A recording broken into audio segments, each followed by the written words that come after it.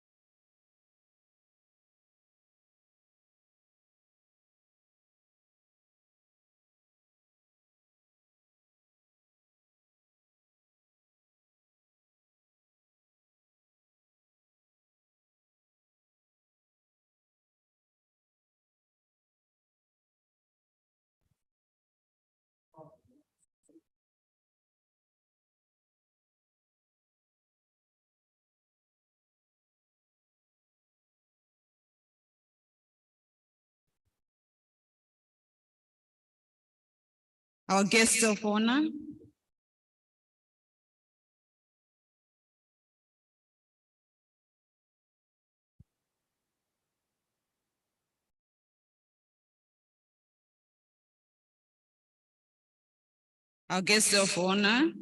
if you could please assist me, technical.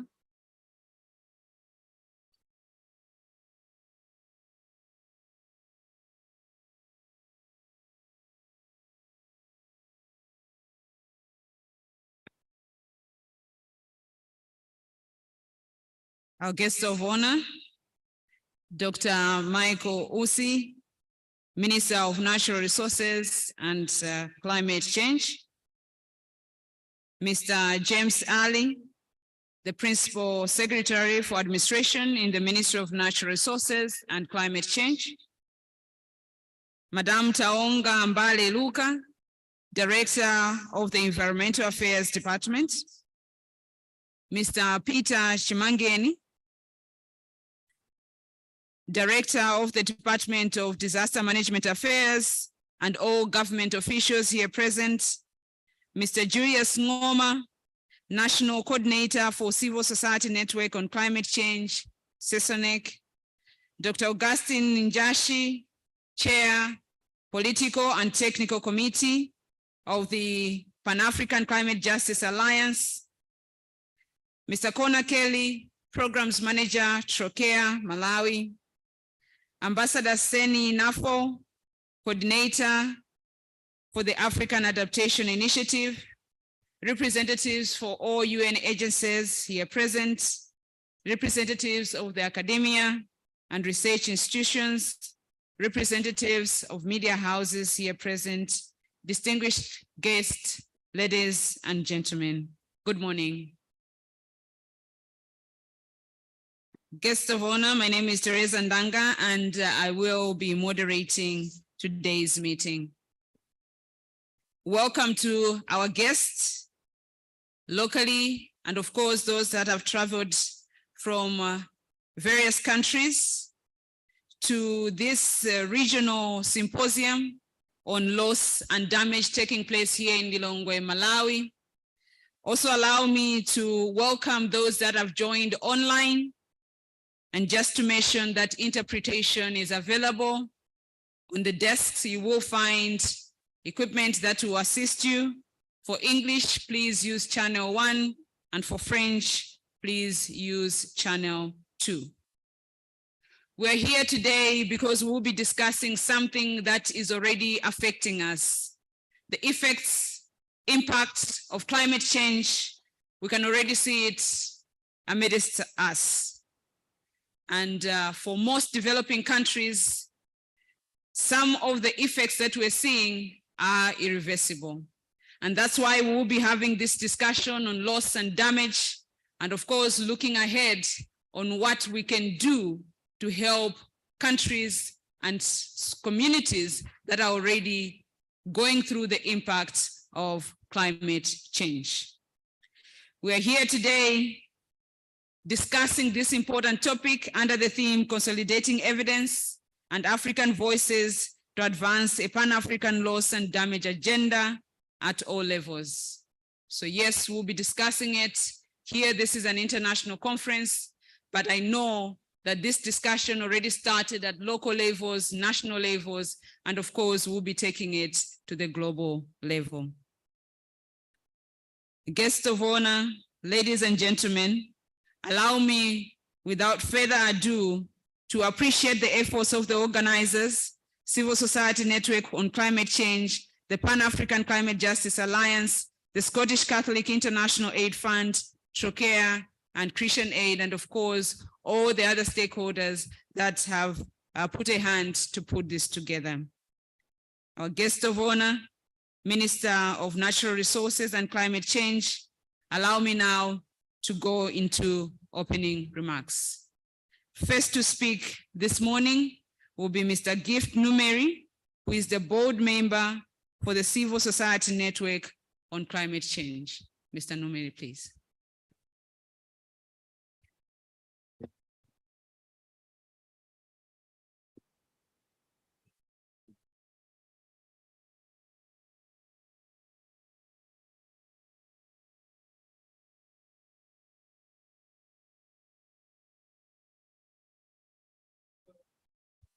Thank you very much, the Director of Ceremonies. The Honorable Dr. Michael Usi, who is our guest of honor this morning, who is also the Minister of Natural Resources and Climate Change. Mr. James Ali, the Principal Secretary for Administration in the Ministry of Natural Resources and Climate Change. Madam Taonga Mbale Luka, Director of Environmental Affairs Department. Mr. Peter Chimangeni, Director of Department of Disaster Management Affairs, and all government practitioners present here this morning. Mr. Julius Ngoma, National Coordinator for Civil Society Network on Climate Change. Dr. Augustine Njmashi, Political and Technical Committee from Pan-African Climate Justice Alliance. Kono Kelly, the Program Manager for TROCA here in Malawi.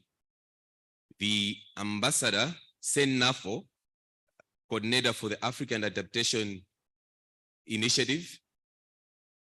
Representatives of the UN agencies that are present here, representatives of academia, research institutions, Madam Teresa Ndanga, who is a moderator this morning, but also the chairperson of media houses, Mr. Malawi, representatives of media houses that are present here, distinguished guests, ladies and gentlemen. Honorable Minister, this morning I'm standing on behalf of the chairperson of CISONEC, who would have loved to be here, but because of other activities, she could not be with us this morning. But she also recognizes the importance of this meeting, but she's actually extending her apology. Honorable Minister, we have met this morning to have a dialogue on issues that matter a lot. And here we have different experts from different organizations, different countries, but also different departments from government to have a dialogue on issues that really needs to be discussed. And we'll take the opportunity of the gathering because we have over 50 delegates from outside Malawi and about 70 also from Malawi that are here physically. Others will be joining us online, which forms a very huge forum for us to have this dialogue today in Malawi. Let me welcome you, Honorable Minister, to this African Regional Symposium on Loss and Damage, which is being held under the theme, Consolidation Evidence and African Voices for Advancing a Pan-African Loss and Damage Agenda at all levels. This important symposium commences today, 3rd April, and it will end on the 5th April, 2023. We have gathered here this morning cognizant of climate change, which is having profound impacts on economics, livelihood, ecosystem worldwide, especially in this part of Africa. The Intergovernmental Panel on Climate Change has recognized the need for action, and its recent report states that for some people and places, it's too late to attempt to adapt to the impacts of climate change, as we've already begun to see and witness in this part of Africa. This therefore means that even if effective actions are put in place to limit global temperature increase to 1.5 degrees Celsius, some losses and damages for climate change are inevitable due to the locked-in level of warming that is already causing unavoidable consequences. This climate-related loss and damage has already hit hard on African countries. And a couple of weeks ago, we've witnessed some tragedy going on in some parts of Malawi. Some such climate change-related disasters are not new to Malawi. Hence, we cannot ignore devastating impacts of natural disasters that have occurred in our land in recent years. Cyclone Freddy, which hit the country early March 2023, caused severe flooding, killing over 600 people and many more still missing. It also destroyed homes and infrastructures and left thousands of people displaced. But 2.2 million have been affected with the tropical Cyclone Freddy.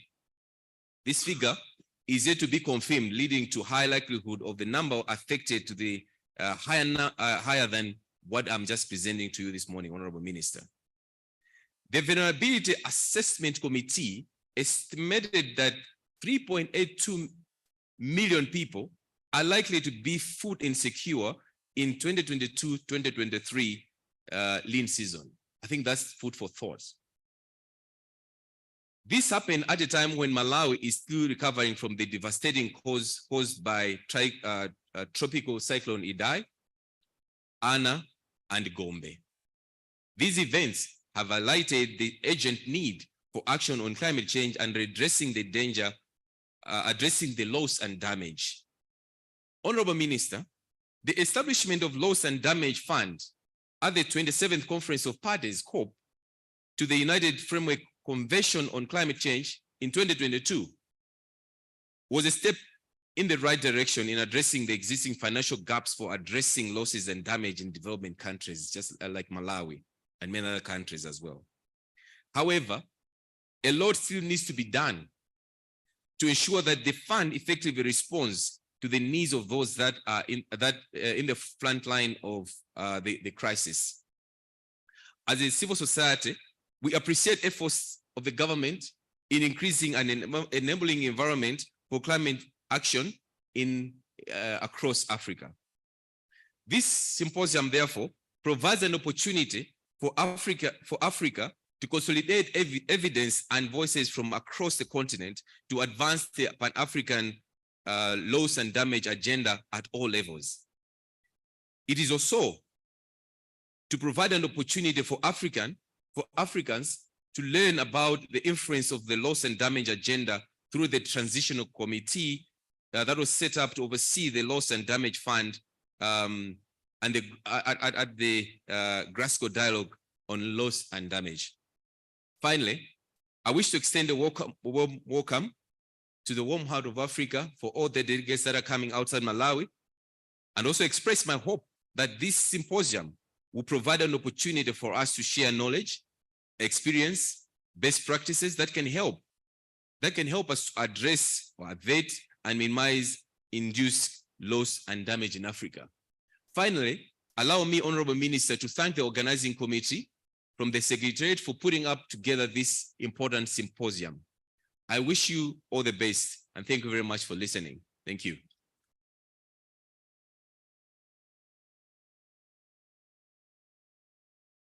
Thank you so much, Mr. Numeri, for those remarks and indeed painting a picture of where we are. Yes, efforts are already being undertaken, as we saw from the COP 2017, the establishment of the Loss and Damage Fund, but we need to have a voice on where this money has to go. And therefore, as already stated, or as we heard from Mr. Numeri's speech, developing countries are going through the most of these effects, not just developing countries. If we look at these countries, you will also see that the most vulnerable communities are also the most impacted. So how do we assess? That's the question that we all need to answer. A small correction, earlier on, we recognized the presence of the PS. He is being represented by Dr. Alexander Bulirani, who is the Director for Technical Services, and welcome, sir. Thank you. Moving on with our program, now allow me to invite Dr. Augustine Njashi, who is the chairperson of the Technical and Political Affairs Committee at the Pan-African Climate Justice Alliance. Thank you.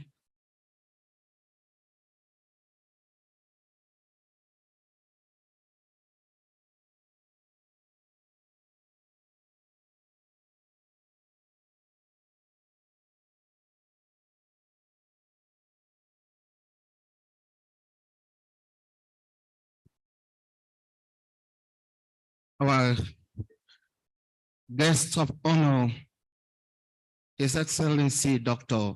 Michael Usi, Minister of Natural Resources and Climate Change, Dr. Alexander Bulinami, Director of Technical Services in the Ministry of Natural Resources, Madam Tawonga Mbale-Luka, Director of Environment Affairs Department, Mr. Peter Chimangeni, Director of Department of Disaster Management, and all government practitioners present here. Comrade Julius Ngoma, my dear brother, who is coordinator of Civil Society Network on Climate Change. Ambassador Seninafo, who is following online. Ambassador Amri, representative of COP27 presidency, who is online from Cairo, Egypt. Representatives of UN agencies here present, representatives of the academia and research institutions present here, representatives of the media houses, Teresa Ndanga, chairperson of MISA, Malawi,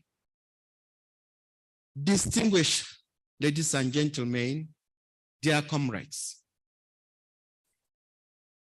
Let me begin by registering our solidarity. That is the solidarity of the Pan-African Climate Justice Alliance and the African Civil Society Fraternity. A solidarity with the people, great people of Malawi and the government of Malawi as they address the economic and non-economic losses and damage induced recently by Cyclone Freddy. We empathize with them during this difficult moment. We understand the whole government machinery has been mobilized and they're all in the south helping the people. And we are grateful, Your Excellency, for sparing the time from that disaster zone to be here with us this morning. I'd like to welcome all of you who have come from far and near for this very important event that is happening at an opportune moment in this great country of Malawi.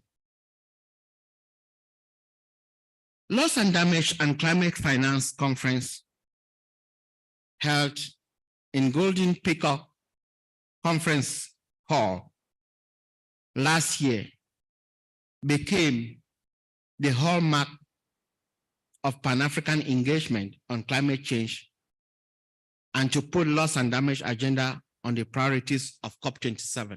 That was last year in Malawi. We have a nostalgia of Malawi, especially with our comrades here of CISONEC and their partners. We attach a lot of importance to this topic, this emotive topic called loss and damage. And we have chosen to make Malawi the center of discussions on the continent when we're coming up with discussions about loss and damage. It is purposeful. This year's event, again, is an indication of the growing pressure on the global community to address loss and damage. And we'd like to take this opportunity to thank our friends of CISONEC, the Scottish Catholic International Aid Fund, Trocare, Catholic Relief Services, Concern Worldwide, Christian Aid, and others who have put their hands on deck with us to put this agenda item on the continent. We appreciate this growing collaboration That is what we need. At PACJA, we take note of the potential that loss and damage agenda has in galvanizing the voices for Africa. Why do we say this, Your Excellency? Loss and damage has been and will remain an emotive topic in these discussions at the UNFCCC. I was having a discussion with Dr. Alexander this morning, and permit me to share it and say, we are looking at loss and damage from a perspective of the victim. We're not trying to take anybody to court. That is not our agenda. The thing is, there is a problem. There is this woman that we'll be hearing from this morning that lost not only their farms, but even their children. There are many people in the Horn of Africa that have lost all their life savings to droughts, pastoralists. There are people in West Africa that are suffering on a daily basis. We are not focusing on who caused the problem. We know who caused the problem, but that is not the focus. We are looking at that victim. How do we get them relief from that in a just, equitable, and timely manner? We can't continue to shield ourselves from blame. Nobody is blaming, but we blame if we fail to see that there's a victim that is coming as a consequences or as consequence of your way of life in the past, in the present, and probably in the future if you don't change. That is the message we are sending from Africa. Let's look at these people. Africa, okay, take for instance Malawi. The emissions from this country are negligible, but look at the consequences of climate change.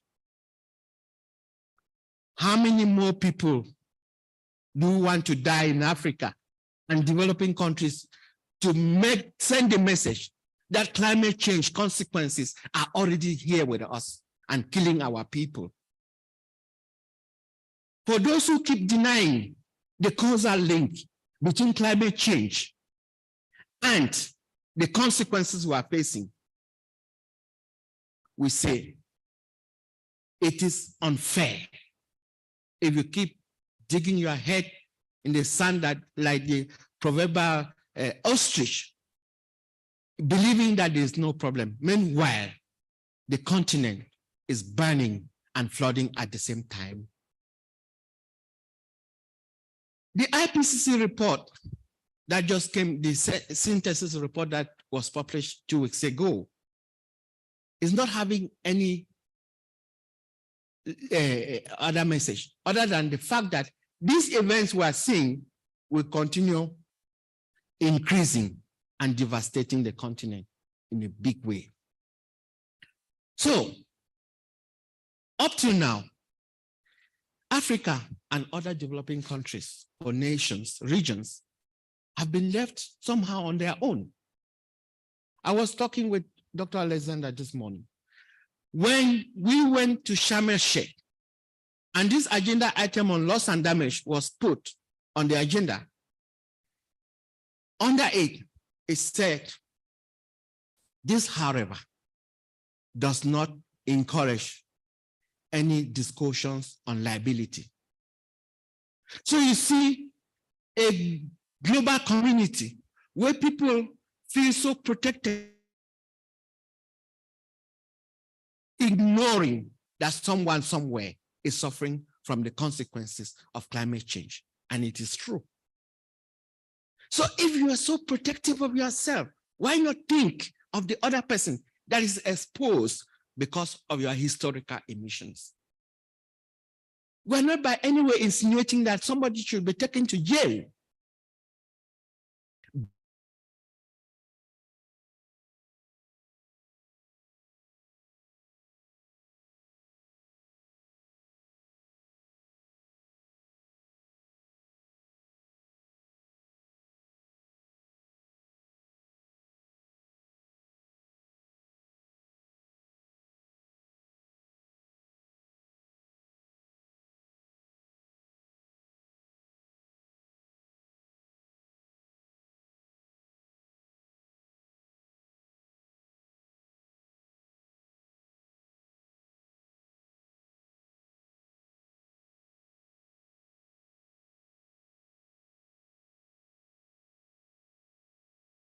is not wrong to act for what is right.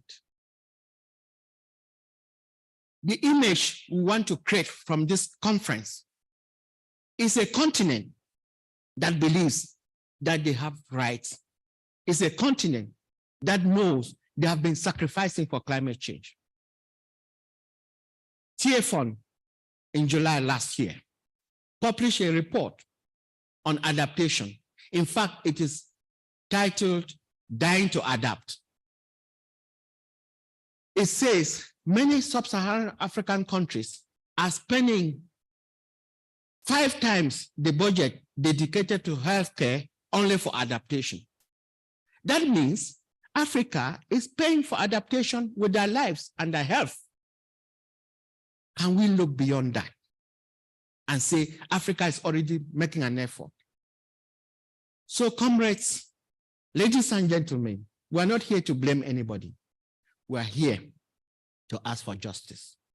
And I will take this opportunity on behalf of Pan-African Climate Justice Alliance to thank the Scottish government for the gesture they made during COP26 by putting £2 million on the table like their contribution for loss and damage. We thought by now others will follow. We have not seen that. The message from here is that it is doable. I wish you good deliberations and thank you very much for this opportunity. God bless you.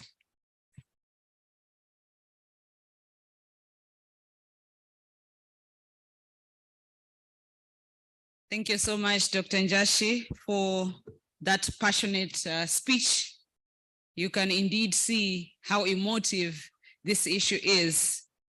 We're not just talking about climate change as a distant issue. We are losing lives. And as we heard from Dr. Njashi, Africa or developing countries are paying the price with lives. And someone somewhere probably has to assist. When you cause a problem, take responsibility and act. And that is what this symposium is asking for. The injustice of climate change, we need to correct it. Thank you again, Dr. Njashi. Ladies and gentlemen, guests of honor, allow me now to invite Mr. Kona Kelly, Program Manager for Trachea, Malawi, to also deliver his remarks. Thanks, sir.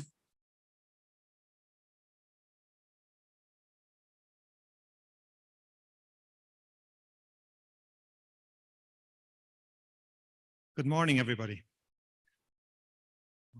The Honourable Minister, Dr. Michael Uzi, Minister of Natural Resources and Climate Change, Dr. Alexander Buliani, Director of Technical Services at the Ministry of Natural Resources and Climate Change, Madam Twanga Mbele Luka, Director of the Environmental Affairs Department, Dr. Peter Chimangani, Director of the Department of Disaster Management Affairs, and all government practitioners here. Dr. Julius Ngoma, National Coordinator for the Civil Society Network on Climate Change, Dr. Augustine and Jamashi, Chair of the Political and Technical Committee of the PACJA Board, Ambassador Sinai Nafo, Coordinator of the Africa Adaptation Initiative, representatives of UN agencies present, representatives of academia and research institutions present, our community representatives from Malawi, Madagascar, Kenya, South Africa, and Mozambique, representatives of the media houses present, Teresa Ndanga, Chairperson of MISA Malawi, our participants and speakers online, and distinguished guests, ladies and gentlemen. Whether you are here in person or watching online, we are delighted that so many of you are here taking part in this conference. On behalf of TROCRA and the organizing team, I am very pleased to be here with you all this morning for the start of this 3-day symposium on loss and damage. For those of you unfamiliar with TROCRA, let me quickly share an overview of our work. We are a social justice organization working in partnership with local organizations and communities to tackle the root causes of poverty, injustice, and violence. We support people to use their own power to create positive and lasting change. We are the overseas development agency of the Catholic Church in Ireland and have supported programs in Malawi since 1976, and we have had an established country office since 2007.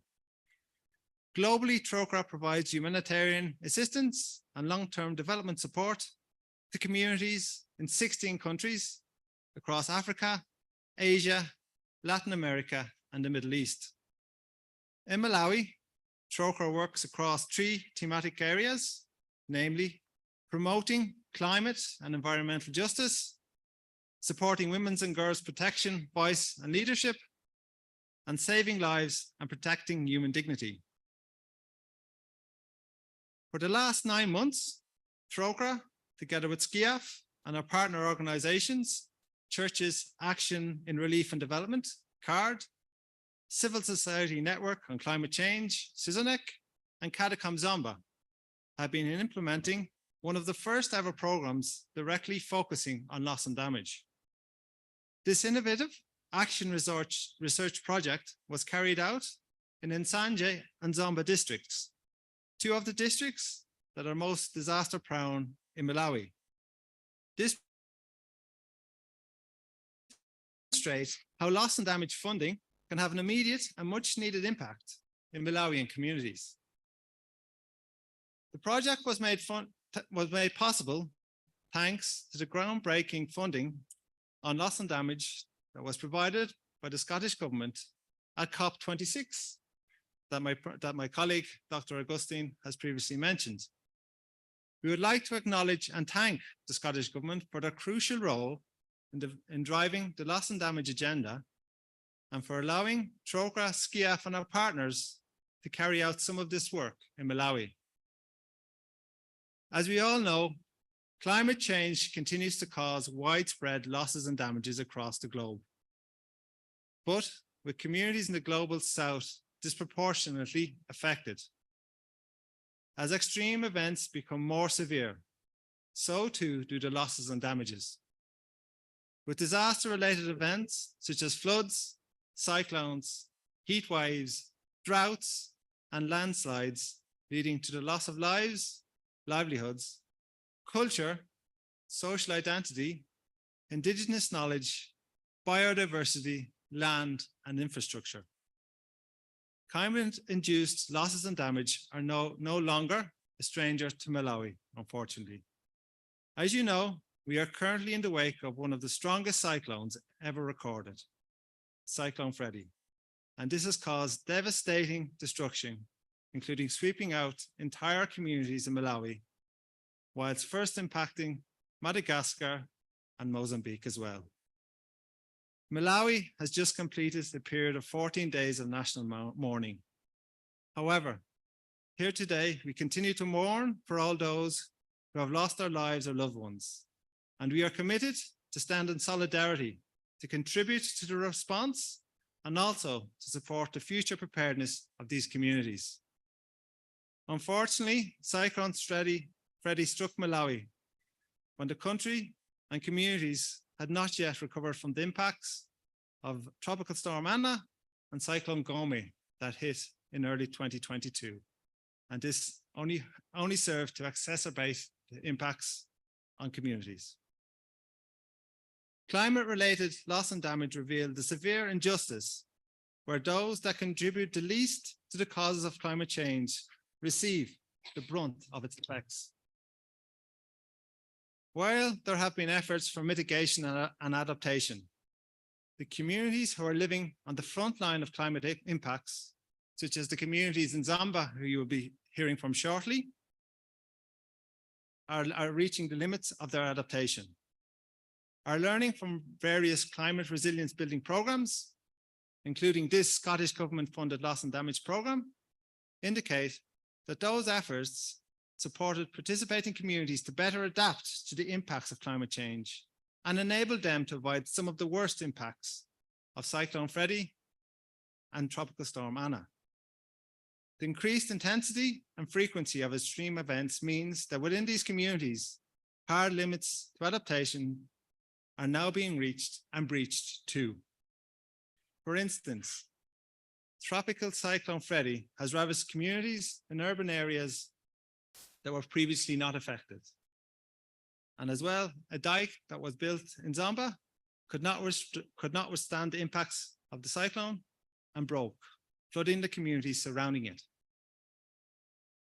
As we come together for these 3 days at this first African Symposium on Loss and Damage, I would like us all to remember some of the following general principles in loss and damage actions, which should underpin a global loss and damage fund. And building on what Dr. Augustine has also said.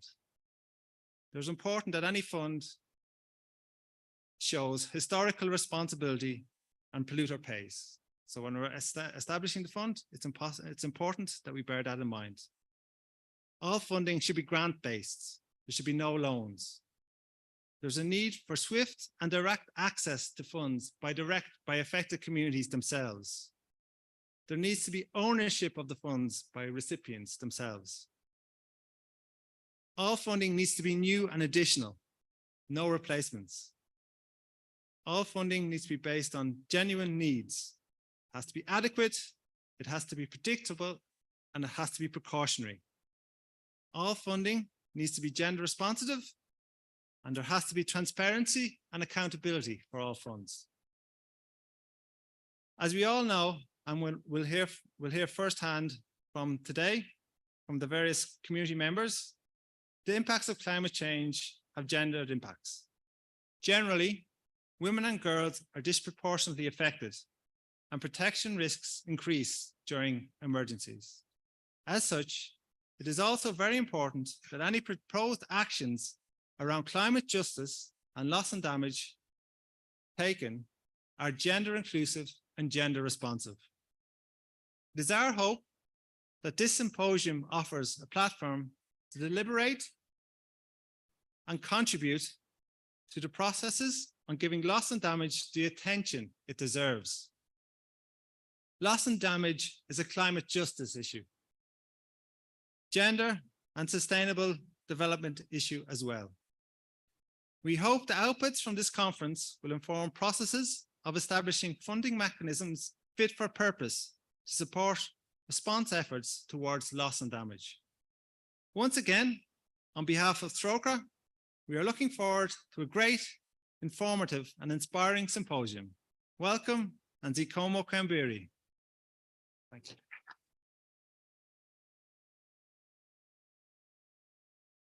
Thank you so much, Mr. Kelly, for those remarks. More importantly, for what you said around demonstrated evidence that where we have loss and damage funding, it can have immediate and of course a far-reaching impact on the communities that are being affected by climate change. So thank you so much for those remarks and of course for what your organization and others are already doing in this area. Ladies and gentlemen, our guest of honor, we're now supposed to hear from Ambassador Nafo, who was supposed to join online and unfortunately she's not yet there. And therefore right now we'll watch a brief video around the impact of climate change. And as we've already heard from the speakers this far, here in Malawi, the impact is quite recent. We've seen it with our own eyes, people being swept away, over 600 lives already lost. So now we'll see it with this short documentary, and thereafter we'll go back to the remarks. Thank you so much. Technical.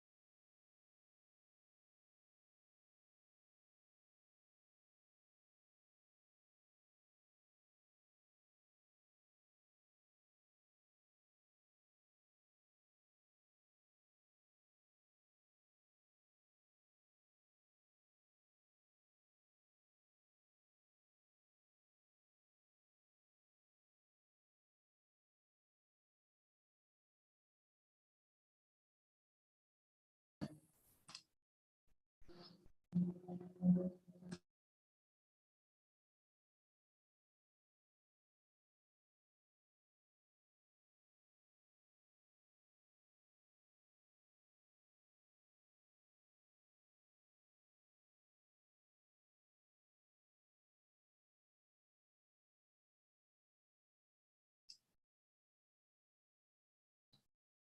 good morning. Do you hear me?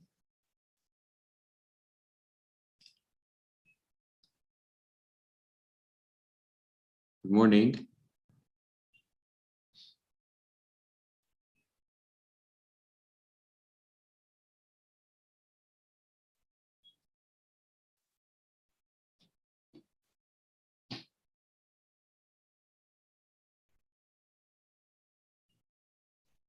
Good morning. Do you hear me? Because I can't seem to receive any sound from your side.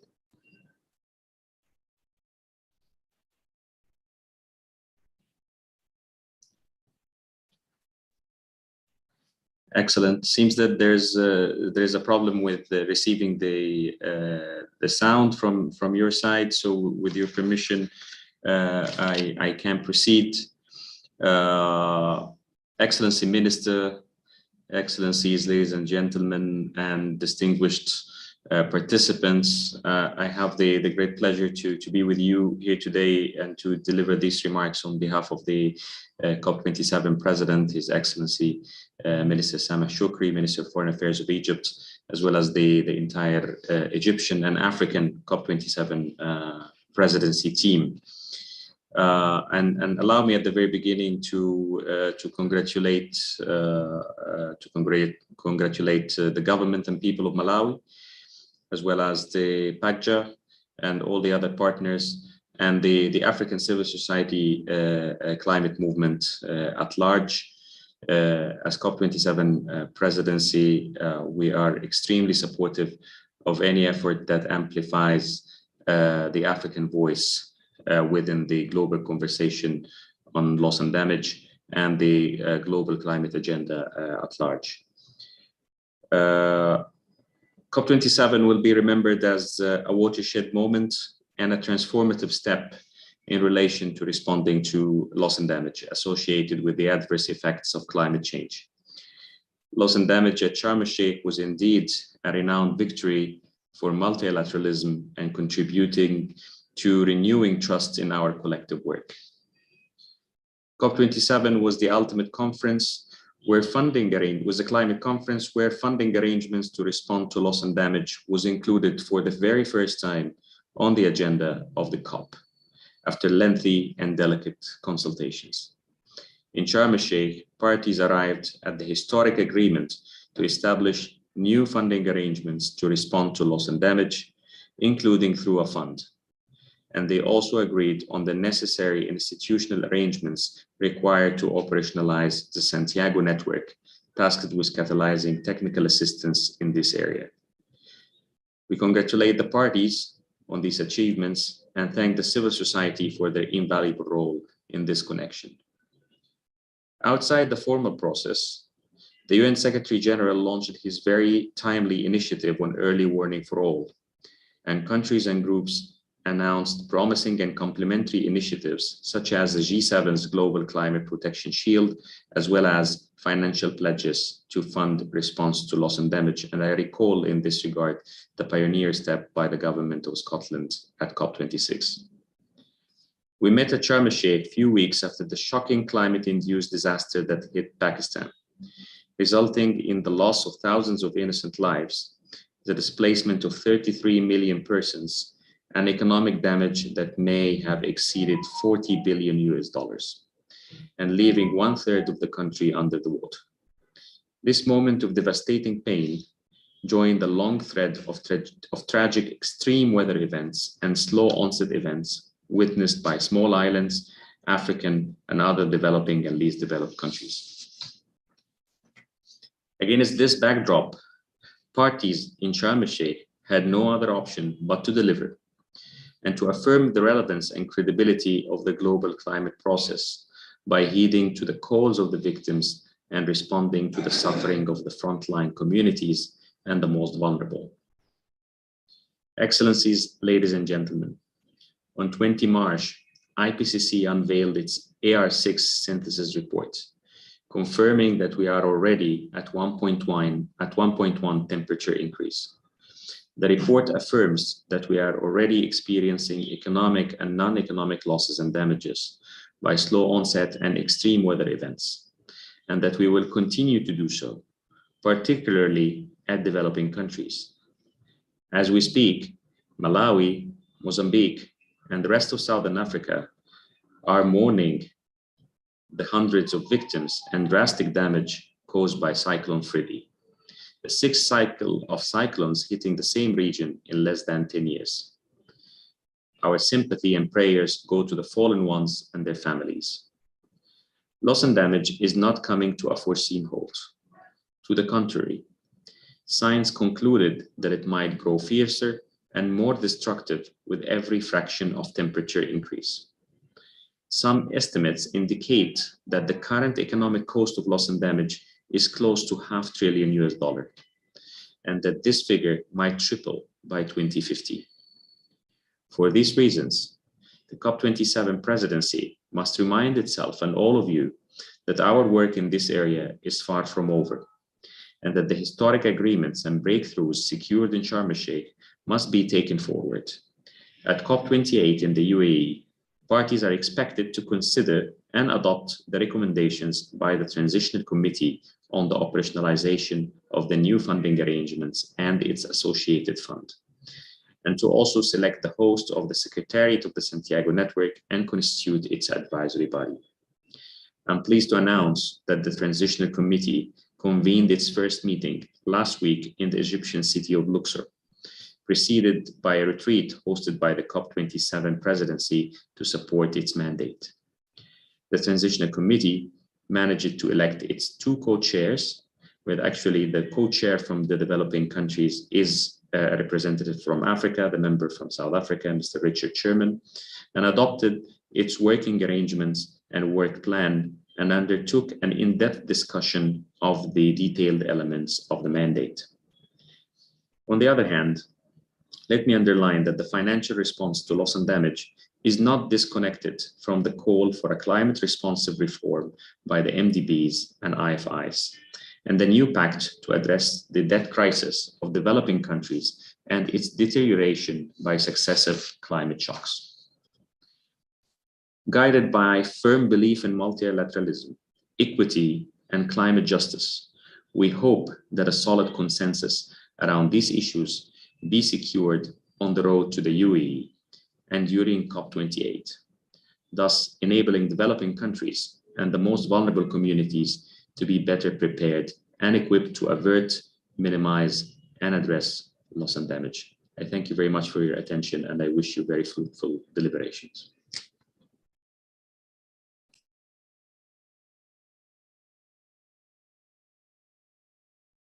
Thank you so much, Council. Thanks so much, Council, for those remarks. And indeed, it is fulfilling to hear that at the global stage, there is some action that is already taking place.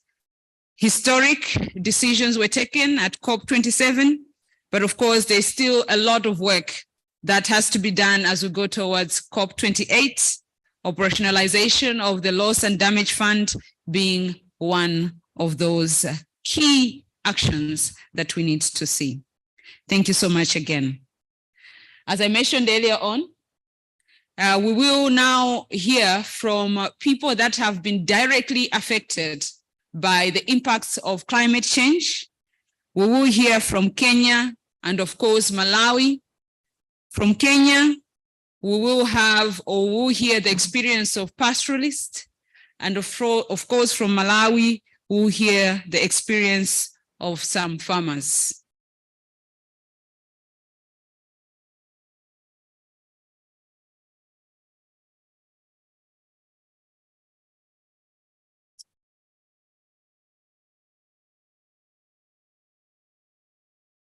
Thank you. Allow me to invite from Kenya, Samantha Anne. and of course, Salante Kayole. I hope I pronounced them well. From Malawi, I'd like to invite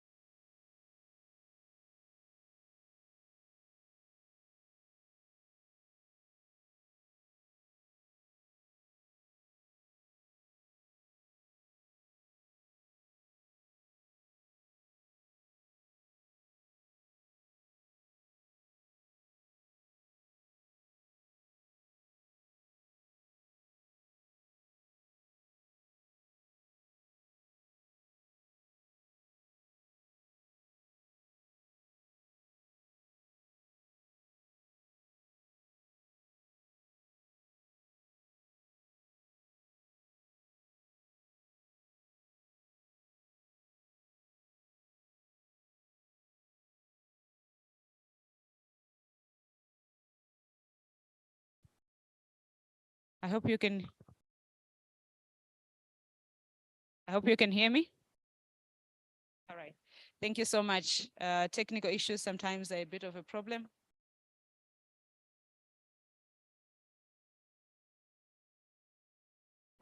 From Malawi, allow me to invite Godfrey Saidi and of course, Enifa Malembo. Let's give them a big hand.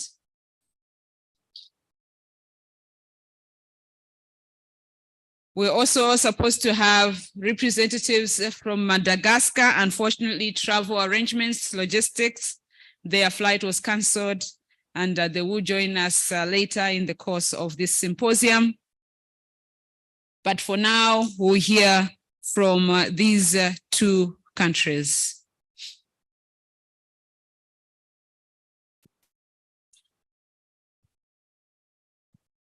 As I said, guests of honor, we're going to hear from this group, especially on how they have been affected when we talk about climate change. We already saw from that video that it's not something that is alien, it's not something that is distant, it's something that we have amidst us.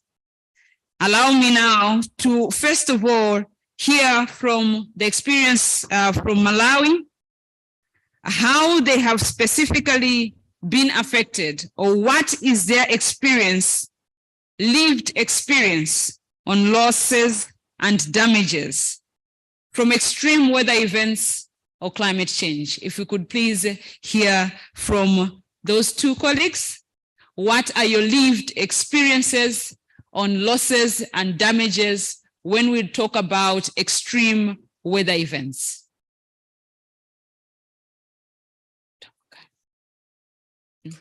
Mutongoka. Mutoka.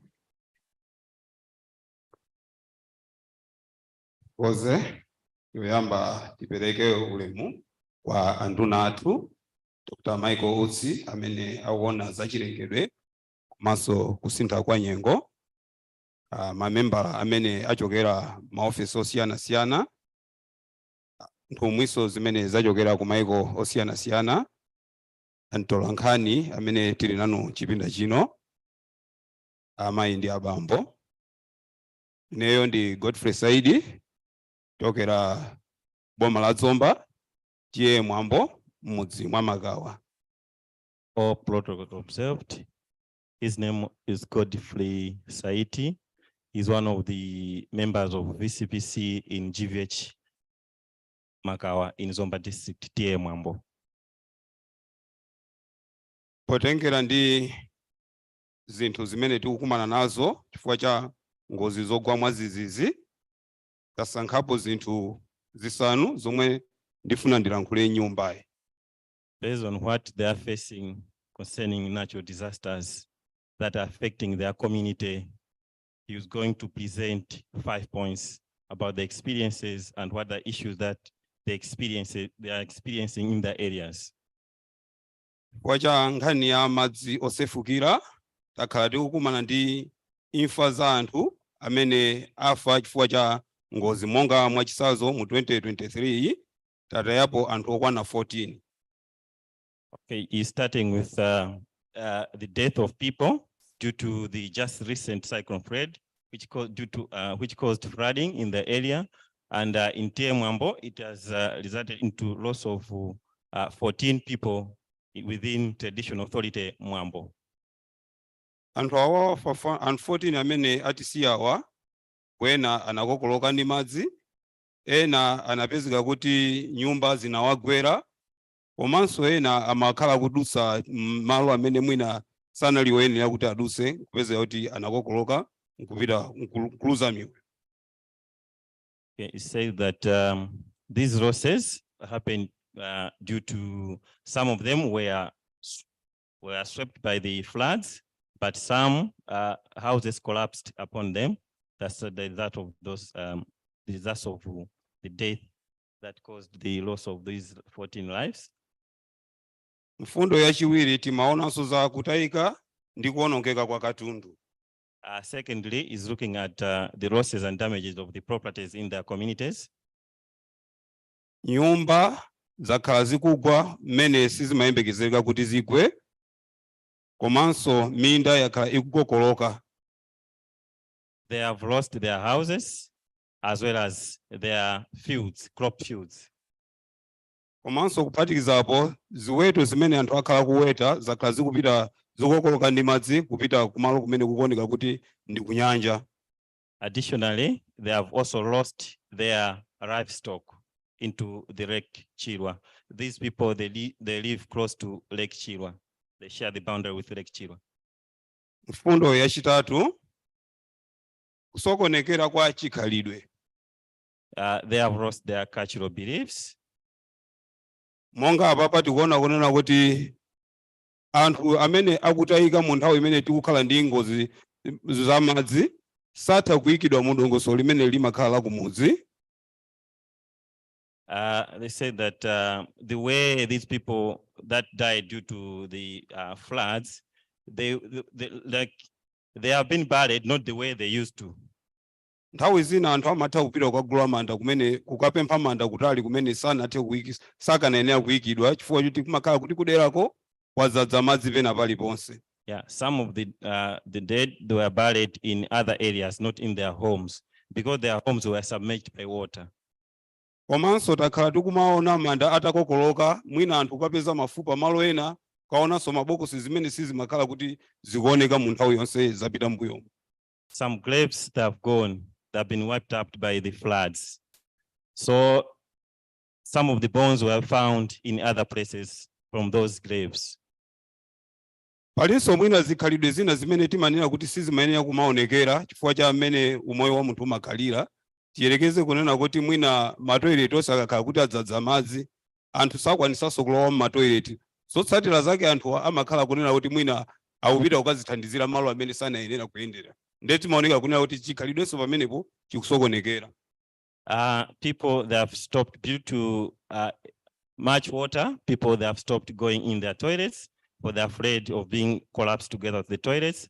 As such, they're going in other places to help themselves. Mfundo imene timayiyang'ana sine yachinayi ndi kusokonekera kwa kaganizidwe. They want also to talk on mental illness that has been caused by this disaster. Zopezeka kunena kuti munthu mwina anali ndi chuma chake chimene chinali chomutumikira mu nthawi imeneyo, komanso anatenga chuma china kupitisa kumunda kukagwira ntchito. Zonsezi zikakhala kuti zakokoloka, munthu ikaganizidwenso kwa kumasiya amene akanatha kumaganizira. Because that the people, they have lost a lot of things, and some got loans in order to invest in their agriculture, but they have lost all this. This has brought depression among those victims. Zotsatira zake anthu amene amatha kukhala ndi maganizo oti mwina angozimangirira kuti mwina asiyane ndi ngongole zimene mwina anazilowesa ku ulimi wawo. Ndi amaganiza kuti ndingozimangirira kapena iye athawe kudera akakhale kumadera kumene mwina anthu awo abale awo samawaona. Due to this, because maybe they have loans, they got loans from companies or other organizations. Since they have lost their properties of which they invested, this makes them to be at risk of committing suicide, some migrating to other areas in escaping, in paying back the loan. Mfundo yachisanu timayang'ana za kusintha malo okhala. Some of them also migrated to other places where they're staying now. Chimachitika nthawi zambiri mwina tikapita kwa malo pamene pakuoneka kuti ndi pa kampu, ndondomeko za mmene banja limayenera kuyendera zimakhala kuti zonse zimasinthiratu. These people, they are in camps, so they're staying in camps, of which some of those that they're able to do at their house, at their homes, they are not able to do because they are at the camps. Ntchito zimene mwina mamuna ndi mkazi amayenera kupangira limodzi pa plani ya madzulo kuti akamagona athe mama kuziyambirira sizimatheka chifukwa wina amakhala kuti ali kwina wina ali kwina ndizimakhala ngati kunena kuti maganizidwe sakhala kuti akugwirizanika. As families, as wife and husband, they're not having those conjugal rights since they are congested in their camps. Komanso anthu awiriwa sakhala ndi mtima wokhulupirira chifukwa amakhala wina akukayikira kuti kodi kumene nzanga wagona akupangako zotani. Nayenso wina yaso kuli amaganizanso zachi amene wamusiya kwina kuti kodi akukhala motani. Issue of trust, they have stopped trusting each other because they are not sure what their partner is doing since they're sleeping in different places. Komanso malo amene akukhala kuti mwina ndi pakampo pakakhala kuti pali ndi pasukulu zimapezeka kunena kuti ana athu amene timakhala nawo kumadera amakhala kuti ayima saphunzira sukulu pamene mwina kumadera kwina m'malawi momuno amakhala naja akupitiriza maphunziro koma mayeso adzalembera limodzi. They're saying that since they don't have the enough evacuation centers in these communities, as such, they have disturbed the schools. So these people, they are living in the camps, as such, that disturbed the classes, but they're saying that there are some like standard students that are supposed to write exams, but people like other learners in other part of the country, they are learning, but they're going to write the same exams. Komanso tikakhala kunena kuti tili malo amene wawa umbanda ndi umbamva anthu amakhala akuberana chifukwa choti katundu wa munthu sakhala malo otetezeka zotsatira zake anthu amathaso kumasunthirana katundu wina nkutenga mwina kukasunga kutali. Because of these congestions, there are a lot of thefting, people within the camp stealing others people properties within the camp. Zimenezi ndi mfundo zisanu zimene tinaziyang'ana kwambiri koma mfundozi ndi zambirimbiri zimene zimakhala zikutikhuza kukachitika ngozi zogwa mwazizizi. These are some of the 5 points that they organized to present to this. Thank you so much, Mr. Saidi, for painting that picture for us. Indeed, as you have heard, mental health is one other component that we may not be discussing. And unfortunately, counseling services are not available to the people that have gone through what we just saw from that video. So indeed, the impact goes beyond what we're able to see with the physical eye. Some of them are going through trauma and mental health issues. Let me now go to Kenya. Salante Kayole, let me hear from you in terms of what your lived experience has been, especially when you look at the impact of climate change in your life as a pastoralist. Thank you. Thank you very much. My name is Samante Ann. I come from the Maasai community of Kenya.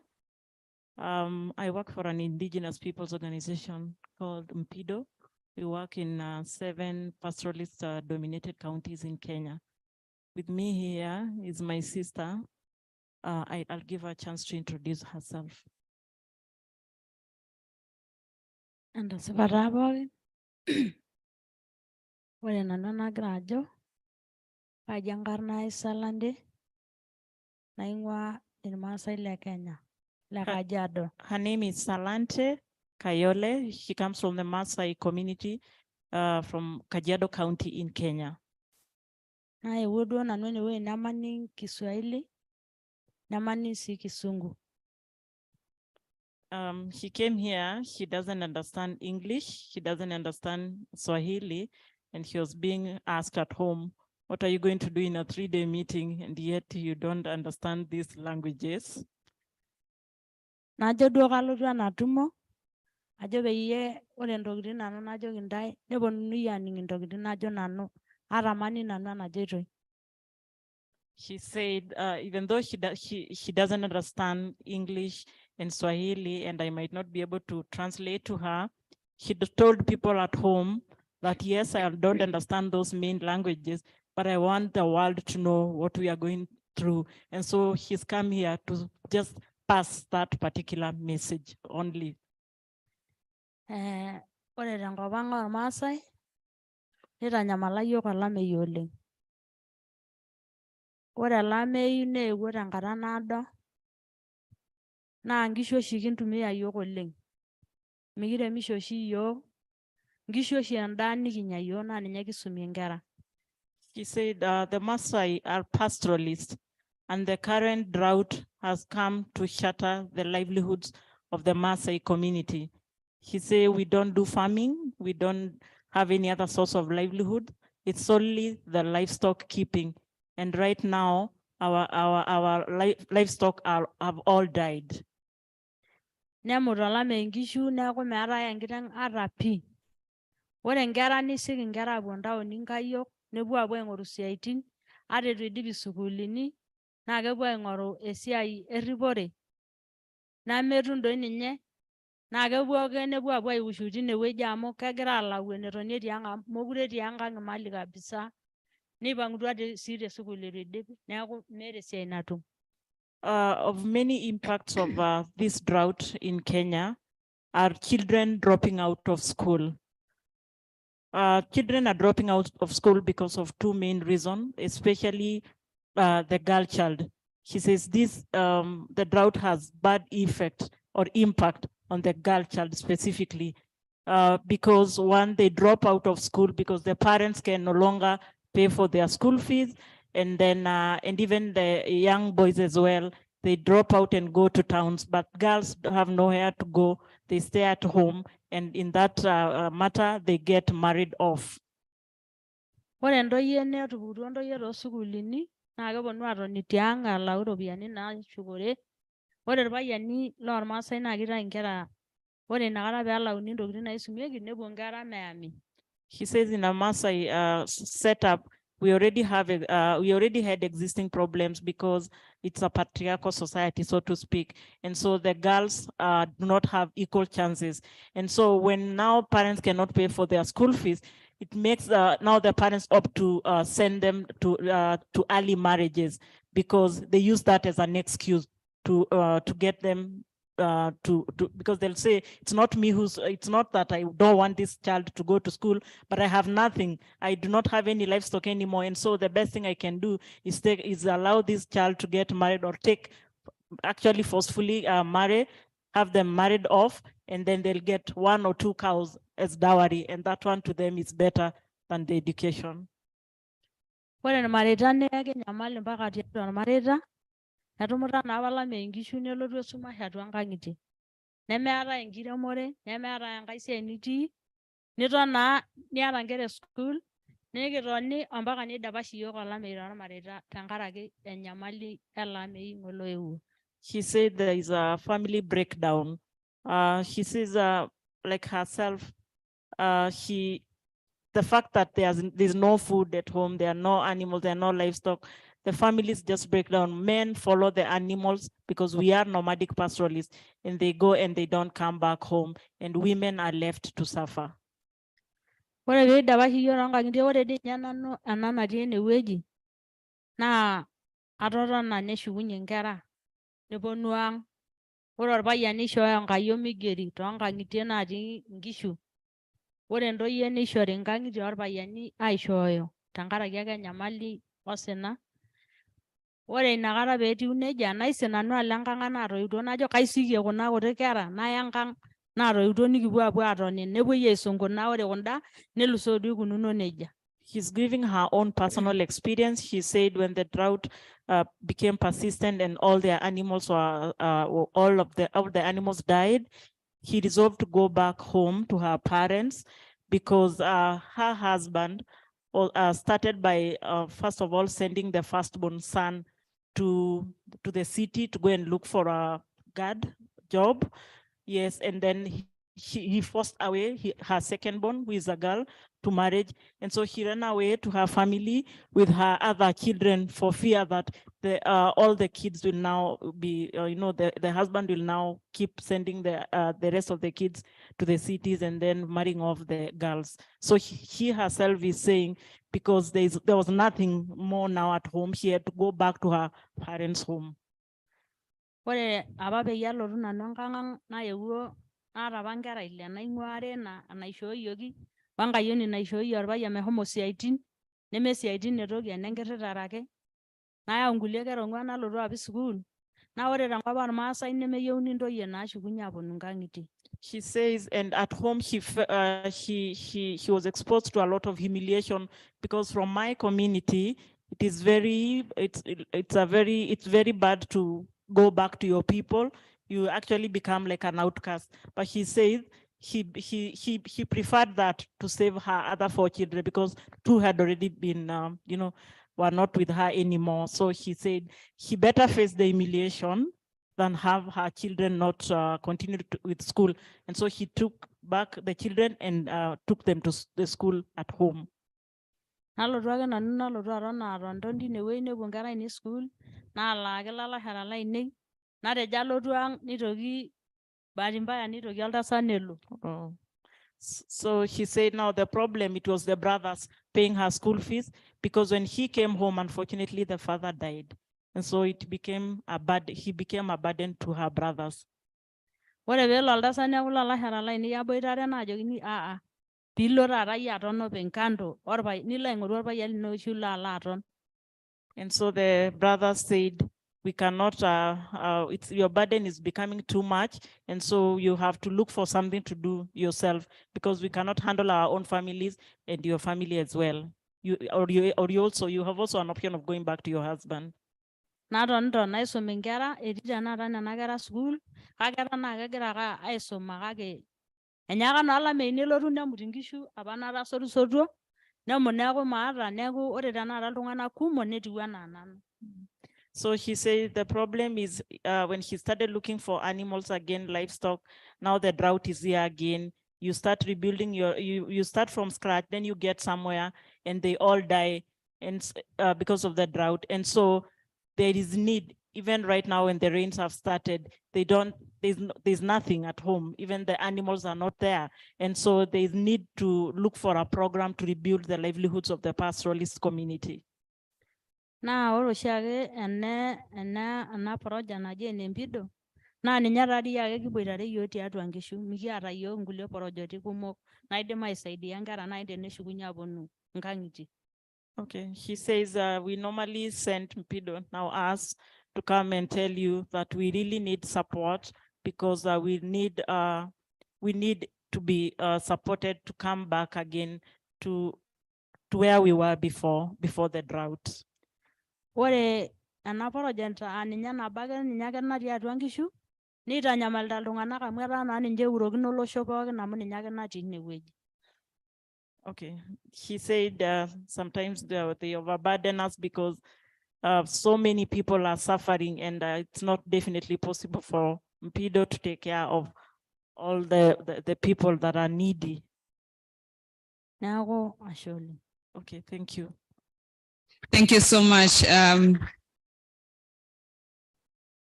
Again, she has demonstrated her personal experience, but of course that of her community as well. Marriages breaking down, families breaking down, and mostly, as we heard from Kelly's speech, women and girls being quite affected by the impacts of climate change. I have some 2 additional questions. I know that we're running behind in terms of time, but let me go to the Malawi team. Would you state how what are the responses that are on the ground? What is the government doing to respond to the challenges that you're going through? What is the global community doing to assist you in terms of the impacts of climate change that you have personally experienced or the communities have experienced? The Malawi team, please. If you could pass on the mic.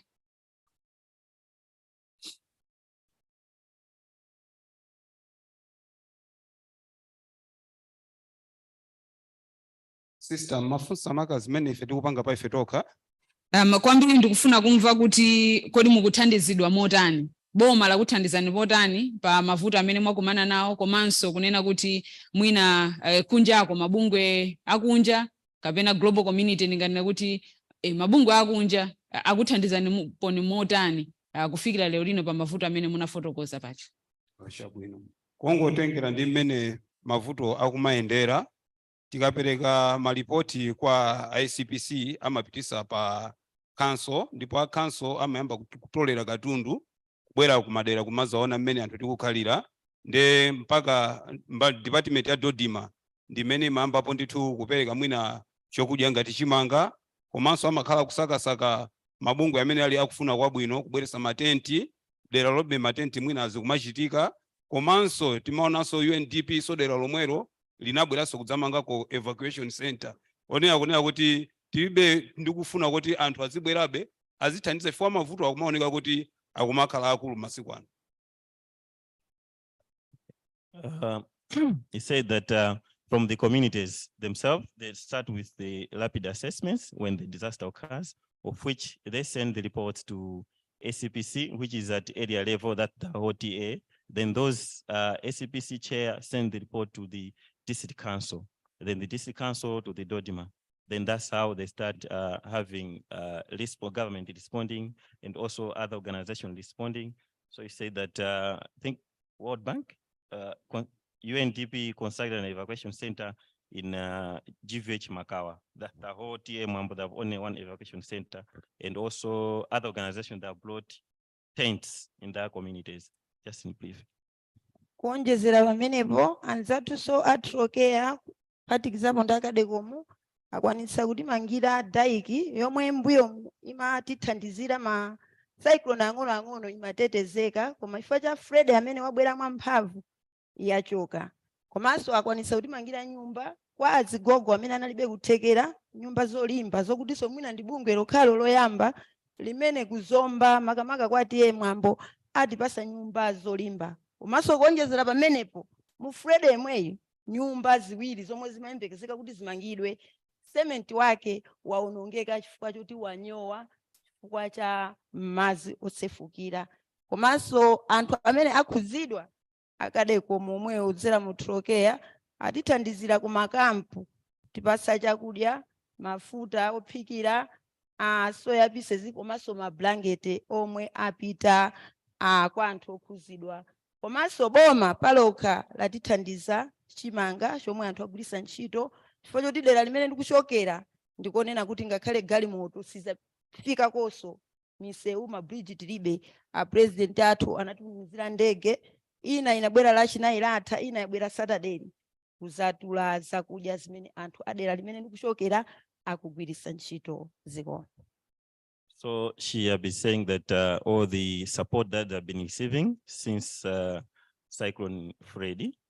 To start with, before this Cyclone Freddy, says thanks to Troca through Loss and Damage Fund, of which try to rehabilitate the dike in these communities in GVH, Makawa, Mbaru, and Magoli, which they have a dike. Like in GVH Magoli, they use the dike to protect them from water that is along Palombe River. So even though we rehabilitated, but Cyclone Fred was too much as such, or the dike has also been like damaged again this year. And I've also said that all those responses, like where she comes from, that is GVH Katebwe, is not accessible. As such, thanks to the government, they sent a helicopter to deliver some food items in there to GVH Katebwe, which is cut. We cannot be accessed. Just a bit. Thank you so much. So interventions there in the short term, but also looking at the long-term climate resilient infrastructure. I know that we're running out of time, but briefly, with the loss and damage fund that will be operationalized, what would you want to see this fund addressing? Before I move to the Kenya, I want to just finalize with the Malawi team. paukhazikitsidwa thumba lapadera lokhudzana ndi mavuto kapena kuthana ndi mavuto amene adza kamba kakusintha kwa nyengo. Mungafune kuti thumba limene lili lidzagwire ntchito zotani makamaka mukayang'ana ndi mmene zinthu zakhalira kudera kwanu. Mundiyankheko mwachidule ifo tikuthamangisana ndi nthawi. Thumba limene lili kuyang'ana ndi mmene dera lathu likukhalira timalakalaka kuti amangidwa madaiki olimba kwambiri kwa amene mwina anamangidwawa sanachitidwe study bwinobwino. Ndiye zikuoneka kunena kuti chifukwa cha mmene zinthu zikukhalira timakhala ndi ntchito yomakhala pa maintenance. Komanso kunayambika program imene yomangira anthu ena nyumba amene akuoneka kuti ndosowesesa. Zikhoza kukhalanso zina zimene zingakhale zothandiza kuti anthu amene akukhala akusowa posowesesa azikhala ndi maloti okhazikika. Komanso anthu akhale ndi ukadaulo odziwa komanso kumva zimene asayansi akunena. Zimene zizi zikuthandiza kwambiri kuti tizitha kudziwa kunena kuti mmene akulengezera azanyengo ifenso tizitha kukhala ochenjera kwambiri kuti zinthu zisanachitike ife tizikhala kuti tili malo otetezeka. Is asking for a dike rehabilitation, of which a strong dike rehabilitation, and also construction of the resiliency houses. Of course, the first speaker talked of as the same loss and damage funding. We constructed some houses for elderly who were yet to recover from the damage that were caused by Cyclone Anna and Gombe last year. So they're also asking for like a strong dike and also constructing of those resilient houses. So, but the dike should be in form of like the government should be able to like a good coordination or collaboration in terms of constructing that dike. Like all those interested in constructing or rehabilitating those dikes, they should work in a collaboration, collaboration where they can put all the resources together and build something that is very strong. Thank you so much. And of course, yes, he talks about issues to do with awareness of the community around climate issues. Thank you so much, the Malawi team. If you could pass on the mics to the Kenyan team. I also wanted to hear briefly, my apologies, I have to cap on time, but briefly, what has been the response in terms of government assistance, global community assistance to this community on how they have been affected, but also if you could touch on, yes, if you could touch on the issue to do with the loss and damage fund, what would you want to see addressed? Yes.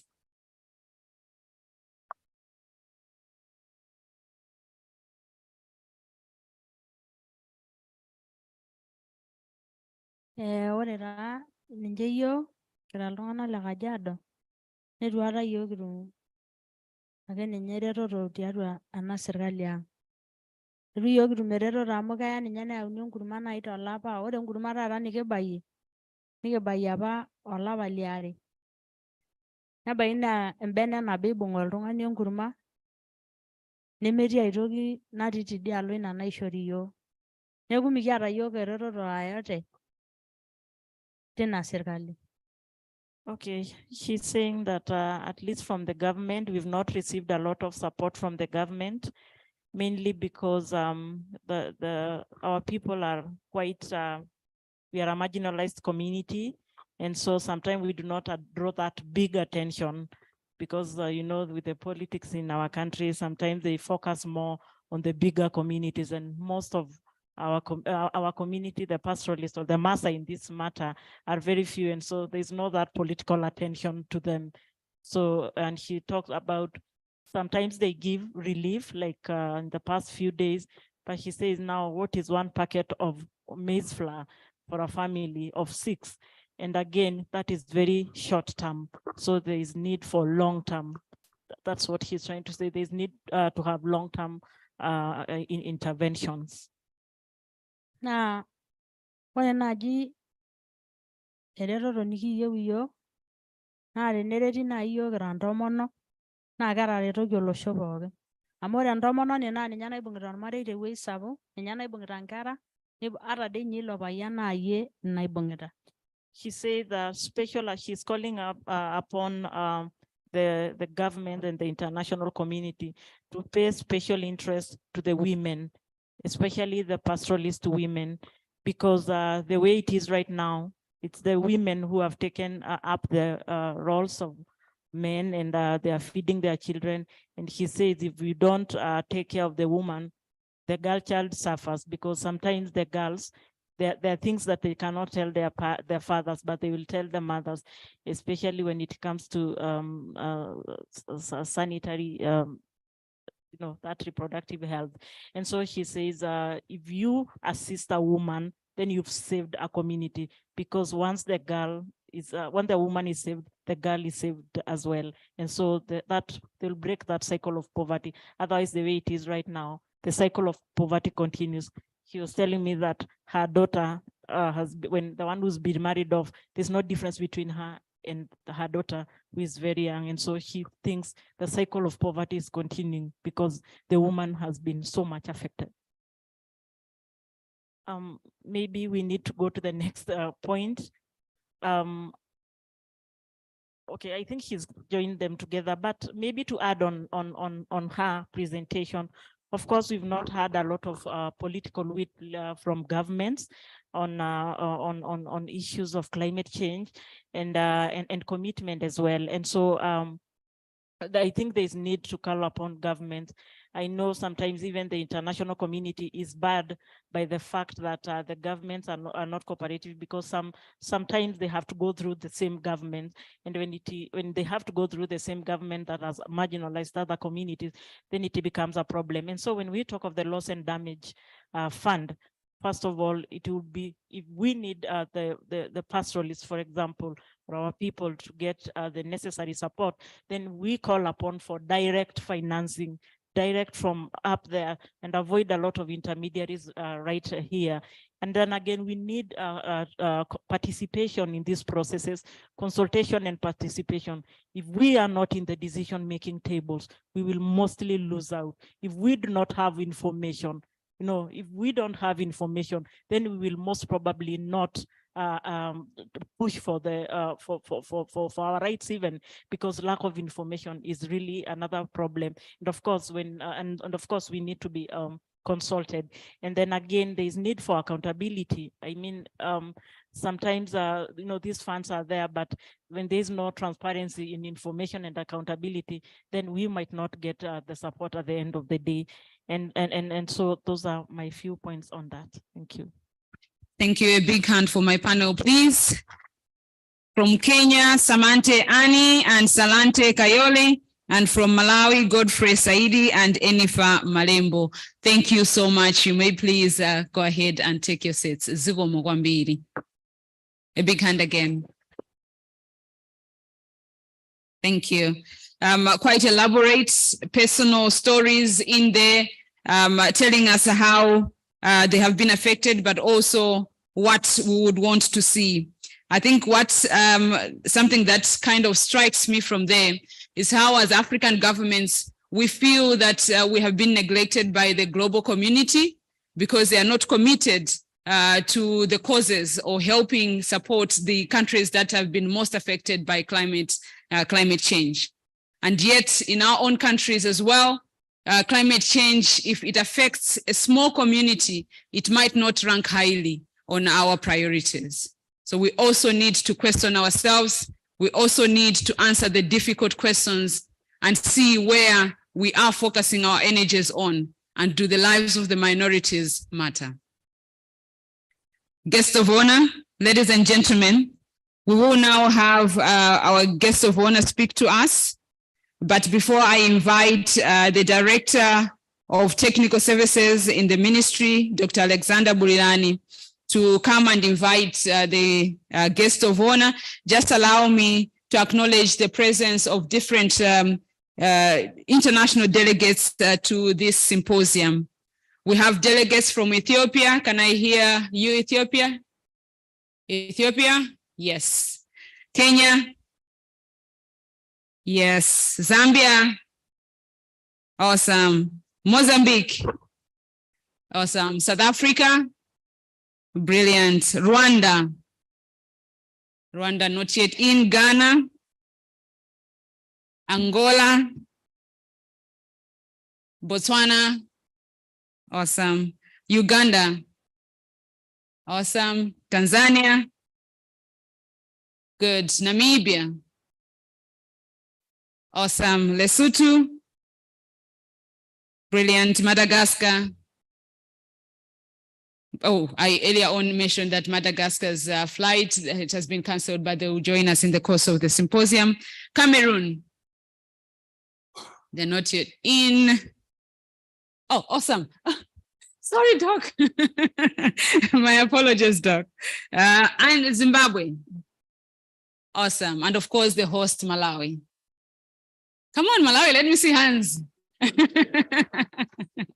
Brilliant. Thank you so much, Honorable Minister. Those are the delegates to this symposium. And therefore, as we will be speaking to us, you're speaking to the African continent. Dr. Alexander Bulinani, your time to offer your remarks and of course, invite the guest of honor to deliver his remarks. Thank you.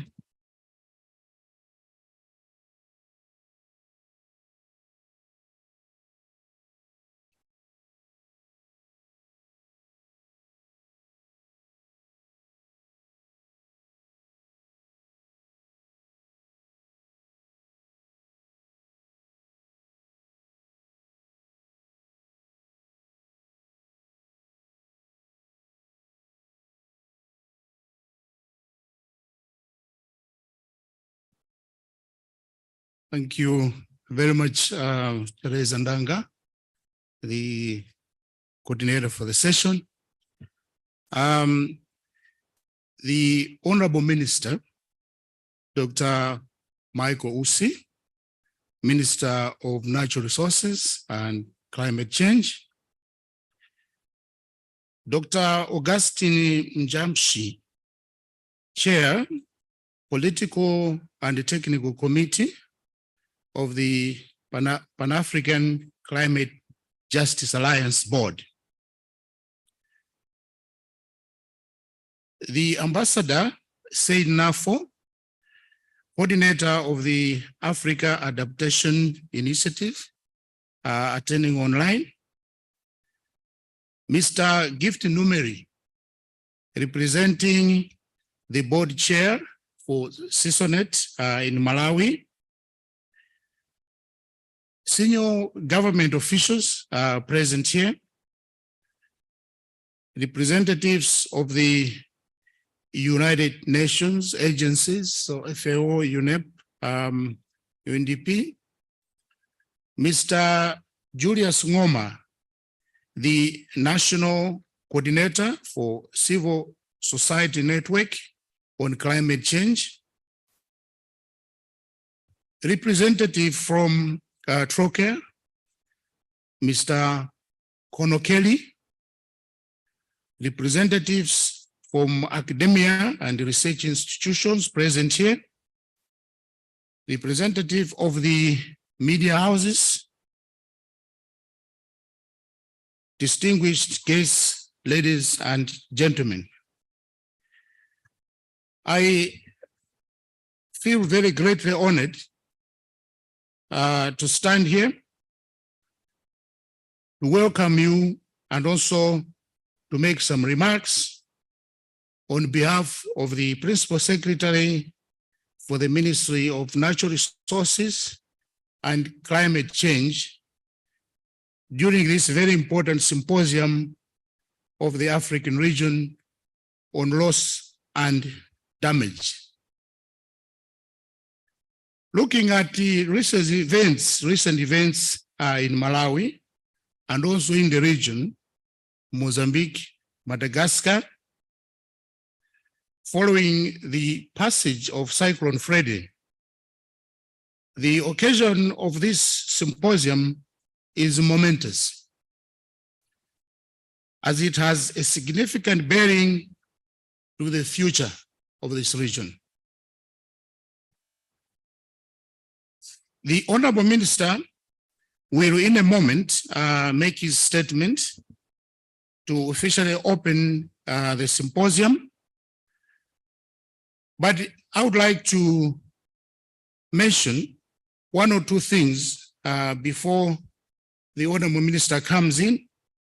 And this is about the timeliness of this symposium and the opportunities it presents to the region if we look forward. In the last weeks, and everyone knows this, that this region, Malawi, Mozambique, Madagascar, were visited by a very strong cyclone, Freddy. The cyclone started off from the shores of Australia, and it took a long time to come to Madagascar and then to cross over to mainland Africa, to Mozambique, and then to Malawi. So many people would say it's an event which was known because science has got it. Science is able to follow these cyclones, and then people would get early warning. But this is what I would like to mention, that as is always the case with these natural events, it is very difficult to plan.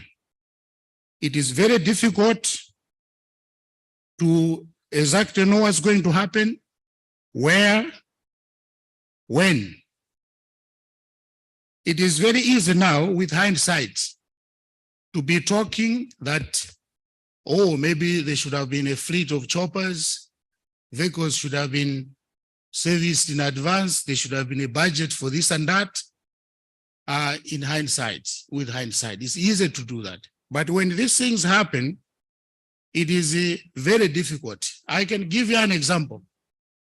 If this meeting was happening outside and we get an early warning that there's a zoo next to this place and some 20 lions have just been released, they have escaped, and they are coming towards us.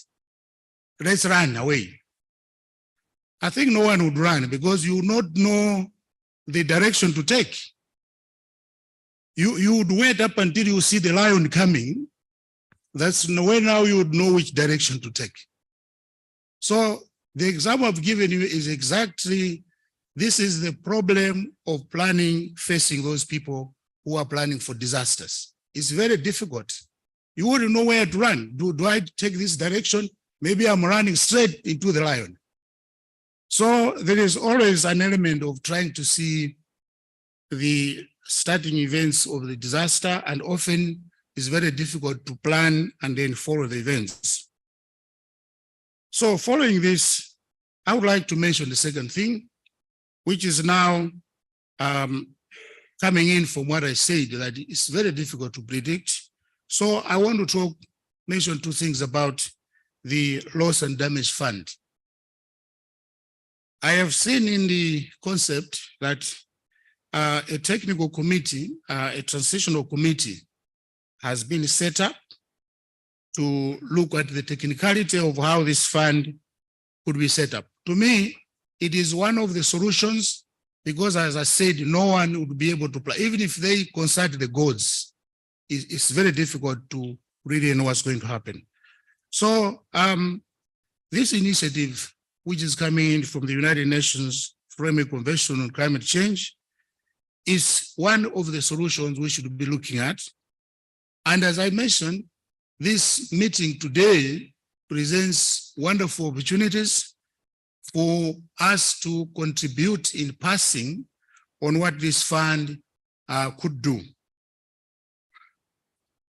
Because it's new, we can influence. We cannot directly input because we're not members. Some of us may not be members of the transitional committee, but we should be able to input.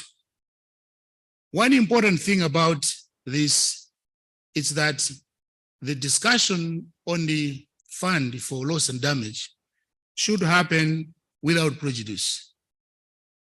It should not be when somebody is putting into the fund, it should not be that they are accepting wrongdoing. It should be without prejudice. And that's my contribution. And also, it should be a fund where everyone is able to contribute. There should be assessed contributions. So if you are paying $1,000, you have paid. You are at the same level as somebody who has paid $100 million. It's assessed. That would give the Africans a handle and a say and ownership of the fund, because when you pay, you have paid. You have paid what was assessed, and then that's it.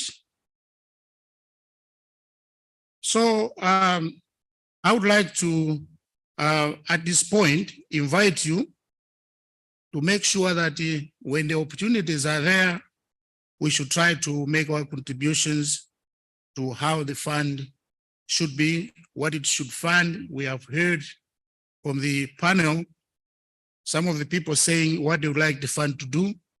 We can go a little bit more on the technicalities and define the fund very well. So, ladies and gentlemen, distinguished guests, with these remarks, it's now my honor to invite the guest of honor, Honorable Minister Dr. Michael Usi, to make his statement and thereafter declare this symposium officially open. Thank you very much.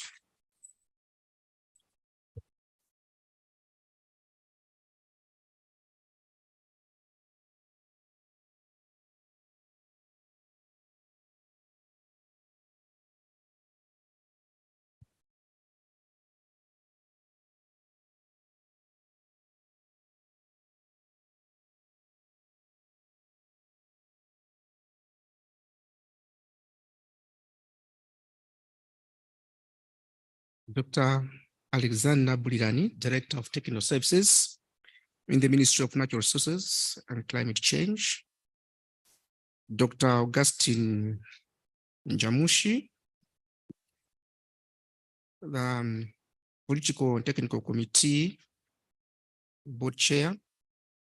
Mr. Gift Numero, representing Chairperson, Sysonec. Ambassador Jean Nafo, representatives of the UN agencies here present.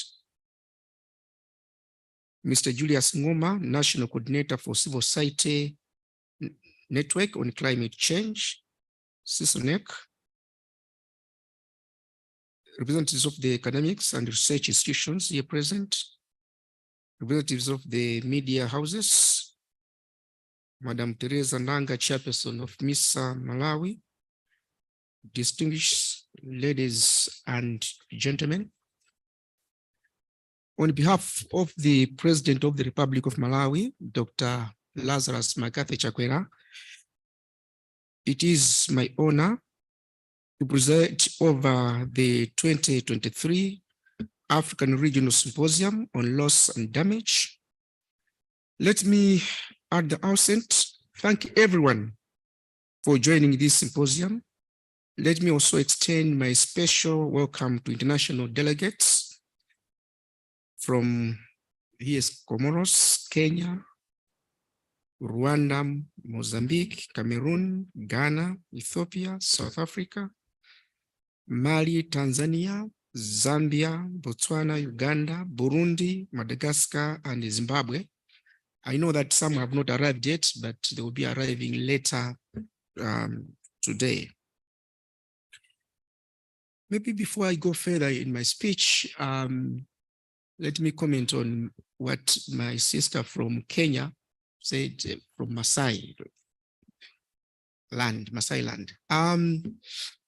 When disasters strike, the impact of climate change,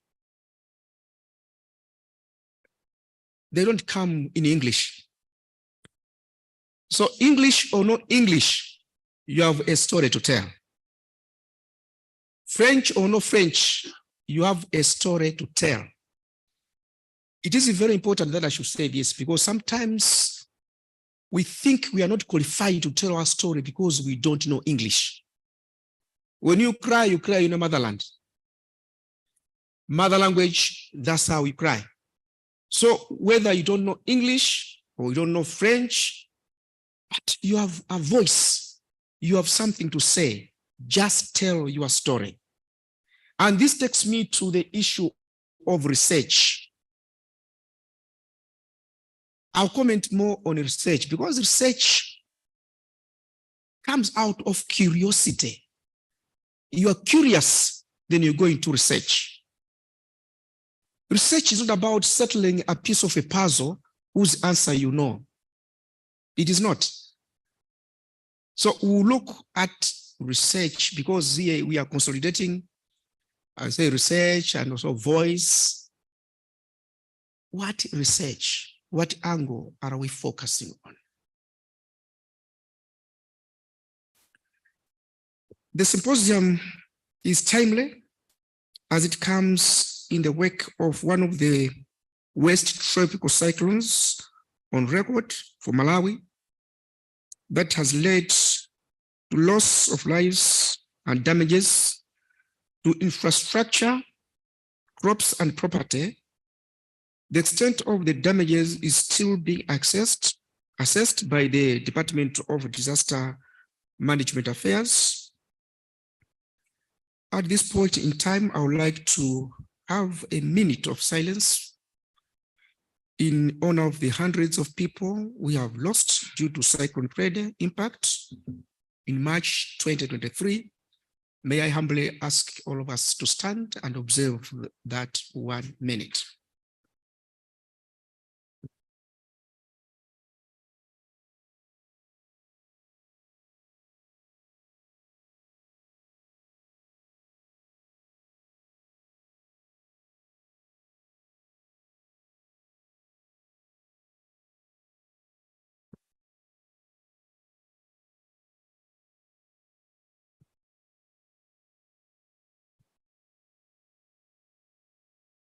Thank you.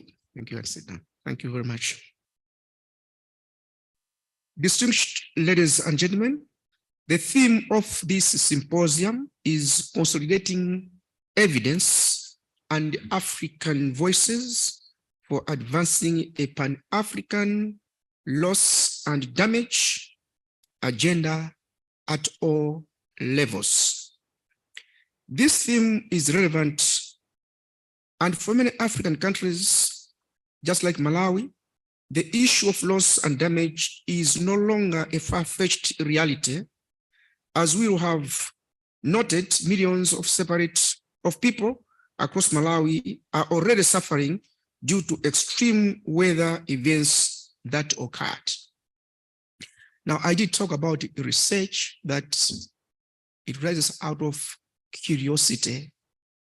That research, be it qualitative or quantitative, in either case, qualitative research can give rise to quantitative research and vice versa. The impact of climate change is glaring. Television stations have shown us, radios have talked about these impacts. So we know graphically what the impact is. Now, when we are doing research, I've read here is a loss and damage action research project. We don't know, researchers here, what action research is. I would like to call upon researchers here to say, when disseminating the research findings, do it in a fashion that it seeks justice, it communicates effectively, and the knowledge management in the way you disseminate is also included, because we are saying at all levels, everybody has to be included. And let us be aware that as we talk now, the effects of climate change are unfolding. They are not waiting for any gurus to sit and discuss. And in the same vein, the Western world, they are still emitting gases. And yet for the compensation to come, you're talking about a research, come up with an argument, And yet emissions are still going on and people are still suffering. So your research documents should not be fashioned to imitate or to look like academic research documents. We are not talking about hypothetical phenomenons. We are talking about real people dying. We are talking about real graves. So this is a real life situation. It is not hypothetical. Let's not take too much time discussing. And I should also mention that with climate change, there is now in business carbon credits. Investors are flocking to Africa for carbon credit business. We should ask ourselves a question: where are our people? They should be in the driving seat. Otherwise, if we do not, what's a new phenomenon? We don't know how they are going to be calculating the amount of oxygen, carbon dioxide sequestrated. We do not know. We do not know how all that is going to play out. So we must understand it is not a fight. It is about come now, let us reason together. We should also take responsibility that this does not become a business of the affluent. It should benefit the people that are suffering from the impact of climate change.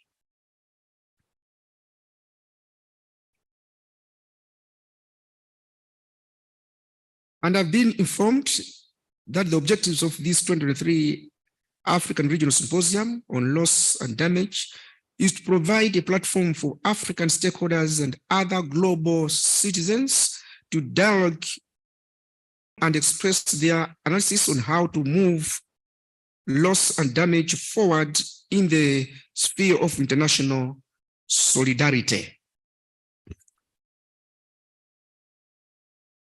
As we pursue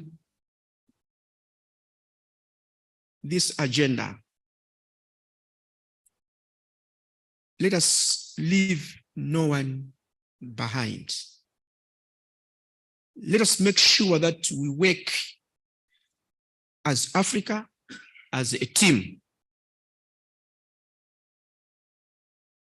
I know we are at different scales in terms of how we have been impacted by climate change. But the ultimate goal is to ensure that we minimize the impact, because the chances of our people living their future is being threatened.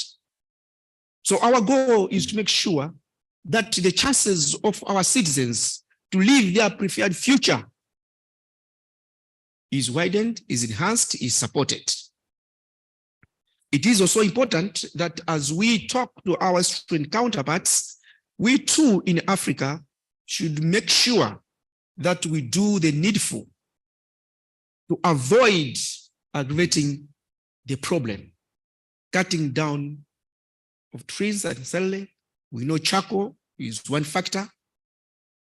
The civil society organizations, you have a space to fill and support governments. So I'm calling upon all civil society organizations to partner with government to ensure that climate change effects are minimized. We welcome your leadership on the issue of loss and damage, and that you acknowledged it was not an act of charity, but an act of reparations. It is not an act of charity. Everybody should be involved. And I like talking about stakeholders. When you have such type of an initiative, you need to understand the stakeholders that you are involving. You have stakeholders that are very influential stakeholders that are very important. You don't spend too much time with the stakeholders that are important. Those that are important, you inform them, let them know, you share with them what you are planning, what you are doing. But those that are influential, they are very critical, because what we want to see is not celebrating activities, but celebrating achievements. At the end of the day, we need to say, what have we achieved? This is what Africa wants to see. Let's not celebrate activities. We should celebrate achievements. I would therefore like to recognize the financial support from the Scottish government provided to Scottish Catholic International Aid Fund through Trocare to work with local organizations to help people who have suffered economic and non-economic losses and damages in Malawi as a case in question. The Ministry of Natural Resources and Climate Change, in collaboration with other ministries, development partners and society and academia, are already working on building the climate resilience of the vulnerable people and ensuring that they have what they need to respond to crisis when they hit. For us to achieve this, the Department of Meteorological Services, when they give us the warnings, it is important that our people should know and understand the meaning of the warning. Because there are those times that the warnings will come, it's going to be those that have gone to school, the affluent that have decoded the information, and they leave with that information without taking the meaning to the people in the village. Yes, I agree with the Director of Technical Services, but sometimes it's very, very difficult to know which direction to run. But when you understand the meaning of the warnings, you are better prepared. Because there's a lot that happens when the disaster has struck. And it is the top management that will be grappling to try to help. But when we, as stakeholders, take the messages to the people on the ground by way of telling them the meaning of that warning and what ought to be done, they will play their part and government will play its part, thereby minimizing the losses.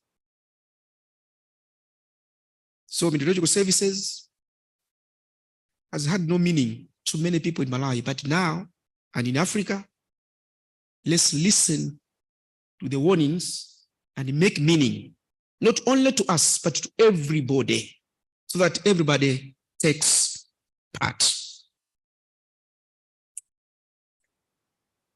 Finally, I would like to thank you all for coming and to urge you to work together, because what I want to see is action, action, and action. Yes, Malawi is in the state of mourning, but we are still the warm heart of Africa.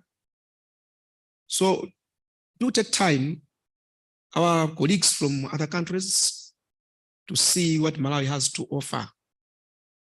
The Malawian participants that are here, reach out to our colleagues. You can take them to the lake. Let them see Malawi. With these remarks, it is my singular honor to declare the workshop or symposium officially opened. God bless you all. Thank you very much.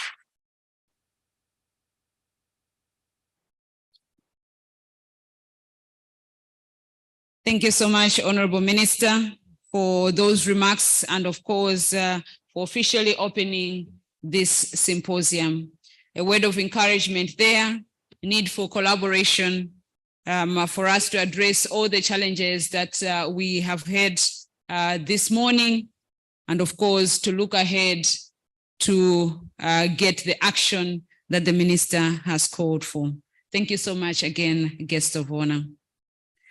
Ladies and gentlemen, our guest of honor, I know it's close to lunch hour and we have not had our health break yet. So we'll quickly do our group photograph, which will be taken right at the front of the conference hall that side, and then come back for a brief health break and then proceed with the next session, which will be a curtain raiser for the scientific segment.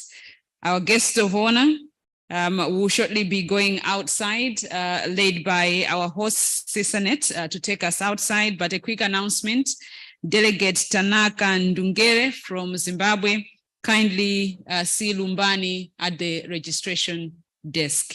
Thank you so much. Sisanet, could you please help us to head out for a group photograph? Thank you.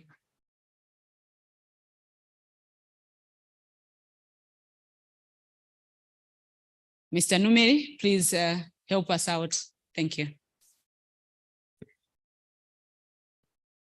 The group photograph will be taken on the steps of that conference room.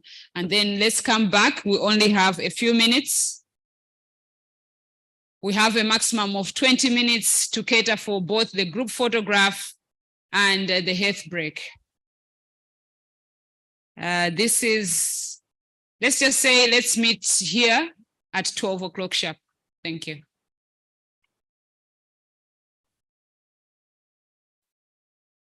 I'm being undressed here.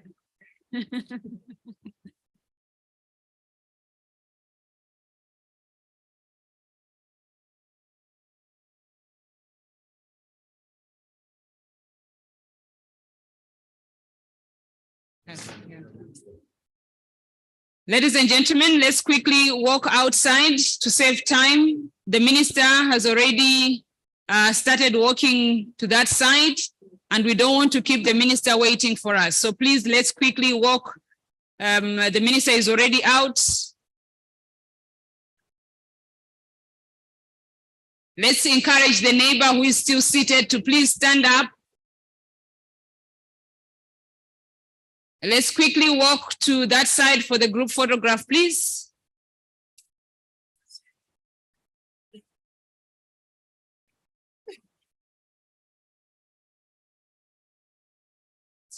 Colleagues, those of you who are still in the hall, please let's walk outside and take that group photograph. We only have a few minutes and the minister is already out. Let's not keep him waiting. I will assume that those of you who are not yet out do not want to be in the group photo. But I need all of us to be in there.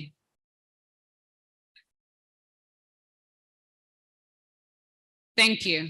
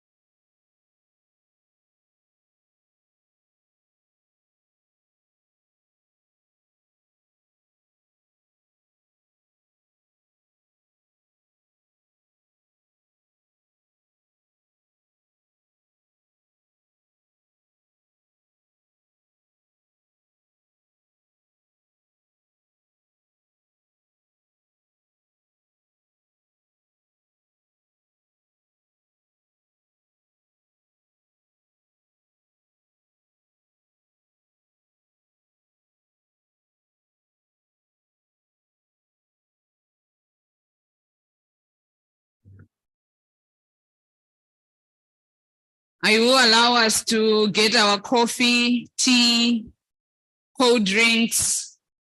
But if we could do that quick enough to allow us get back into the program and catch up on a bit of some time.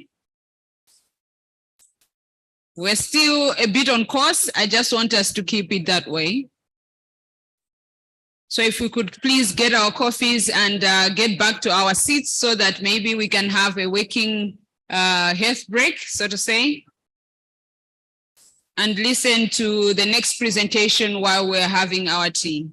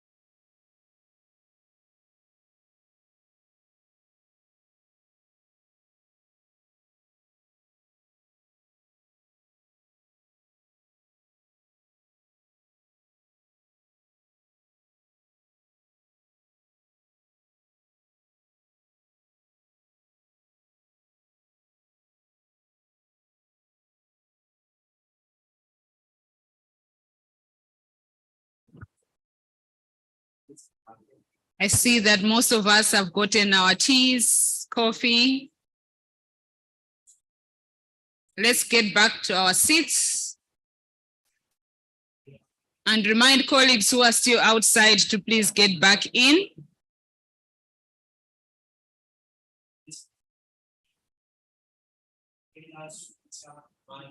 Colleagues who are outside, please get back in if you can hear us, or a kind reminder, we can send them a kind reminder that we're about to start.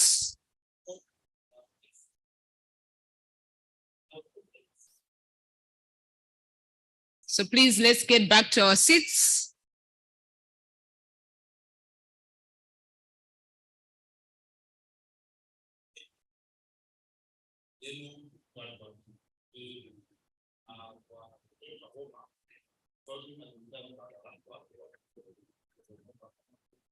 Okay, we will get started.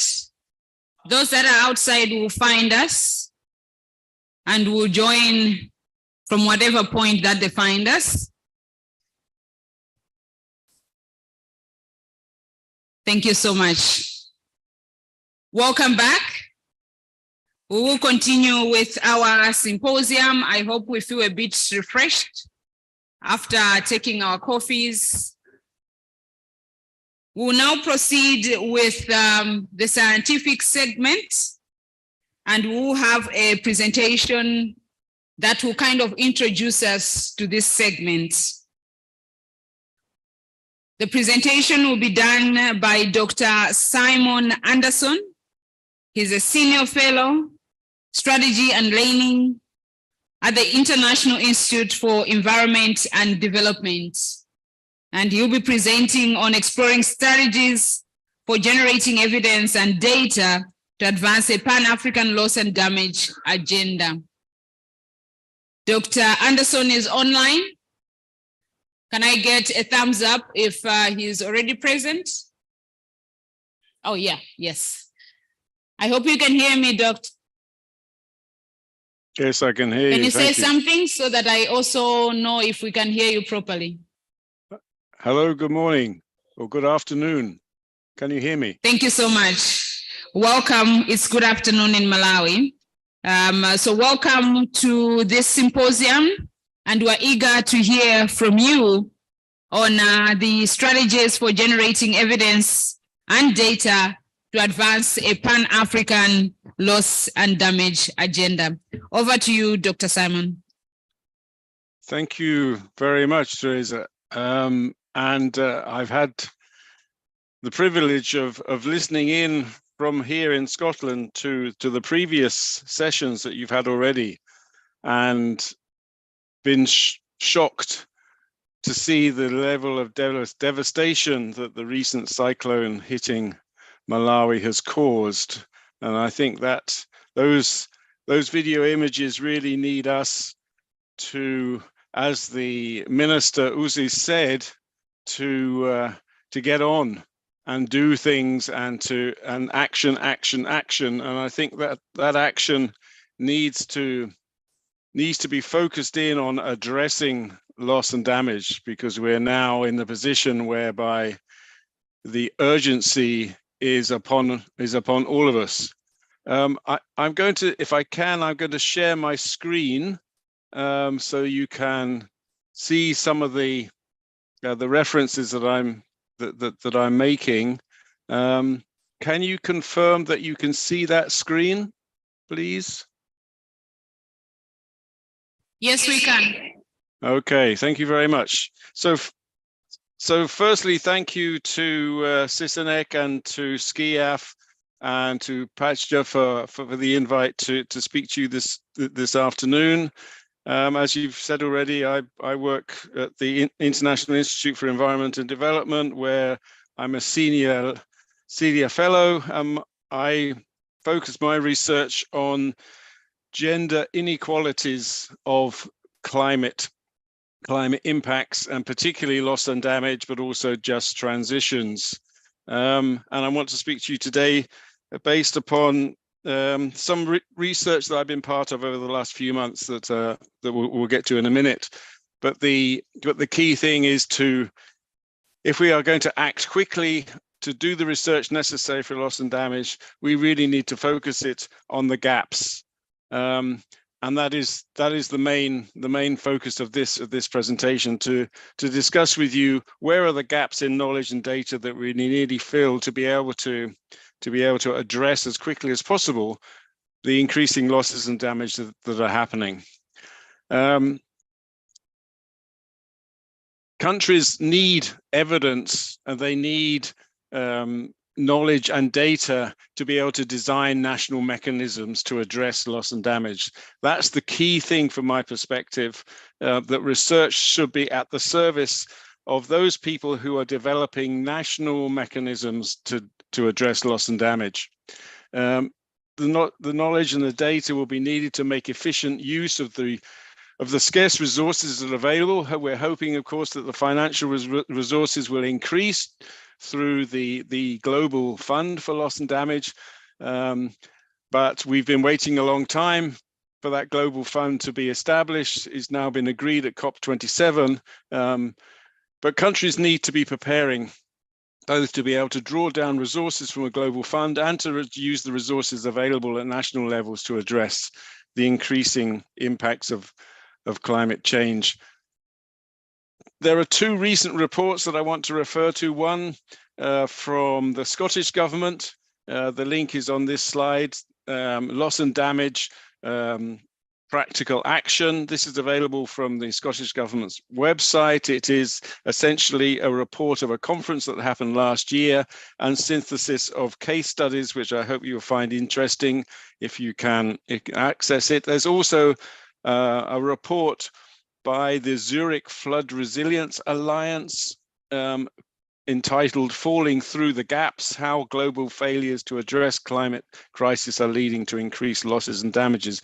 Both of those reports represent, I think, some of the most up-to-date information, knowledge and data on loss and damage, and they help us to identify the gaps that we need to be addressing through research. And these are some of the gaps which are identified through the Zurich Flood Resilience Alliance report. We know that there's a gap in mitigation. We're not reducing carbon emissions fast enough. So there's a mitigation gap. There's also an adaptation gap. A lot of reports recently have shown how adaptation is being overwhelmed by climate impacts. People are not benefiting from adaptation the way they should do, therefore they're prone to loss and damage. There's also a protection gap. The Zurich report goes into how effective insurance is in terms of risk transfer, financial risk transfer, and there are many gaps. The insurance mechanism is not a comprehensive and complete one. We're going to need to do far more than just insure people against financial risks of climate change. And there's also a response gap. And I think some of the video images that you've been able to see this morning powerfully demonstrate that our response to climate impacts is not comprehensive enough. And so there's a response gap. So unfortunately, it is local people, and as one of the speakers already said, quite often, too often, women and girls, not only women and girls, but children and communities, ecosystems that are being damaged by climate change impacts, and we need to find ways of addressing that.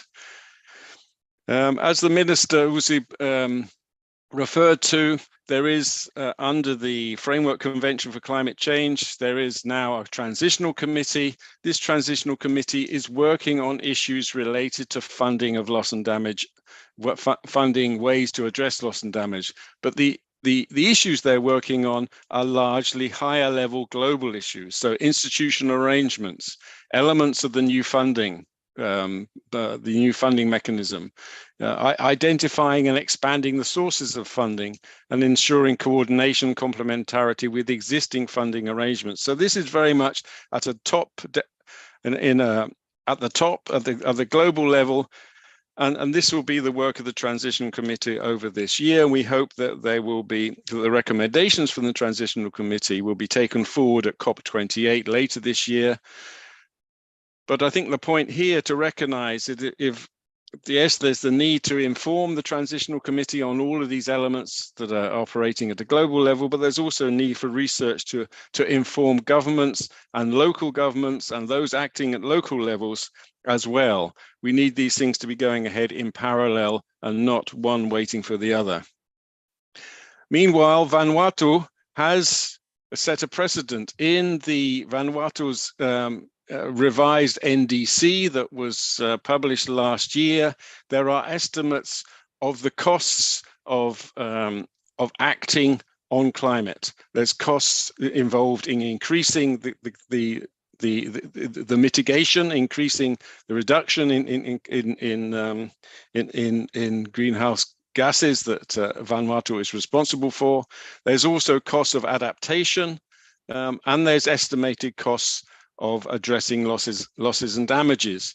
So Vanuatu has already done the research, generated the knowledge and data necessary to be able to put a price on both what the climate impacts are costing the country, but also what it's going to cost Vanuatu to be able to respond in the short term. So this is an interesting precedent that other countries could follow. We need to be clear when we're developing knowledge and data for addressing loss and damage. We need to be clear what we're talking about. And there is already, and you'll see from those two reports that I've referred to, an emerging taxonomy for knowledge and data on loss and damage. We know that there are types of losses and damages: avoided, unavoided, unavoidable, and we can systematize our description and our analysis of those. We also know that there are ways of responding, and the UNFCCC has already categorized ways of responding as averting, minimizing, responding, and addressing. And it's the addressing part that we want to put major emphasis on. This is where people are going to directly benefit from the ways that losses and damages and extreme weather events that cause losses and damages can be remedied. And but let's be clear that all of these actions, mitigation, adaptation, and then dealing with the residual risks that are left after adaptation, and that quite often are associated with extreme, either slow or sudden onset, all of these things require a whole series of actions.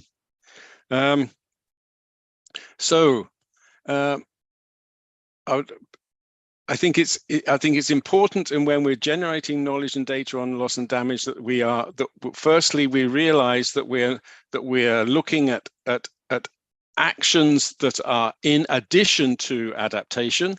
We're looking at actions that are prior to the extreme climate event and also following the extreme climate event. So things that can be done in preparation and things that need to be done in response. And that there are a series of different elements to what addressing loss and damage really means. And this diagram from an interesting paper that was developed some time ago by Julianne Richards and is published through the Loss and Damage Collaboration. This diagram shows us that we're in a cycle of climate change impacts. And so when we're preparing for the next impact, we need to be aware that there have been previous impacts and there are residual effects of that, and also that the impacts that we're addressing now need to be addressed in a way that improve the resilience to the next extreme weather event. So building back better in all of the ways that we respond to losses and damages is going to be really important, and the knowledge that allows us to do that is going to be important. So this diagram is just, or this sort of figure is from the Scottish Government report.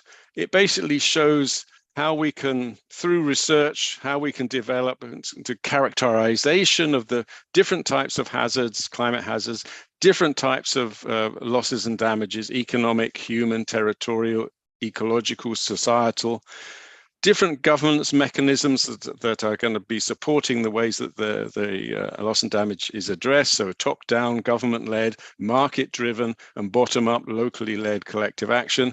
The scales of the measures that are necessary, and then most importantly at the bottom of here, the types of measures. And we've already heard this morning how loss and damage is causing psychological, mental stress.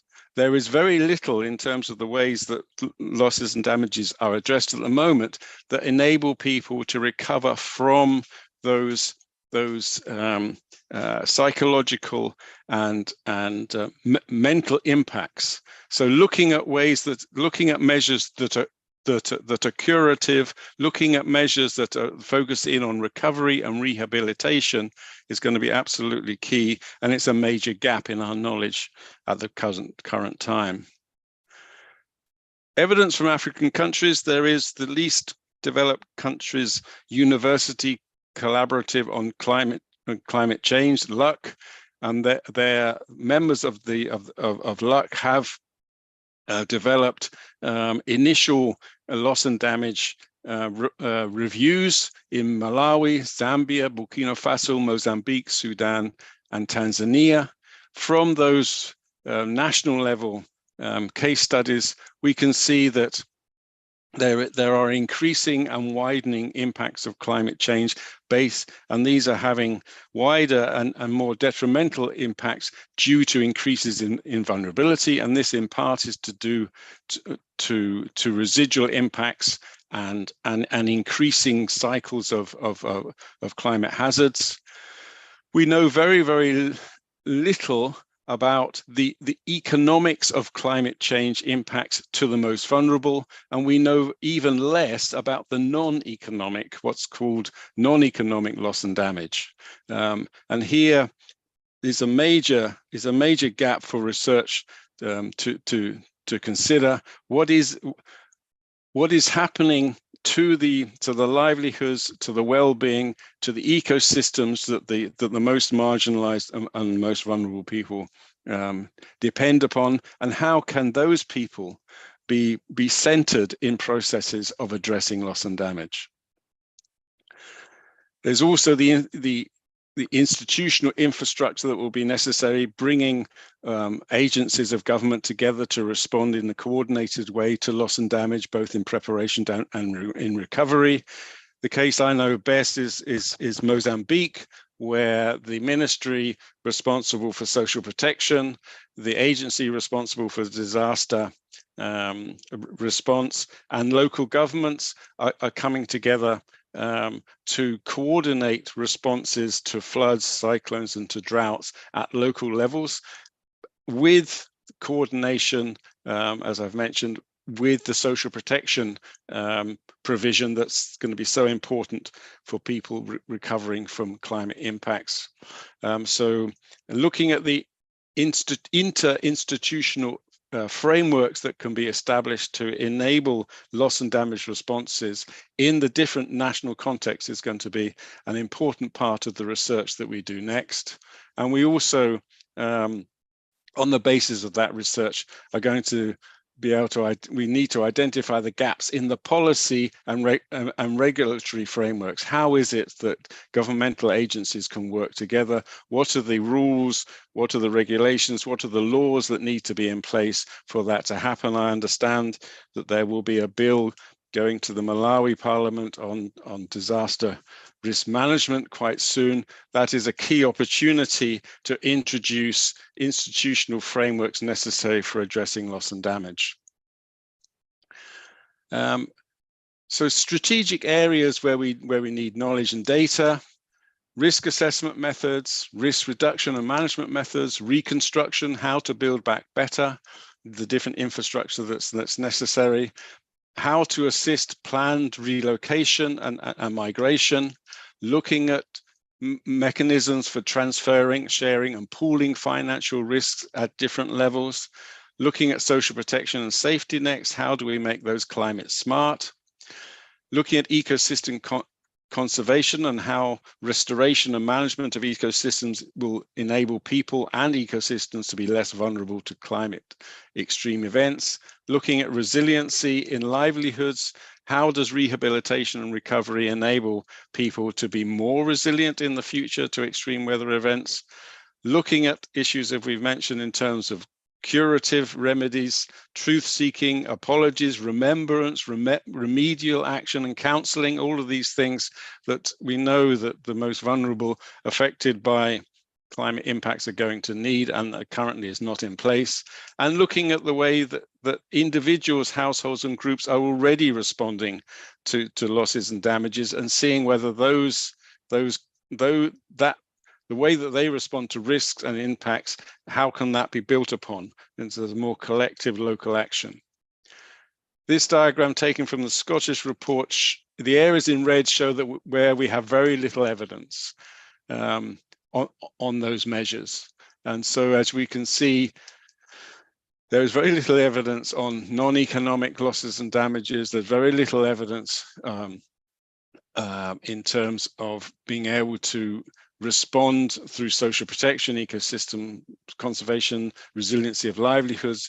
There is emerging evidence, and perhaps one of the things in certain areas, one of the things that research can do is to pull together evidence from cases, from things that we recognize as working, and pull that evidence together so that people that are putting in place policies and implementation plans for responding to loss and damage have collated knowledge, tested knowledge that is available to them. At the moment, there are too many gaps.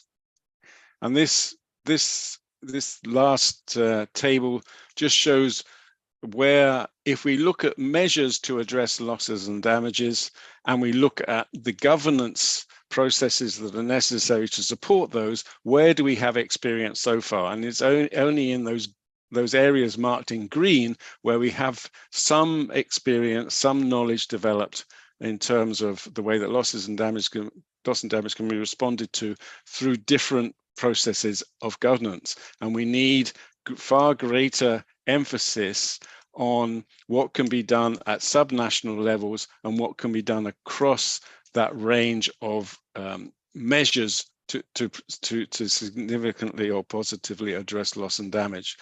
So in terms of research and the strategy for research, unfortunately, the gaps are very wide and very many.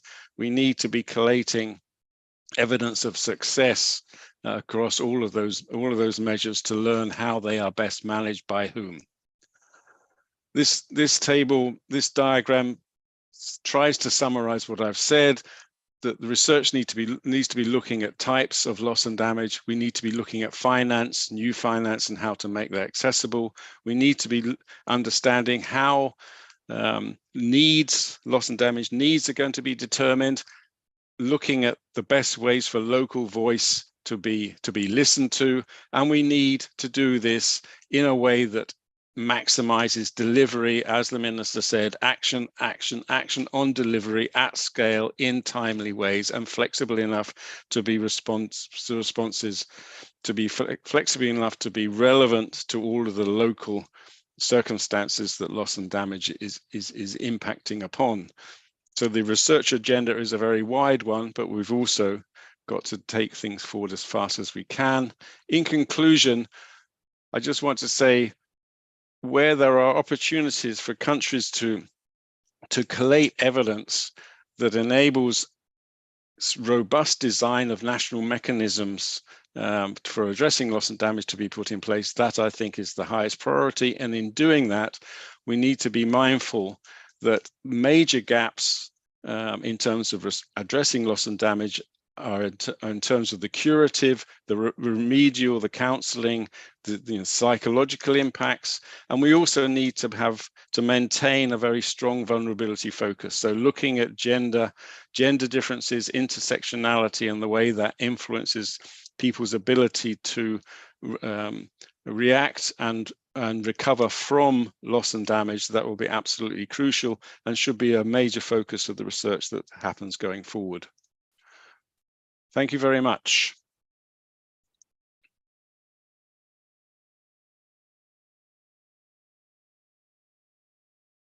Thank you so much.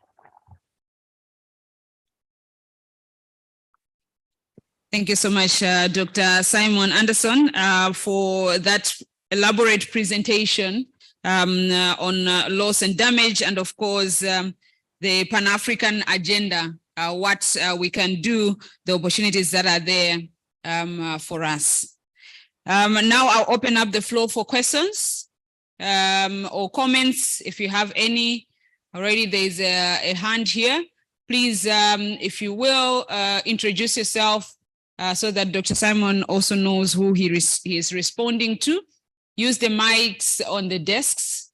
There's a button that you can press before you speak. Thank you so much. There's a hand, Doc. Yes, please. Thank you very much, Anderson, for this presentation. My name is Augustine Jamshi, the Chair of Technical and Political Affairs of Pan-African Climate Justice Alliance. I think the presentation is on point. And when I look at the strategic areas for knowledge and data generation, I think that is key for this meeting. At a time when the Transitional Committee is meeting and is looking for ideas, I think such important areas are supposed to be highlighted. One of those points that is very interesting is the last but one, curative truth-seeking, apologies, remembrance, remedial action, and counseling. We just, I'm talking on behalf of the Pan-African Climate Justice Alliance, we've looked at these issues from a very, very critical point of view. The mistake were certainly, most of the time, mistaken for those who are only asking for money. They forget that this part of the puzzle is much more important for us. And that's why for the last 2 or 3 years, the Pan-African Climate Justice Alliance has been promoting the idea of bringing in a transitional justice approach to climate discussions. Because people are not humble, people are not remorseful, and that's what is influencing the climate talks. Before the loss and damage had a fund, which is still somehow not very clear to us. We can't understand, we can't begin to understand why there is a problem. Somebody has caused that problem, not intentionally anyway, but they have caused that problem and is not remorseful and discusses it as if it's something for the future.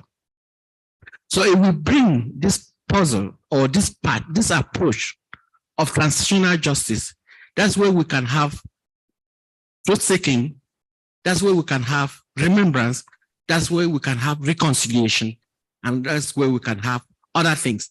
Because you may have a lot of money, pay people off because of what they have suffered, but you can never pay for the psychological torture that they experience. So it's only that kind of approach that can bring confidence and truth and bring the global community together to face this loss and damage. If we get that right, the rest can be gotten. Thank you very much. Thank you so much, Doc, for those remarks. I think it's just a comment, and therefore I will not ask Dr. Simon to respond, but later on, maybe you may want to chip in as well. There are a couple of hands. Okay, there is one this side, one this side. Okay, I will take those two for now. So let me start from here.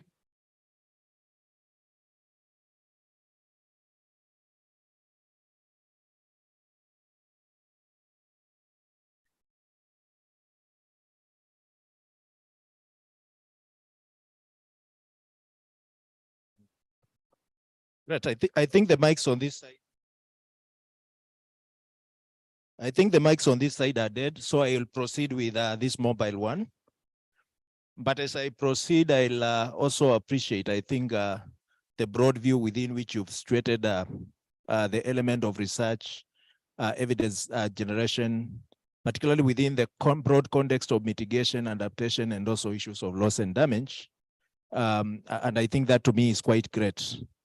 I am only struggling with a few elements which are quite critical. Number one is the extent and depth to which we should actually go to, particularly when we are researching on issues of loss and damage, so that again, we are able to generate critical data for response, particularly for response. Post-response, you can generate as much data as possible for you to be in position to do anything and everything that you want to do on this world.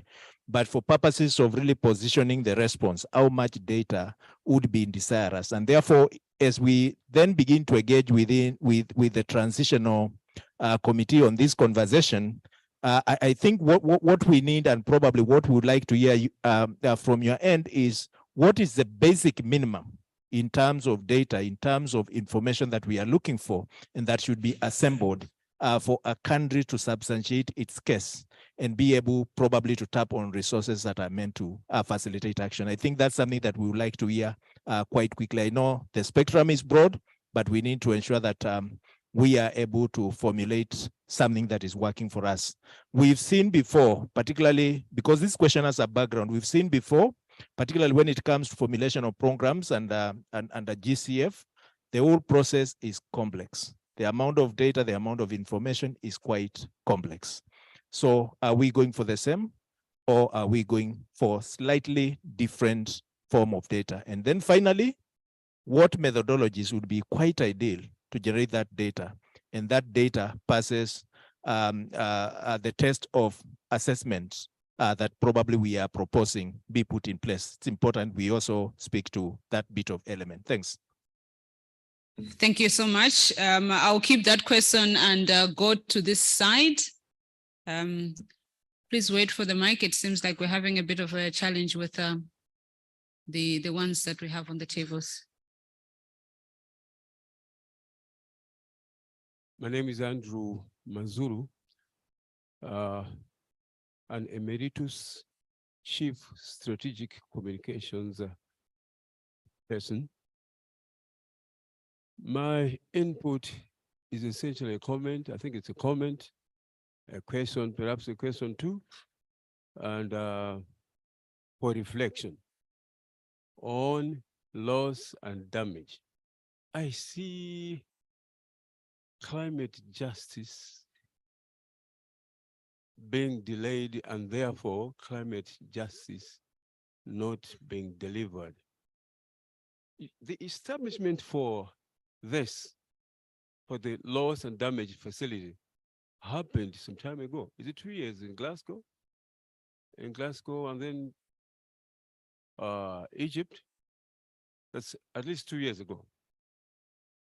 Now we are talking about a committee just recently, a transition committee just recently established, and they are developing TORs right now, transitional frameworks right now, etc., etc., etc. Lengthy process when the people are still suffering. Economic damage has been done. Psychological damage has been done. Now, knowledge generation. Professor Anderson also delved into very, very important area for knowledge generation and data. Now, that's another hectic process to finalize in order to qualify for the facility, and yet the pictures, the videos, the audios, etc., we saw that loss happened recently in this southern part of Africa, and loss and damage happened a couple of years. It's been happening and happening and happening. I see the light coming very late, and therefore the climate justice not being delivered. How do you fast track this lengthy process? Is there a way out to fast track it? for reparations to happen timely. Thank you. Thank you so much. And then I'll take one final question before I can invite Dr. Simon to respond. Yes, thank you, Doctor, for the presentation. My name is Richard Hamba. I represent the environmental management for livelihood improvement in Uganda. And I appreciate what you've been discussing about data and knowledge. However, my question is that we realize that the loss and damage is happening already. And I'm wondering if the current research that we are conducting is actually informing planning, because we sort of like behave in a more reactionary manner, that we want to fix that has already happened.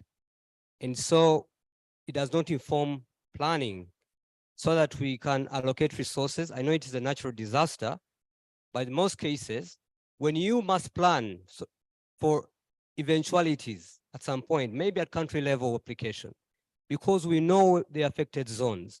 We know the river banks, we know the lakes that are affected, the mountains, and so many of these other natural resources that are probably at some point are causing all the effects because of whatever is happening due to climate change. So it's important that we rely, whether it is the academic research or the applied research, on those particular case by case kind of scenarios.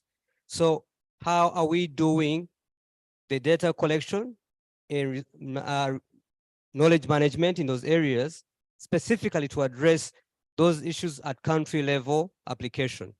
It's very important that we rethink the approach such that whatever resources we plan potentially to allocate will actually inform what will happen with the involvement of the communities, because I think in most cases it's just abstract. And that's where we usually fail. I thank you. Thank you so much. So there you have it, Dr. Simon. The first question was around the extent to which we need to be doing research to generate a response. And then there is a concern, we're moving at a snail's pace. Evidence is already there. If we take much longer, then maybe the effects will be even huge. So how do we address this? And then the final one, is there current research that is happening on the loss and damage incidents at the moment? Dr. Simon? Yeah, thank you very much for all of those comments and questions. I would agree entirely that loss and damage is an issue of climate justice. Actually, losses and damages that are not addressed are cases of climate injustice. And we know that those responsible for the high levels of carbon emissions over the previous generations stand responsible for the climate impacts that are happening at the moment. And this is why the government of Scotland established a climate justice fund many years ago now, over a decade ago, and why Scotland has took the opportunity of COP26 happening in Glasgow to increase, to raise the profile of unaddressed losses and damages, and to put some seed money, initial money, into processes that will enable us better to address loss and damage in the future. And the work of Troca and SCIAF with local governments there in Malawi has been supported from those resources. But those resources are tiny as comparison to need. And you're right that we are well behind the curve in terms of where we should be in addressing escalating climate impacts.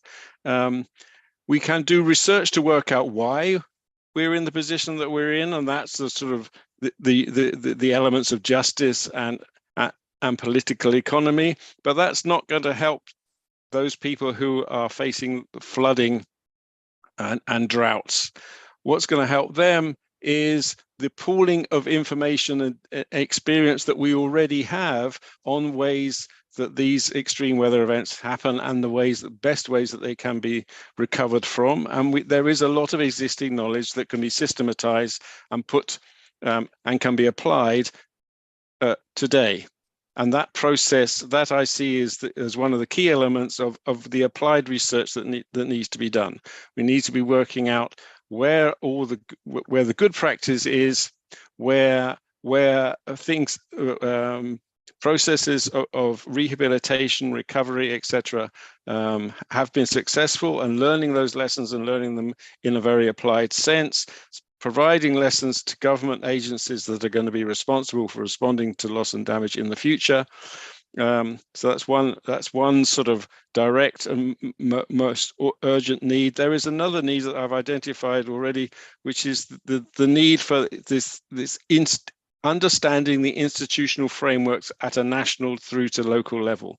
And this will be completely country specific, but researchers in each country need to be looking at how best inter-institutional, inter-organizational arrangements can be designed and can be implemented such that our responses to climate impacts is improved. And that's worldwide. That's not particular to any group of countries. And finally, as I've said already, I just want to re-emphasize that a priority is going to be how we address things that we're not very good at identifying, which is these non-economic losses and damages that are particularly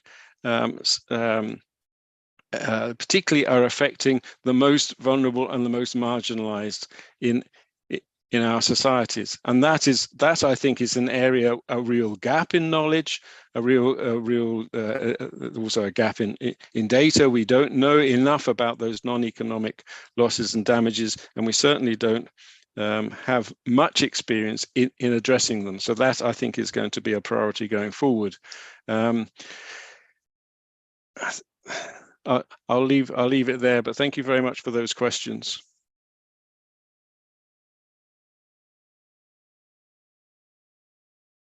Thank you so much, Dr. Simon. I don't know if there are any more questions or comments.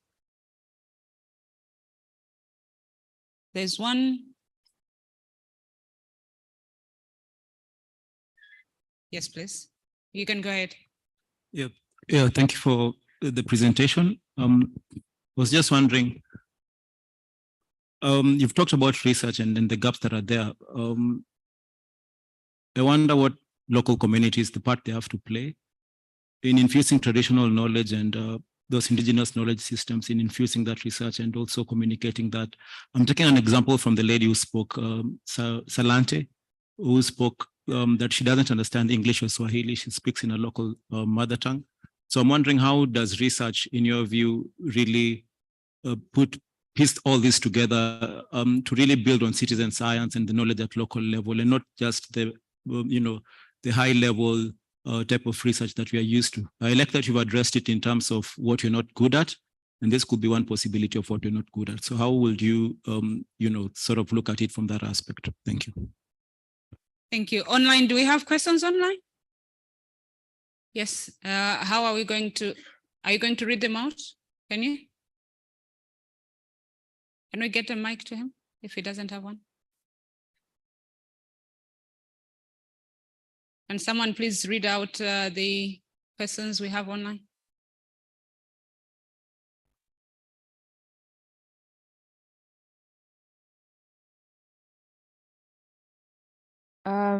Yes, we have some who have raised their hands. We have Prince Israel. Can you unmute and speak? You have the floor. Okay. A very good morning to you, my people. I want to thank the team that put this wonderful meeting together. My question is, how do we, from Mr. Smith's presentation, how do we synergize both the policymakers, the local people, and the civil society to have a common front for this loss and damage engagement? not scattered intervention that ensures different groups with different things. How can we synergize to come up with one policy document that address all the issues in one shop to ensure that there is quick response and there is tracking? This is my question. Thank you very much, team, for this wonderful presentations and meeting. I think it's apt right now. Thank you.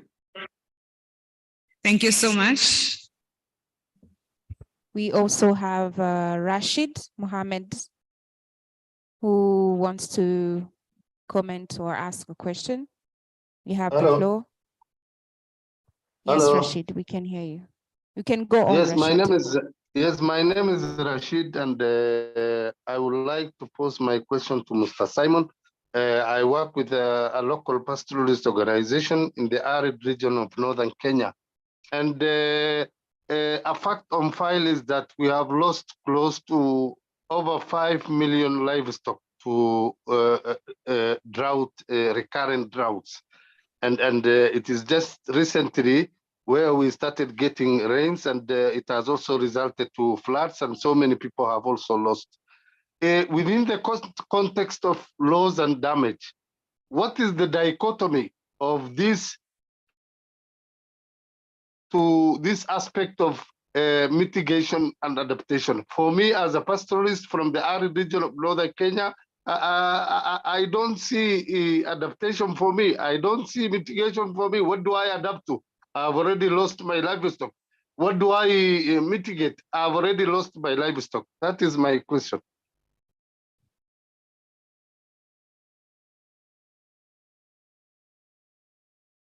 Thank you so much, Rashid. We have one comment on the chat box. For transparency and to streamline the collection of data for loss and damage, we shall lead guidelines agreed by all African countries. That's a comment from Cletus Lunalo. Back to you, moderator. Thank you so much. Thanks, colleagues online, for those questions and, of course, comments. You can keep them coming. And if we have time, we'll get back to you. Dr. Simon, 3 questions there. What role can communities play? How do we ensure that we have a common front? And where is the mitigation and adaptation in this loss and damage? Yeah, thanks very much again for that round of questions. All of them important in their own way. I also want to refer directly to the question that was asked earlier about, how much data and knowledge do we need? I think we need only as much as it takes policymakers and decision makers, those are people holding the budgets that will allow loss and damage to be addressed. We need enough knowledge and data to convince them to act and to start releasing those resources so that local people can respond and can recover from the losses and damages that they have that they are suffering. We don't need more than that. We need enough to start addressing loss and damage, and to do it as well as we can. And as we go, we should be investing in processes that allow us to evaluate how well responses and how well recovery has happened. But what is enough is going to be needs to be decided at a country by country. So talking to the ministries, talking to the government agencies responsible for responding to loss and damage, what is it that they need? How much information and data do they need to start work, to start putting in place responses? And if they are already, if governments are already responding, and many are, of course, then we need to be asking questions from research which are more to do with evaluation, assessing how well those responses have performed and what else needs to be done. I think the voice of local people, the citizen science that is important for in many in many areas is particularly important in loss and damage. As I've said, the focus should be as much as possible on the local, on cases of vulnerability, and the effective ways that local people are already responding to loss and damage. So the local knowledge on how to do that should be the basis of what we add to from a more technical research perspective. So citizen science and processes of learning with people on how to recover, how to respond, how to rehabilitate will be absolutely central to that, and that should be the first steps that are taken to go and find out what's actually happening, how people are responding, and how to strengthen that. And I think finally the issue of how do we calibrate and how do we prioritize between adaptation, mitigation, and loss and damage. I think at COP26 we started to see that balance is shifting towards loss and damage. The call there, and is still the call now, is that by investing in responding or addressing loss and damage, we shouldn't be diminishing what's being done on adaptation or mitigation. All of them are important. We need new and additional resources, new and additional research investments in loss and damage. We don't need to be robbing Peter to pay Paul in this case. Adaptation needs to be improving. We need to be investing in it more. But at the same time, we need to be working out how we invest in loss and damage. And to speaking to my brother there in northern Kenya, learning that herds and cattle, camels, goats have been lost due to the drought is particularly painful to hear. I part of the research that I did some years ago was in northern Kenya, in Isiolo, where we were working with the National Drought Management Authority, establishing what became the county climate change funds that were intended to be supporting adaptation in the arid parts of Kenya. I understand that process is still going ahead. Many of those counties have climate change funds which are being used by local groups for adaptation purposes. It'll be incumbent upon existing organizations like the Drought Management Authority and others to be addressing loss and damage in the future. And I hope that we will be able to learn from the ways that pastoral groups are responding to loss and damage. And finally, I just want to echo the words of our Maasai colleague there in your meeting, saying that if we can support girls to become more resilient and overcome losses and damages, then we're investing in the community. And I would completely endorse that perspective. And I think that's that type of focusing in on the needs of those that are suffering the greatest injustice, those that are young and need to be living through this period of increasing loss and damage. That should be our focus for research as well. So thanks. Thank you so much, Doc. I don't know if there's still some few questions. I hope they're brief because we are doing really well now on time. This is 1 o'clock, and if you look at the program, we're supposed to go now for lunch. So I'll give it a maximum of 10 minutes. So maybe a final set of questions. Please be brief. Okay. I'll be really brief. Thanks. Mine is really a short one, considering that the issue of climate change and its impacts, as we are discussing here. I know there have been maybe 27 or 28 COPs. Yeah. I think the last one was the 27th or 28th. I don't know. I've never been there. But what it means is that people have been gathering for 27 or 28 years discussing climate change and its impacts, isn't it? And now we are still trying to consolidate information and evidence to make sure, just to show that there's damage and loss. I think maybe the other thing that perhaps we should also try to do is to assess or to define some methodologies of assessing what is the practicality of this loss and damage financing, and also maybe the readiness of those that have perpetrated the damage and loss on the lives of others. how ready are they? Because it looks like the methodologies and research issues of gathering information, they're only focusing on those people that have been affected. What about those people that have perpetrated the loss and damage? Maybe also need to assess them. How ready are they? How practical is all this loss and damage in all this spectrum that we are looking at? So maybe we need to look even further than just assessing and consolidating information about loss and damage. Let's look also on the other side of the story. Thank you. Thank you so much. A comment there. Yes, we go back to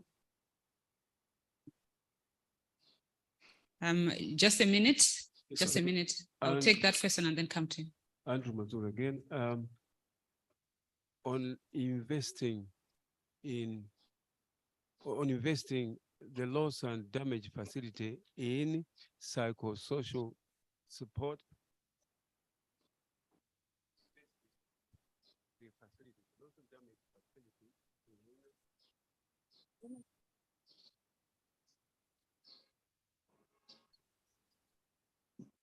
Okay, thank you.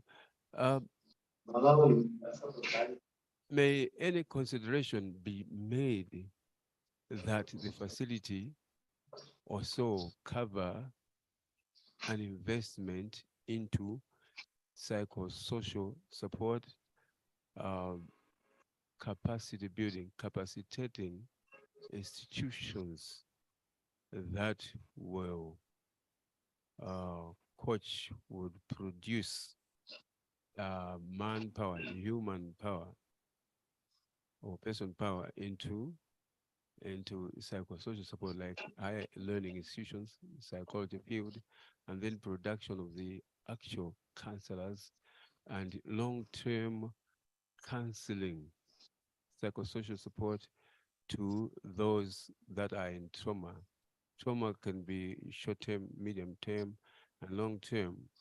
That's a huge investment that is often overlooked or undercovered during response and recovery at temporary shelters and so forth and so on.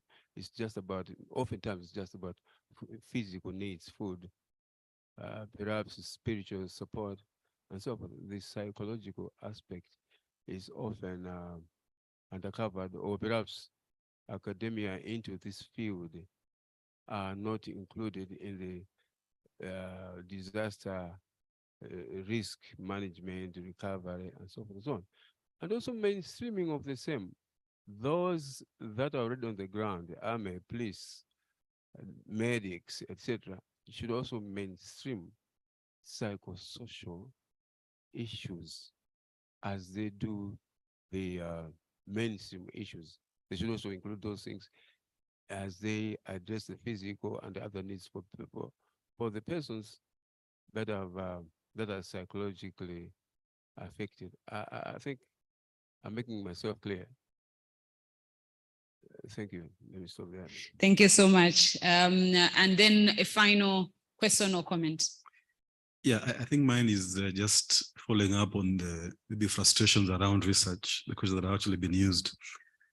I believe there's a lot of research that has actually been done, but it appears that the one that gets decisions made is probably from certain institutions. I don't know how to deal with that whole space of,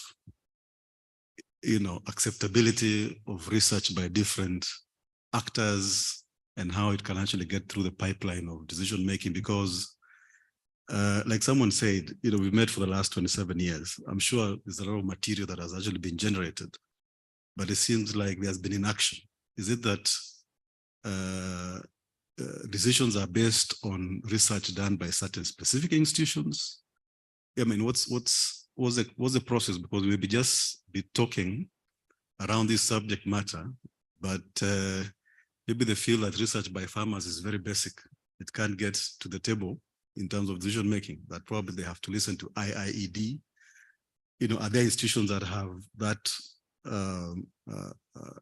influence in terms of decision making in this space that we need to align with them?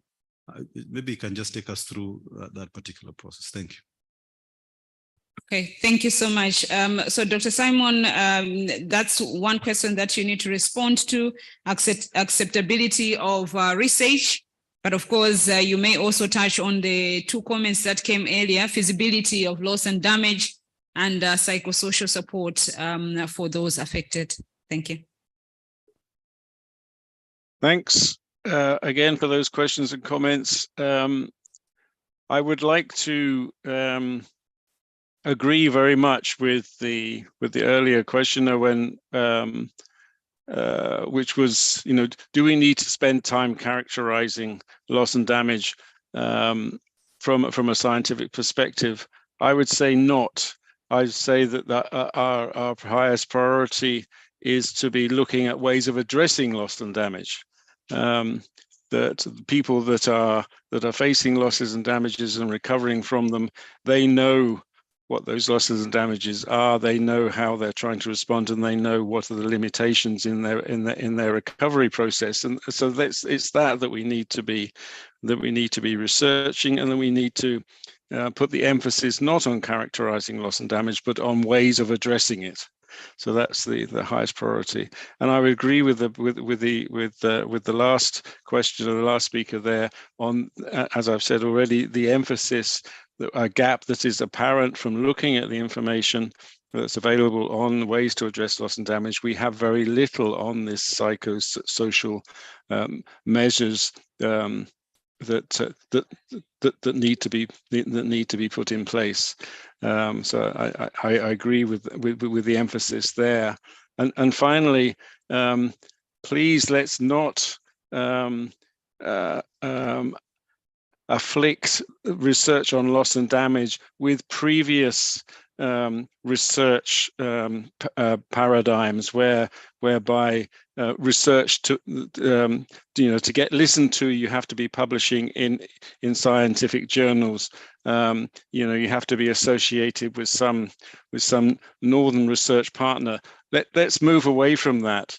As I've mentioned, the least developed countries university consortium on climate change is doing work as a network of universities across the least developed countries, which is entirely relevant to this loss and damage space. That's the type of research that we should be supporting. We should also be looking to do research that directly addresses the information and knowledge needs that governments have, and least developed country governments across Africa should be setting the research agenda to enable them to better address loss and damage. And therefore, if we are as researchers able to respond and help the decision makers to answer the questions they have, then that is the best research that they can that they can access. So establishing those working relationships with those people who are taking decisions about how loss and damages will be addressed, they're the people who should be have first and direct contact with research, and the outputs of that research will be therefore relevant and valuable to their decision making, and that we can get away from this top-down academic research paradigm that has dominated some of previous work on climate change. But let's also recognize that the Intergovernmental Panel on Climate Change is an exemplary global institution that has allowed research on climate change, largely mitigation and adaptation, to be very, very influential. And so we need research to be high quality, to be able to impact and to be able to inform policy making, and therefore it should be as applied as possible. Thanks. Thank you so much. Let's give him a big hand.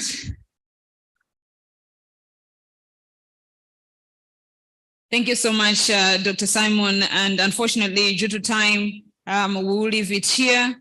But if you have any outstanding questions or comments, please just bring them forward. I'm sure that at some point we'll find time to address them. Now we'll be breaking for lunch, and it will be a 1 hour lunch break. I'll take it, we break at 1:15, and therefore we will be back at 2:15, but some quick announcements. Chairpersons for the afternoon sessions will have breakout sessions in the afternoon. So the chairpersons, Chimwemwe, Melton, and Maggie, please meet Mr. Julius Ngoma before going for lunch. And then participants, as we go out for lunch, please let's collect our name tags at the entrance. So please let's use this particular door as we go out. Lunch, correct me if I'm wrong, Secretariat, but it's normally served up there. That's where we're going to have, okay, thanks. So lunch will be served in the building that we see opposite us. So we basically will go around, take the stairs facing the other way around. Please remember your coupons, because you won't be allowed in if you don't have the coupons. They have already been distributed. Thank you so much. I'll see you after lunch.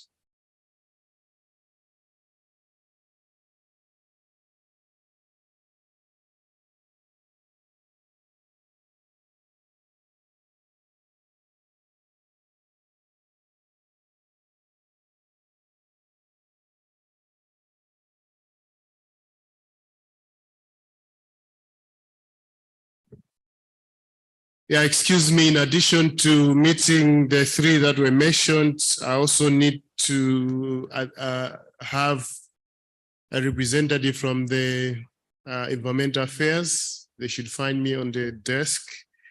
Also, anyone from Mozambique, a delegate from Mozambique should remain behind. And yeah, I think these 5 people should actually find me here. Thank you.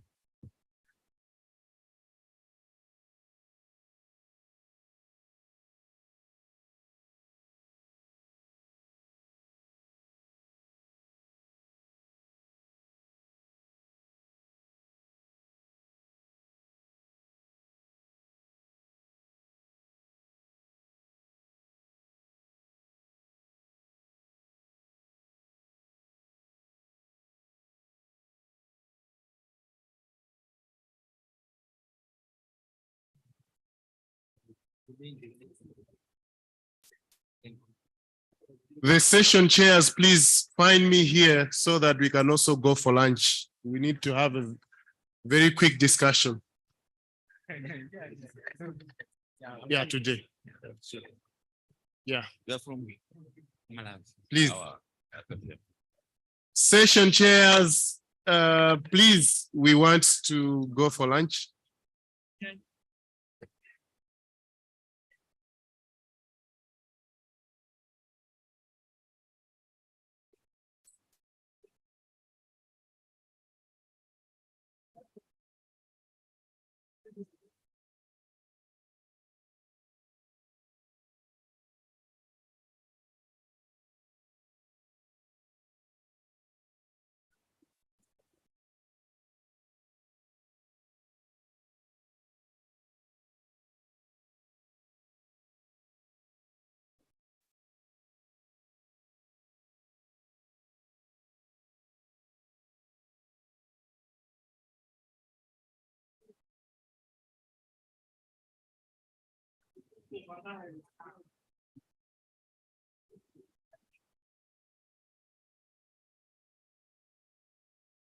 Session chairs, please come here. I want a representative from the Environmental Affairs Department and a representative from Mozambique.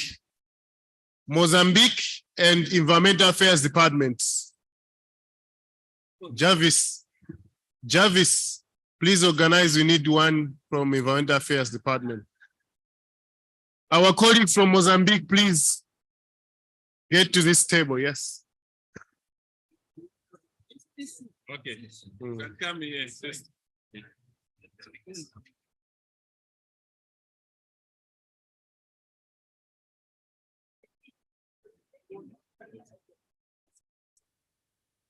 Secretariat, please make sure the room is closed.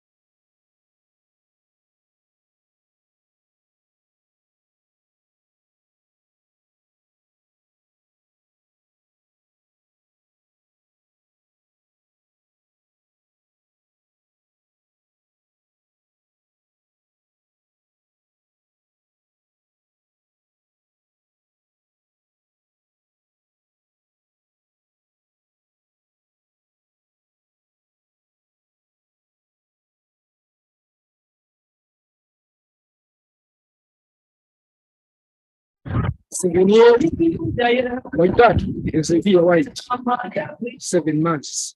Même si le ciel tombait, du tombe pour la paix. Ene kuja kama nyumba yanga inadi kula mkono upande wa chikaka zanga mfugo zanga zote zikatokea class then nao na bila haka ya flower hapo ni nyambula kukandi siasa kwa mayena kufikiri huko kumende kujasa mnaganya mdido hapo black yasini bangwanga ndi aiti suri yasini mayanga ndi esi na yasini ni mwana wao zajulika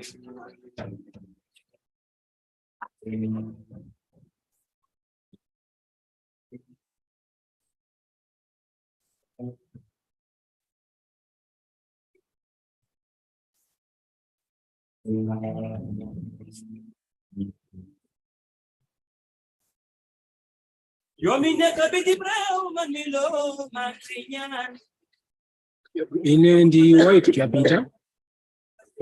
Tsiku limene linali Sunday kumano kuja kwa mama kwa Monday.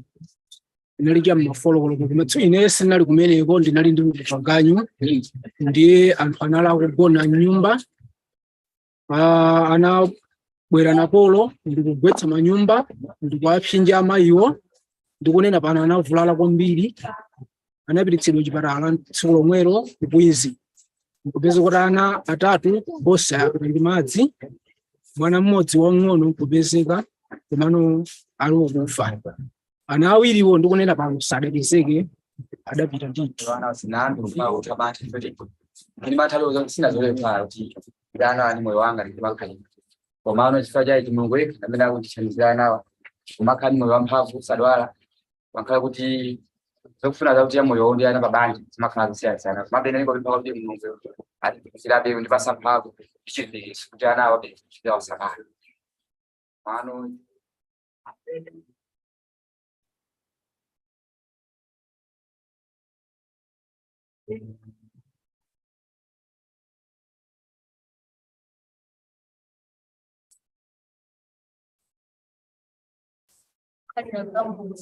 Vamos kuno ningo ngona mina ndikamasuka ndikwendeka maso nkhani yamapuziro ndi kupuzira kubwa dana mundu mwenye ayena kukhala magamu skulu ndeti kumakhala zokusongeza panoba ndiye ndikamapita kuskulu wangu ndikweza wangu ndimeza panoba ndete ndikavanje ndimina koma mene ndikone ndakushe akudiso pa 17 ndezo mwezi kukhalira ngamu uturudo panoba usuza nde ukizoga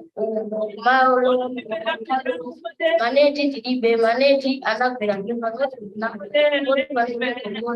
panoba sodira penti kwambiri matenda amalo zomwe zikuchitika makokwera tiliposilingaseso kubanga ndadicho sekuba panoba nada zambiri maneti nada panoba olota kubanga maneti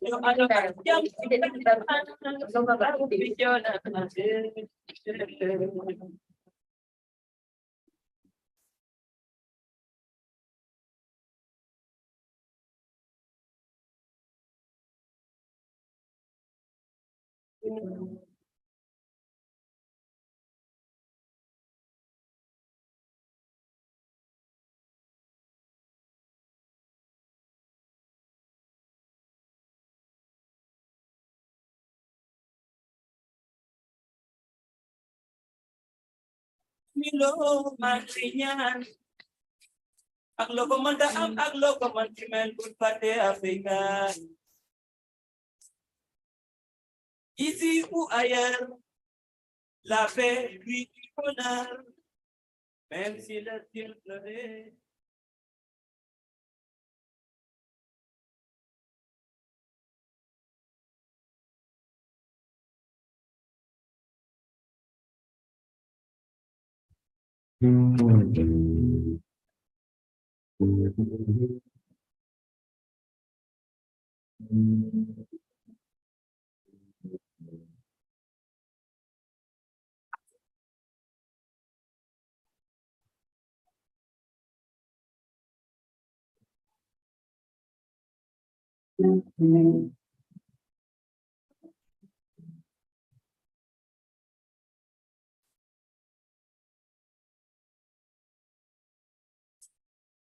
white Peter.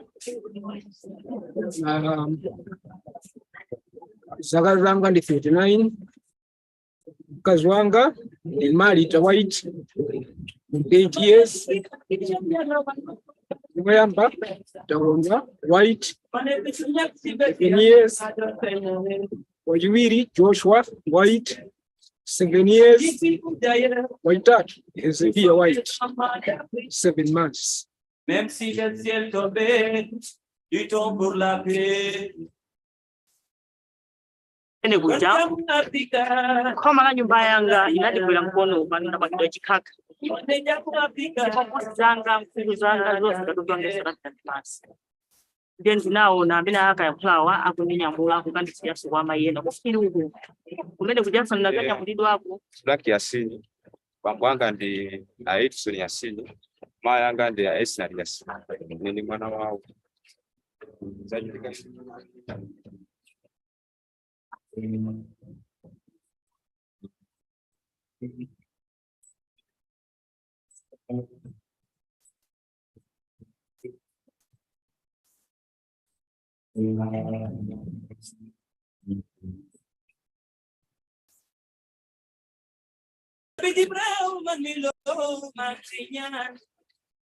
Ine ndi White Chapita.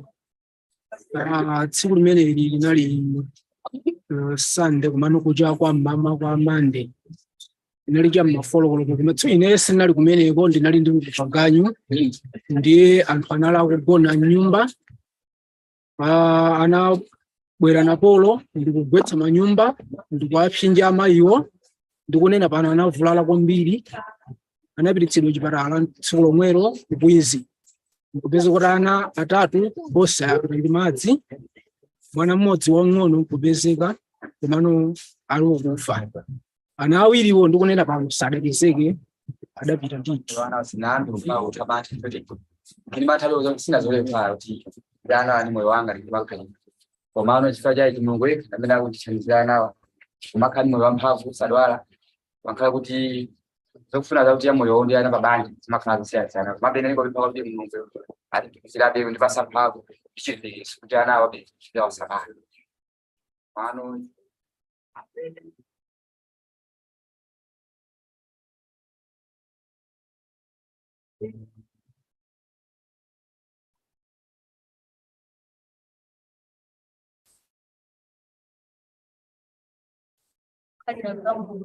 Vamos kuno ningo ngona mwina ndikamasuka ndikwendeka maso nkhani ya maphunziro ndi kuphunzira chifukwa dana munhu mwenye ayena kukhala kumakamu chikulu ndezi kumakhala kwesisoneka panova ndiye ndikamapita kuchikulu ango ndikwedza ango ndikwenza panova ndese ngodikavanje kumina koma mene ndikuoneka kuti akutiso pa 17 ndizo mwezi kukhalira mkamu uturudo panova usuza maneti tilibe maneti anagwera nyumba vanobasodira penti kuwambiri matenda amano zomwe zikuchitika makobwera tilibosingasesokuvanga zambiri maneti kada vanova olota kuvanga maneti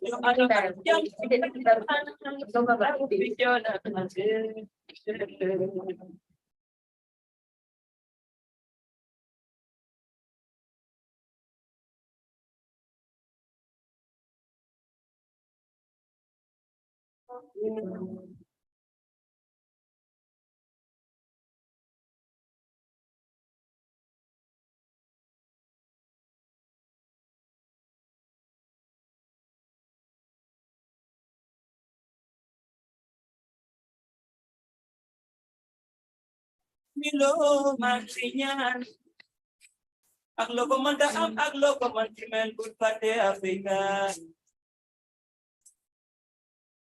ici ou ailleurs la paix lui du bonheur même si le ciel pleurait.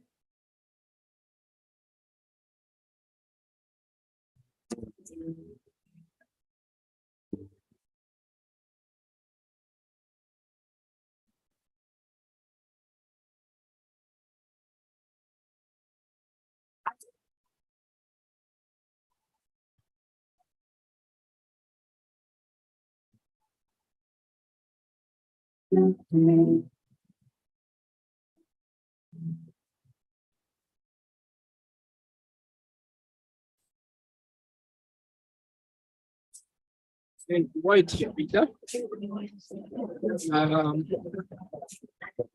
Zagaranga ndi 39. The White 8 years. Remember, the White 10 years. Wajimiri Joshua White 7 years. White that is here White 7 months. Même si le ciel tombait, du temps pour la paix. Ene kuja koma la nyumba yanga inadigwira mkono panina bakidwa chikaka zanga mkulu zanga zote katutondesera then ndinaona amene akayakulawa akuninyamula kukandisiya sikwama yena kusiri uku kumene kujasanira kanyamulidwako Black Yasini, bambo wanga ndi Edison Yasini, mama yanga ndi Esnari Yasini. Ni mwana wao.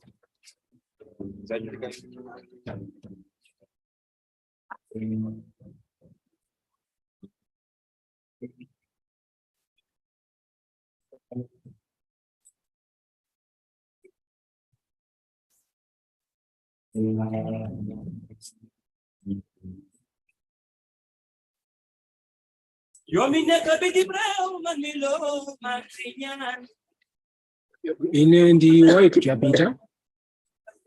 Tsiku limene linali Sunday kumano kuja kwa mama kwa Monday. Inali jamma follow kumetso ine sinali kumeneko ndinali ndi kupaganyu ndiye anthu anala kugona nyumba ana bwera na polo ndikugwetsa manyumba ndikuapsinja amayiwo ndikunena pano anavulala kwambiri anapititsidwa chipatala tsiku lomwelo kubwizi kupeza kuti ana atatu bosa ndi madzi mwana mmodzi wang'ono kupezeka kumano ali kufa ana awiriwo ndikunena pano sadaliseke adapita ndito ana sinandu kwa utabati kuti ni matalo sina zole kwa kuti dana ni moyo wanga ndibakali kwa maana chifaa cha Mungu wetu amena kutichanizana nawa umakani moyo wampavu sadwala wakala kuti zokufuna za kuti moyo ndi ana babandi makana zisiya sana mabene niko bipa kuti Mungu alikilabe ndipasa mpavu chiri kujana wabe ya wasaka maana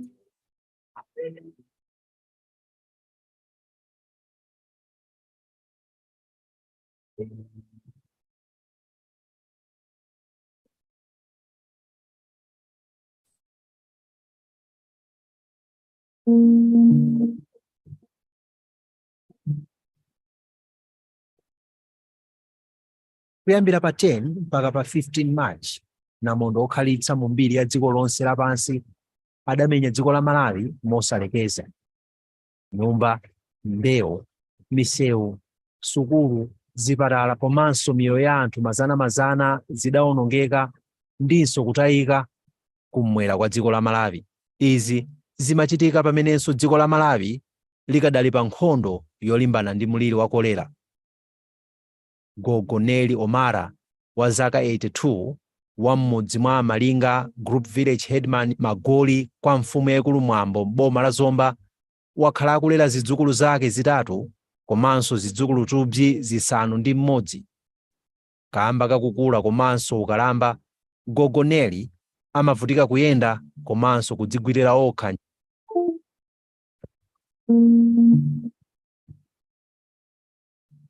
Zake zitatu komanso zidzukulu tubzi zisanu ndi mmodzi. Kamba kakukula komanso ukalamba, Gogo Neli amavutika kuyenda komanso kudzigwirira okha ntchito zosiyanasiyana zapakhomo. Iwo akhala akudalira zidzukulu zawo. Lero tawapeza akusola chimanga kuti akagayitse apange phala kuti ana adye. Mkunena kwawo, Zodiac lero sikadawapeza pakhondepo. Kubwera kwa mazi kuchipanda ana kundipulumusa ine ndiye kwa Malinga kuno number 1 kufanikana khandani ine ifo kuti kuyenda ndikulephera koma naye sesa anzukulu anga uyo kundigwira mkono uku kundigwira mwananga wachisidza ndikoni tuwa kuntunda kukusiku kumaona ngati ndathawa kumene kuja nditagona video koloko ya mabanda kuja kunazabwera mazi opyaya ndikati mazi mumve amene yaja kumene kuna thawira neko sona ndikwakwaza mazi aumu amukhosi amaere paka kundifikisaso pa chipatala koma molimba moti ni maberuka ngati khungwa chifukwa cha kuchuluka kwa chani kwa mazi ndipo kukoka kwa mazi ndipo ine chibadwire pa zaka 82 sinaoni mazi ngati amene. Joyce Majamanda wa mmudzi omwewu wakhala akuvala kwa sabata zitatu tsopano zovala izi kuchokera pa 14 March pamene nyumba komanso katundu yense adakokoloka ndi madzi osefukira odzakamba kanamondo wa Fred. Zimene zinachitika pa 14 tili chikhalira ni tinaona mvula inayamba kugwa pa 12 mazi anayamba kufika pa 13 mazi anayamba kufika pa 13 pa 14 ndi pamene panagwa nyumba inayi chama pa 3 ya banda kucha yokucha kwa pa 15 tili chikhalia ni choncho tinapeza kuti nyumba jemagwa tili mwina malake umwewo china chonse sitinathawisire tikangothawa ife mene tinalili ni mwana kumbuyo basi kumathawa kuthawi yakuntunda kafiwaso kuntunda sonakapeza kuli chipwirikiti kuli madzi osiyanasiyana so tinaso wapokha ndipo tinaso wamtendere mwachimenecho mwina siku lonse linatithira titangoyima ni mwana kumbuyo koma chomvetsa chisoni chokuti palibe china chonse chimene tinathawisa tinangothawa ife mmene tavaliramu mwana kumbuyo opandapo china chonse chomwe tinathawisa.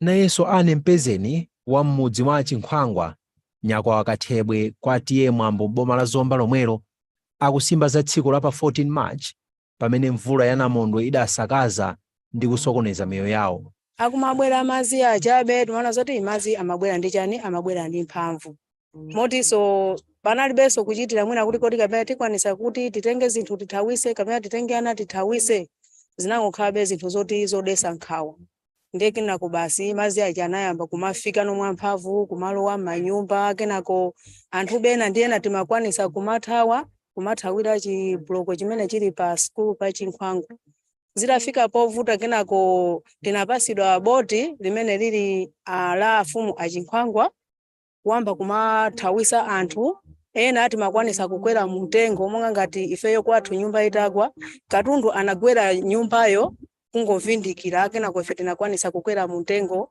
zitafika povuta basi tinanyamuka kumapita ku chinyumba kumene kunathawira zathu koma tinafika ku chinyumba kuja tinapeza kuti mablokomo mazi azaza kumathamangira ndithu mu chiunumu ndiye tinakhala mmene muja siku lonse mpaka na mamawa kenako mazi pamene anayamba kumatani kumaphwera komano kuja kwa siku limenelo pamene kunapezeka kuti akatundu athu apita manyumba apita china chilichonse ziweto zapita ndiye kuchokera mu siku limenelo kuzafikana date la lero moyo wathu wa pakampu ulibe wovuta kwambiri. Kwa anthu a m'midzi yomwe ili kwa mfumu yaikulu mwambo kuzomba mtsinje wa Phalombe wabweretsa chipsinjo chachikulu miyoyo yawo kamba ka namondo wa Fred aka ndikoyamba kuti dera limeneli mugwe mavuto otere. Kuchuluka kwa madzi mu mtsinje wa Phalombe omwe ukudutsa mdera la mfumu yaikulu mwambo kwabweretsa zosautsa zambiri ku miyoyo ya anthu. Derali ndi limodzi mwa madera a kuzomba amene amadalira ulimi wa mpunga komanso ziweto kuti asamale komanso kutukula makomo awo. Namondo wa Fred anasesa minda yonse ya mpunga, chimanga komanso kunyamula ziweto zawo. Lero anthu alibe pogwira kuti apeze chuma chosamalira pa khomo pawo kudzera pakugulitsa zokolola. Ngozi inachitika muzi muno yapa 11 kufika 12 Marichi kuzafika pa 14 inachitika ngozi yopya yoti munthu ina aliyese kupulumuka zinokhazisomo za Ambuye chifukwa chona kuti ambiri tinangokhala opanda china chipogwira ndeno siku limeneli inali ngozi yona kuti nenkhali kwina mwana wachikulire anafika munyingozone kuti apande basi tafa ndipo anthu ambiri kuno antatabe miyoyo yathu makomo athu munatedwa ng'ombe kutaya njinga zimene mawayiresi tikana mafoni ndiye sinkhani ya kuphatikizapo ziweto nkhumba mabaka nkhuku zonse zomazi ananyamula kumunda tu nene kuti ngati ife alimi kuno kuzomba kumunda kwapita chocha patingudikira kuti kodi Mulungu atatipasiyani kusogoloko malinga naso ndi makhalidwe ya mbewu kapena fertilizer akutivuta ngati ife anthu akumuzi chogwira betilibe ntendere hatupata abe kuchokera 2023 ino kufika 2024 tikabe anthu uzuri kabe basi ndipo ationongera zokudya ationongera so manyumba ationongera ng'ombe moti nenali ndi ng'ombe zonse zinatha kufa ndi mazi moti pano ndangokhala munthu ndikuganiza kuti somana ntadye chadi chabwino kumazi ndapulumuka kometa ndipheni njala ng'ombe tu zimandithandiza ndimati ndikasowa chinthu ndimagulika chani ng'ombe pali ne pano moyo wa ine ndikuyendera mahebo panopo ni mahebo amene ndasiya nanga ng'ombe zoni magulika kukagulika mapasana kanikulie ni mahebo ndikumatani ndikumatetezeka thupi langa ndio chakudya ndilibe chaka chino chakwanira ndigulikireni ng'ombe ndikugulikira ng'ombe ndikugulikira chimanga ndikumadya panopo ndangokhala munthu ndangokhala neri ndikupumula. Pamene dzuwa likusendera gogoneli lero akutonola chimanga chomwe akwanitsa kuchotsa m'munda mwawo kuti apeze chakudya cha lero komatu kuchionetsetsa pafupi chimangachi ndi choonongeka chaola. Iwo sangachitire mwina kamba kuti alibe pena poti angadalire. Timatenga zomwe zizolazi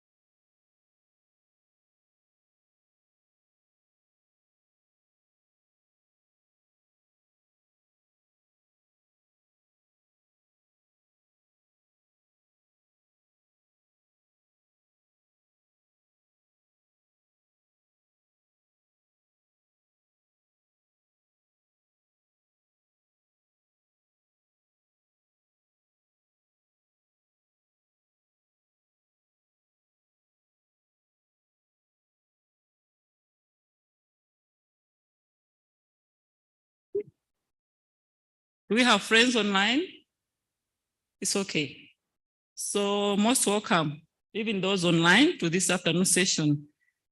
Basically for this, I think this is the gist. We are starting now the gist of the symposium, where we are going to discuss the main issues that we are here for.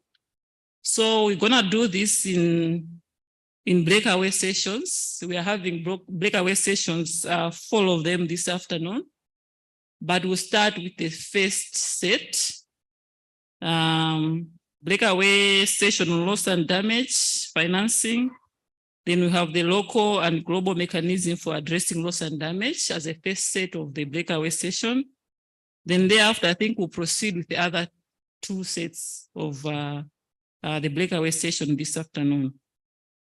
I know we are already late, so we have to manage our time in our discussions, but as I've said, this is the main gist of the symposium. So we really need to digest and come up with key recommendation or key issues we want to take up with at the end of this symposium. So we'll be guided, when you look at your program, we'll be guided by the 5 categories of papers. Basically, we are discussing scientific papers on loss and damage, but we're also going to be sharing the community voices in our discussions, the methodologies for capturing loss and damage. Then there's progressive work on policy influence on loss and damage financing. I think since morning we have been hearing a lot about it. Effectiveness of existing local and global mechanism in addressing loss and damage. So those are the 5 categories we are going to be discussing along, I think from today till the end of the session, till the end of the symposium on Wednesday. So once again, let me welcome you. I know in the afternoon it's quite difficult to moderate a session because we are, what are we? Yeah, so thank you so much again, my sister Teresa, for the morning session. I think it's really difficult for me to fit in her shoes. She's our guru in moderation, so I'll try to fit in her shoes. But we have to proceed. The breakaway session, as I said, there are two sets. What we discussed and agreed, I think we also agree with us, is that by show of hands, we have those that would want to go for loss and damage financing. Then we also have those that will go for the local and global mechanism for addressing loss and damage. Then I guess the same set would also do the other breakaway sessions. Actually, when we go, we discuss the first set, then we'll go for break, then we reconvene to continue with the last set of the sessions. I don't know online if they are able to hear me. Are we together online? We are together. And I hope they are also already aware which sessions they are joining, because even in the breakaway sessions, we also have the online colleagues with us. So should I proceed? Maybe just by show of hands, who wants to go for session 1 on loss and damage financing? We are doing this deliberately so that we don't seem to overload one session and then the other session will not. If we don't get enough numbers, we just dictate. Sorry for that. Okay, so show of hands, loss and damage financing. Is that okay? My colleagues, please help me to gauge whether this is fine or not. It's fine, huh? Okay. Those who want to join session 2 on local and global mechanisms. I hope we're also balancing in terms of gender, in terms of where we're coming from.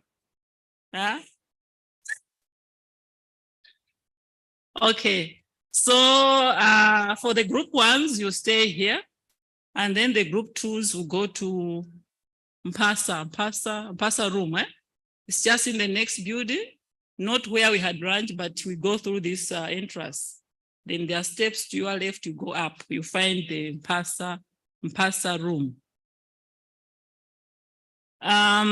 So let's go to the next one, because we'll not reconvene, but rather we'll just break away from the breakaway sessions to the other breakaways.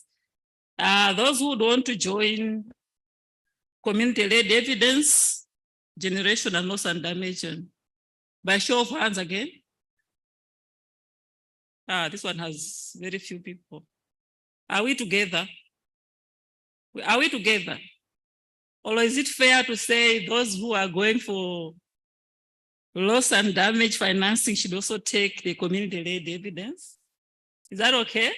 Am I being fair? Okay. So the ones that are taking the second session will also do the other one, which is documentation and methodology for capturing loss and damage. Is that okay? Okay, fine. So in terms of managing time, this is almost 2:30. We are supposed to break at 15:30, which is an hour from now. So we'll have our discussions for 45 minutes. Is that okay? 45 minutes, 50 minutes, so that we leave the 10 minutes for walking down. Of course, we'll grab a tea, a cup of tea, then we'll proceed with our presentation for the other set. Am I making myself? Online, at least we forget them. Are they aware where they are going? They are already, okay, okay, fine. They are already aware of which group they are joining. All right, otherwise, I think that's what we're going to do this afternoon, but maybe if there are any announcements. I know there's an issue to do with presentations, but those that are presenting, if you have a written presentation, make sure you have it with David. Where's David? David, you have to upload all the presentations so that we save on time also when you go to the breakaway sessions. Do we have David or are you David? Oh, it's Jennifer, not David. Okay, sorry for that. But all those who have presentations, they have to make sure they see Jennifer to load all the presentations so that we save on time as we are presenting. The program is very clear in terms of who is moderating the sessions. So Milton, and you are co-chair, you are moderating the two. You manage your own time there, and then you will be here. Yes, and then we have Maggie, and where's Maggie? And you are co-chair, my sister. Okay. Is that okay? So that we break. After that, what time are we coming back, Julius, for plenary session and reporting back? At 17 hours. So we make sure we reconvene in this room at 17 hours sharp. The minister said that in as much as we are mourning, but Malawi has a lot of beautiful places, you know, so you can start today night and see, try to try to explore so that tomorrow you take up.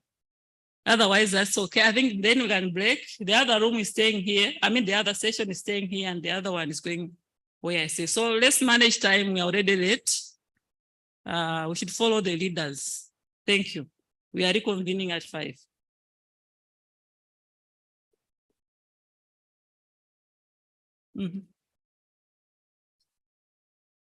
Okay. So there's a, sorry, as you are going, just listen a little bit. Apart from the chairs who are chairing the first set of sessions, there are also other chairpersons for the other 2 sets. Can we work together? We have Ruth for the 3rd session, and then we have Connor. Connor, you join mute, or is it mute or no? You are joining the Maggie. Oh, yeah, okay, thank you so much. And you know what you are supposed to do, chairpersons in your grouping.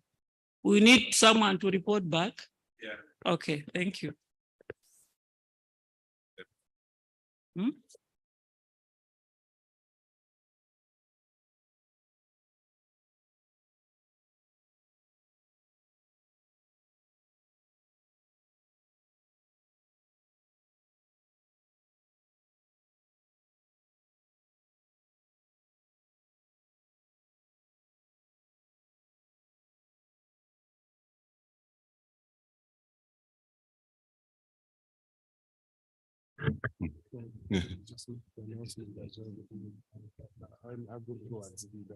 Group 2, we are expecting you to be leaving the room as group 1 reconvenes here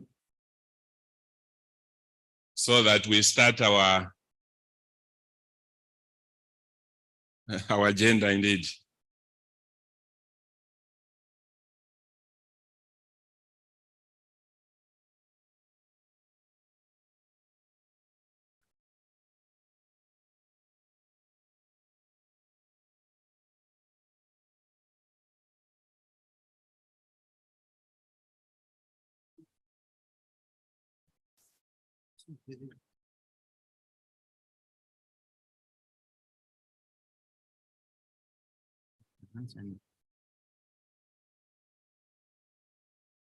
So group 1 is the one that is taking finance, loss and damage financing. That's the one which remains here. And then we'll also tackle community-led initiatives or evidence generation. I hope group 2 has vanished. Group 2, please follow that route so that you leave the room for us for group 1 that is going to deal with loss and damage financing. And those who can, if group 2 wants to join us, who are we to chase them? Yeah, so welcome to this breakaway session where we'll have 2 presentations. And I think for us to manage time, we'll ask our 2 presenters to make their presentations, and then we'll come in with our inputs. Is that okay? Sure, thank you. Yeah, so at this point in time, let me take this opportunity to invite our first presenter who is with us here, Mr. Chawanangwa Nyirenda, who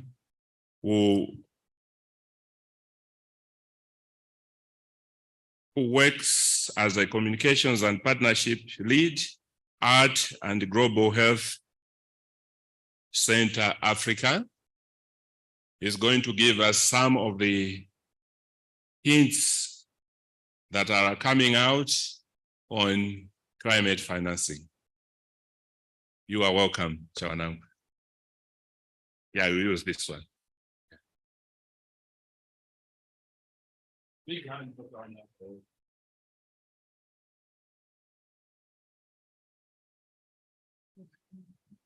Good afternoon, ladies and gentlemen. I hope we're all doing good after a long sessions in the morning. So my presentation will start with a video so that we appreciate the background of the research and where we're coming from. So I will just ask our colleagues at the technical panel to play the video first.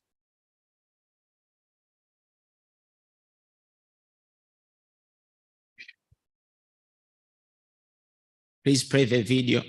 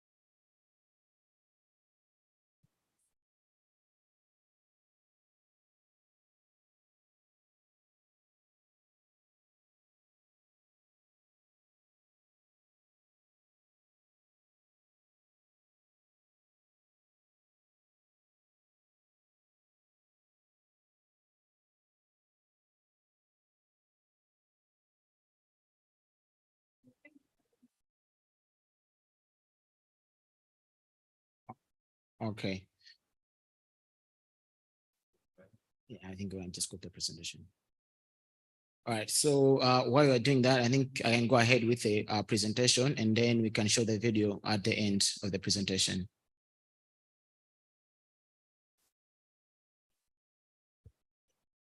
All right, so basically, this was a research project which was funded by the SCIF through Troca in Malawi. And I would also like to recognize the technical support and insight from CISONEC, CAD, as well as CARICOM, who were quite very supportive. So to conduct this research, we used participatory arts methodologies, including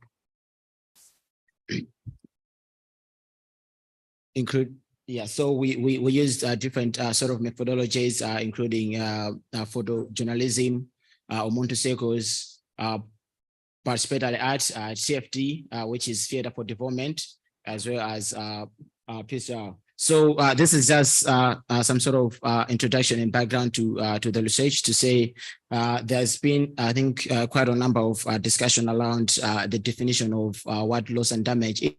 But we're able to confirm to say how do we define loss and damage, and what does the community say in terms of how the community defines loss and damage itself. And so precise to say this study focused quite a lot more on non-economic loss and damages. So yeah, where are we coming from? I think over the past years, there's been quite a lot of discussion on issues to do with mitigation and adaptation, but it has come to attention to say, even if we are to do all the mitigation strategies and measures, and even if we are to apply all adaptation measures, we're still going to keep on experiencing some of the loss and damages that have been caused over the years. But how now do we define loss and damage? So this is more like if you are failed to adapt and you are failed to mitigate these measures, and that defines loss and damage. And I think there was also another presentation that talked more into avoidable and unavoidable loss and damages.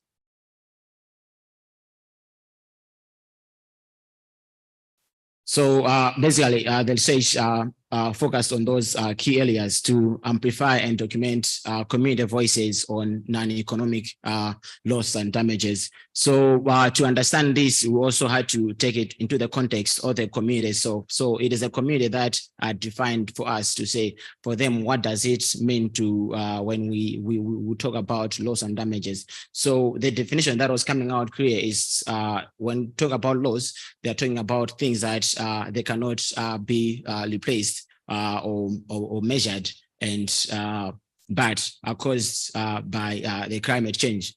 And when we talk about damages, are those things that possibly have great community values and embedded in the community system, but they cannot be replaced with mitigation or adaptation measures. So this was conducted in two areas, the two districts, Zomba and Sanje, but in 10 GVHs, as we can see. So let's.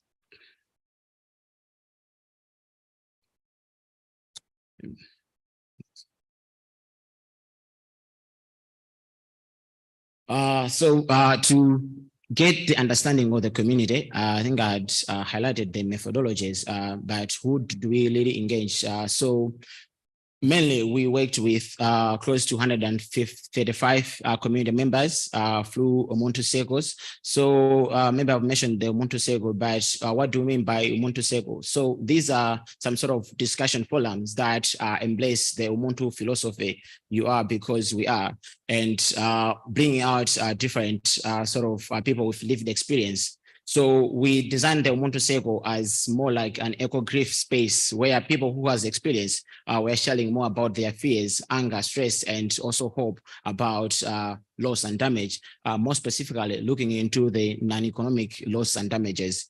And we also engaged the community members in the participatory low communication appraisal because we also needed to understand the context of the people that you are working with and their experiences. So we used historical mapping and season calendars to also understand how far and how much the shocks and stresses of climate change have lived within those communities.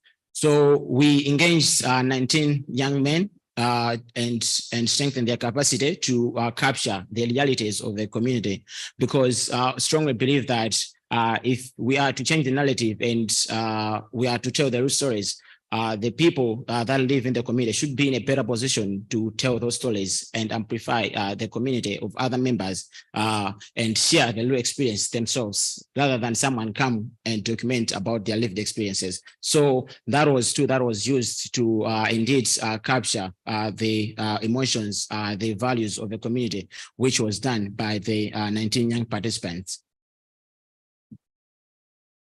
So basically, this is a summary of the finding on non-economic loss and damages. One of the greatest issue that was coming out was the anxiety side of non-economic loss and damage.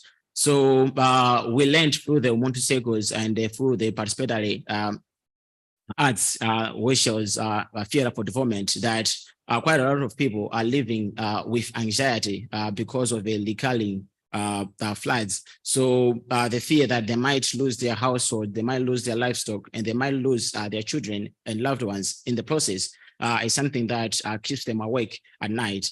And we also learned that there is quite a number of loss of productive land, which is a cornerstone of the economic stability within the community. And there was also disruption of education, which is also the main key caused by the slow onset and the extreme events caused by climate change. There's also issues to do with child marriages and early marriages, as well as early pregnancies alluded to climate change. And there was also a highlight on loss of culture in a space where there is displacement, and also where there has to be a prolonged stay in camps. Quite a lot of young people were found out to adopt other cultures which were contrary to the ones that we are used to, because they had to stay in the camps for more than 3 months or more than 4 months. And in other areas, like in Sandy, people have to stay in the camp now for close to a year now, because they cannot go back to their community. And there is also an element of loss of territory, so to speak, especially in Sanji, GVH. One of the GVHs, the complete village was wiped away and is no longer inhabitable. And it has been 3 years since they keep on moving from one place to another.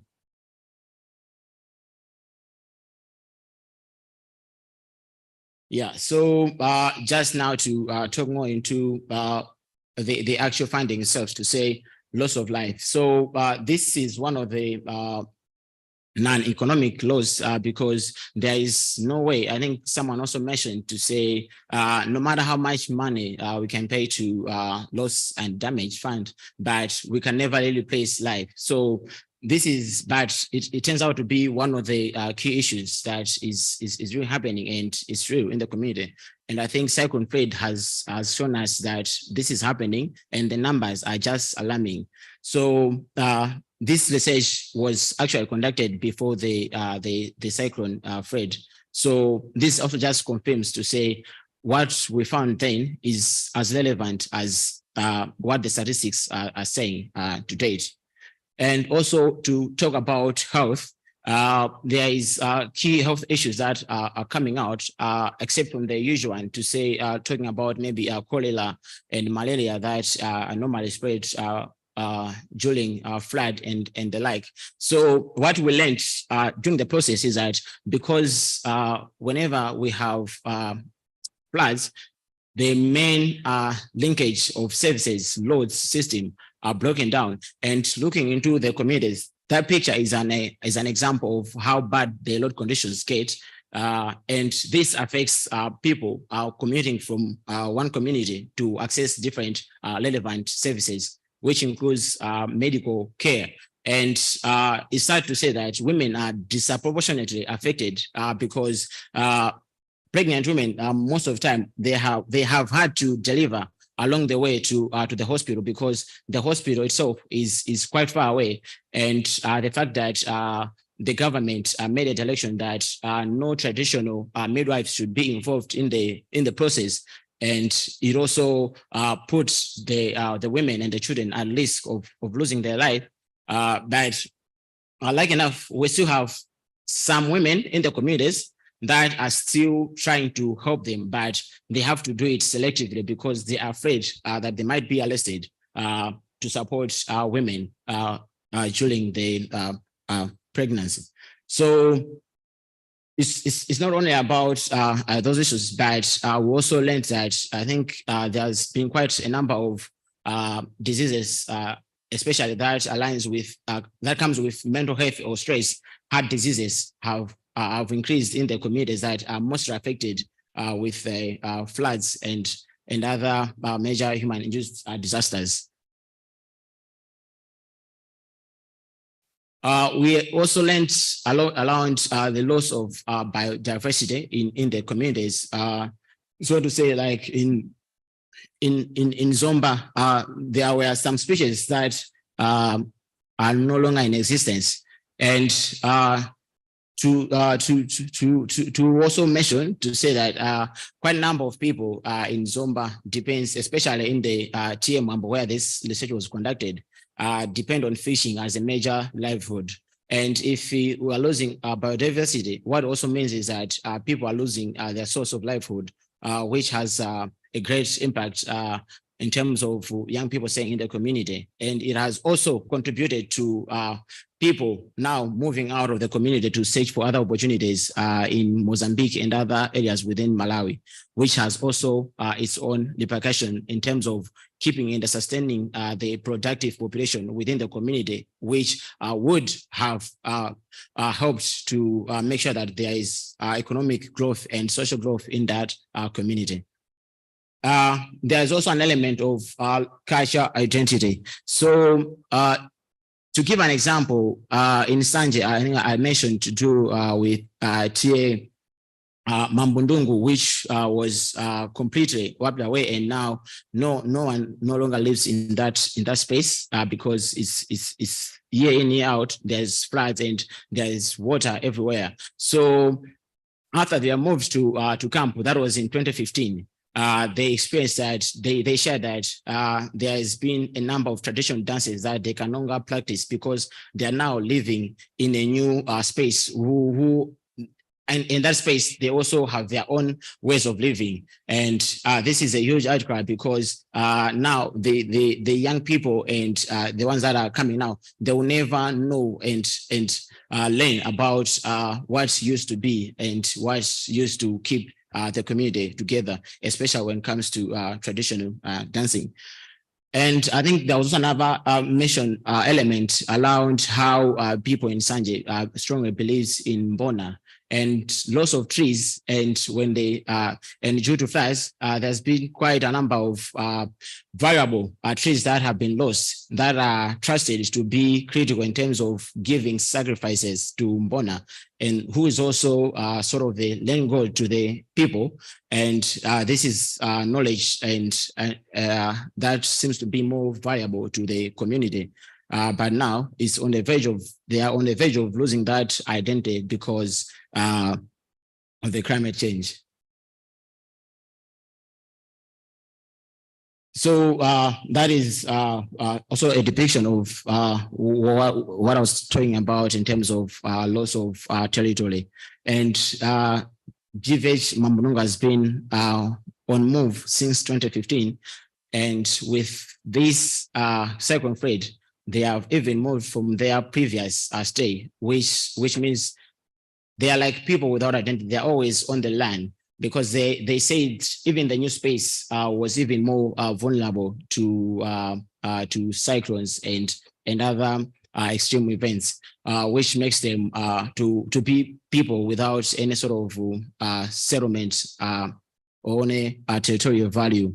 So the canoes that you are seeing there, those are the ones that they use normally, because at the end of the day, they still need to survive, they still need to live, and they still need to produce. So their most productive lands still remains in their original settlement. So every July, August, people have to go back to their community just to make sure that by the end of the year, they still have something to eat and something to have on the table and to support their families. So they normally use those handmade canoes, but which is also dangerous because they say normally they have to travel at night, and there's also a fear that at any point in time there can be some sort of element of extreme weather that has also somehow taken away a number of lives.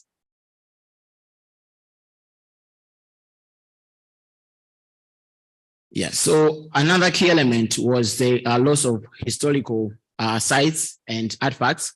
So in Zomba, one of the GFH Chaweza, we observed that that first picture is a depiction of a graveyard that was then lying just 5 meters away from Palombe River, which also keeps on widening because of the floods. So this was done before the second flood. So I've also recently learned that part of that graveyard is now gone because of the effects of the second flood. And on the left side is a community ground, which has quite a great value in terms of producing quite remarkable players in the community. And it's also like an element, source of hope. There's been a number of players that have come from that community ground now playing in one of the, some are even playing in the national team, and some are playing in the some of the big clubs like Nyasa Bullets and Wanderers Club. So for young people in the community, this means hope. This means a future for the community, and means like a sports as an element of value in the community. But because it's also like 10 meters away from the Palombe River, which keeps on getting wide, the community is at verge of losing such typical historical value that comes with this specific playground.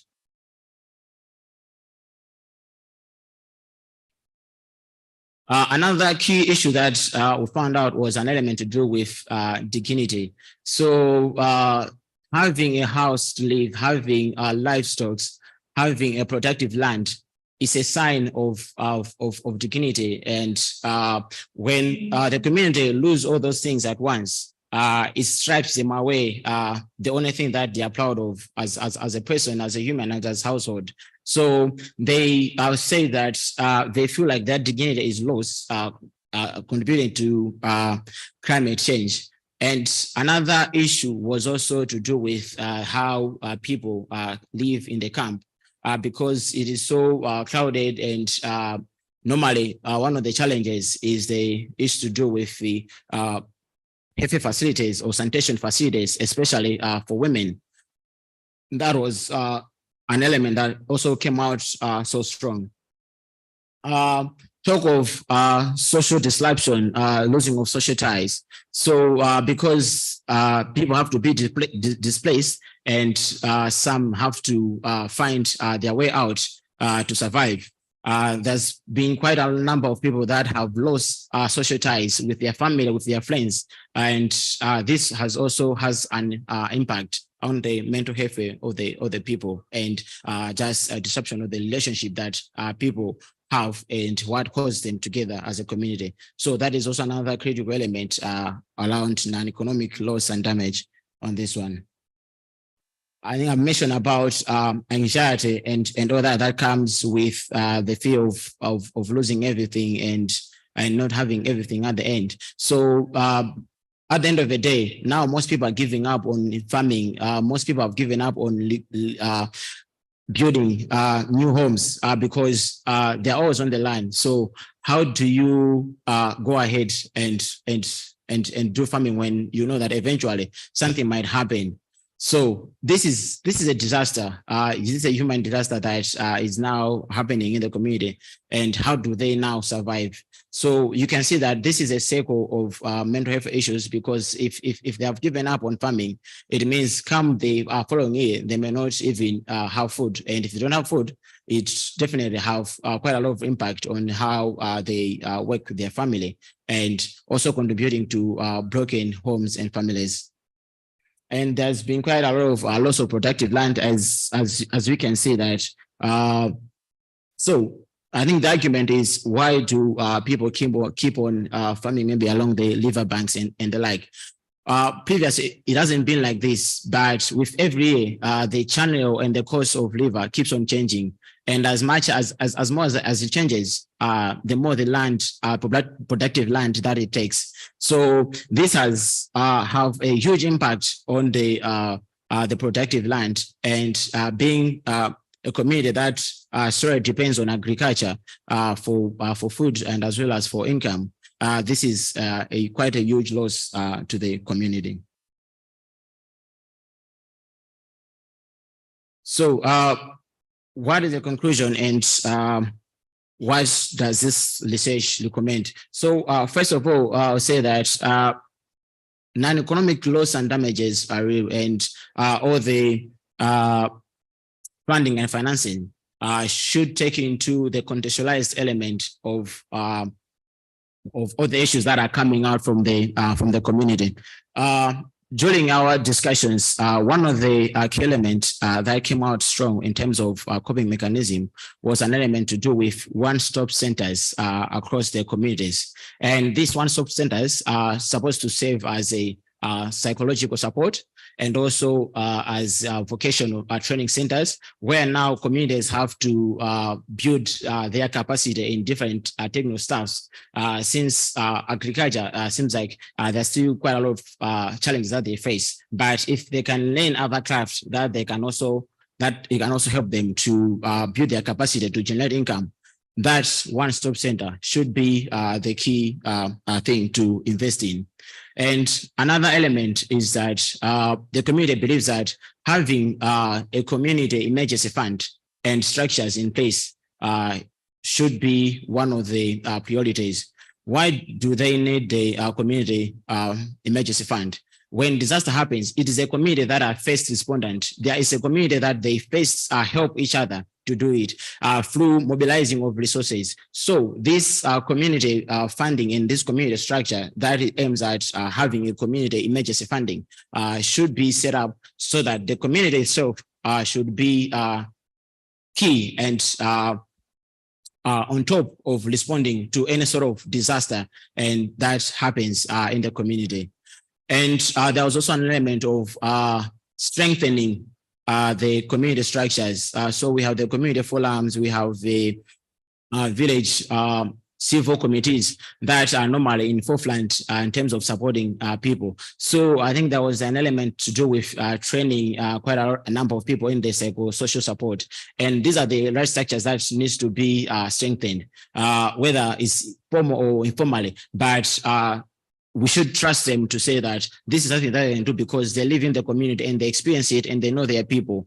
And doing that will ensure that the psychological aspect, the mental health aspect that comes with the devastating impact of climate change is being addressed at the community level.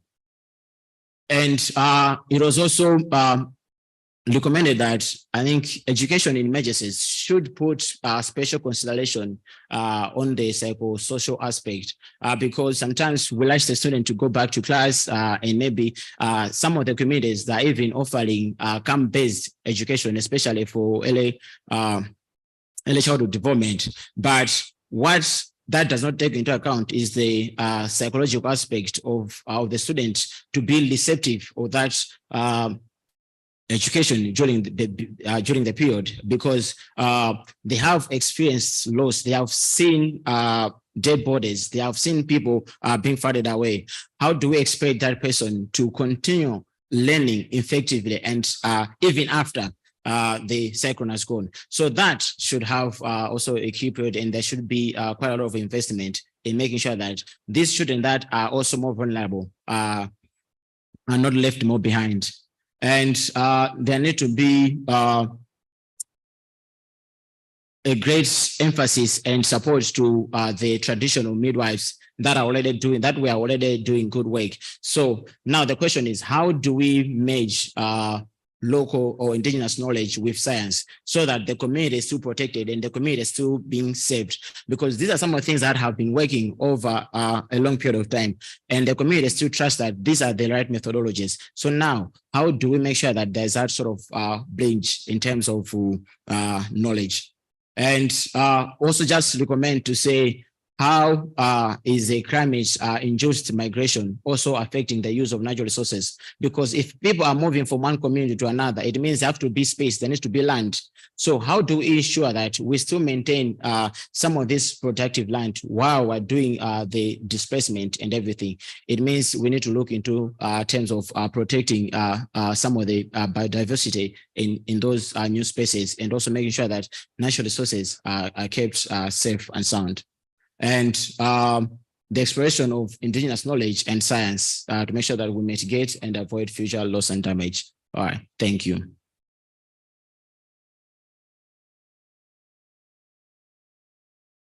How long is it? We can do the video. I understand it's not long if it is ready now, and then after that, we'll take another presentation from Dr. Kita.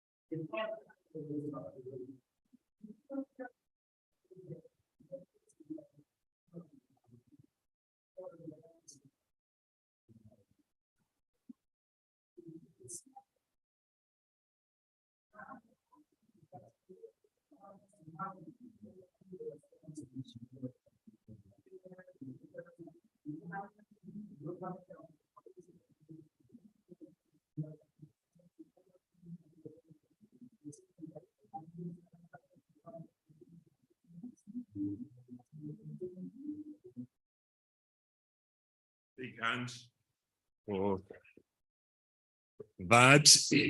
Currently, because we are racing with time, let me welcome Dr.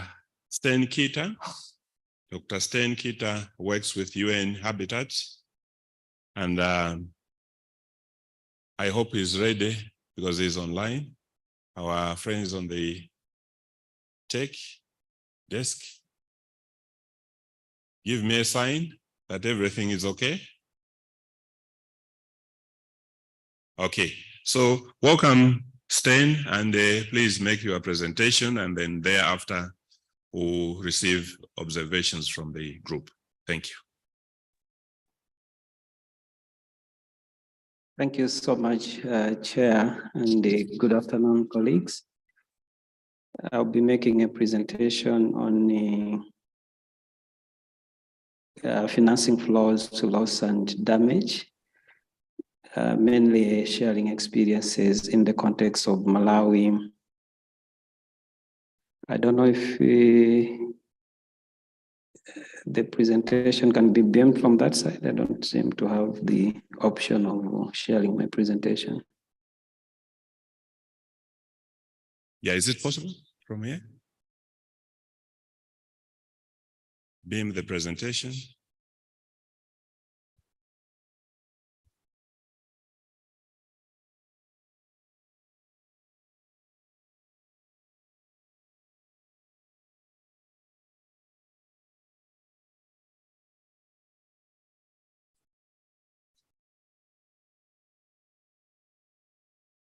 Yeah, they are waiting for him to share the presentation.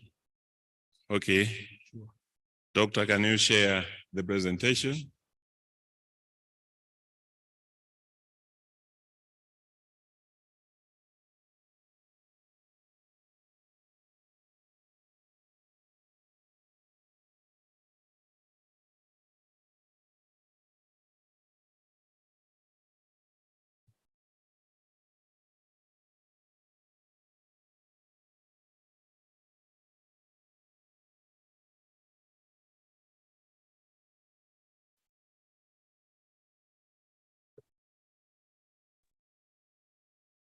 Right, now we can see it.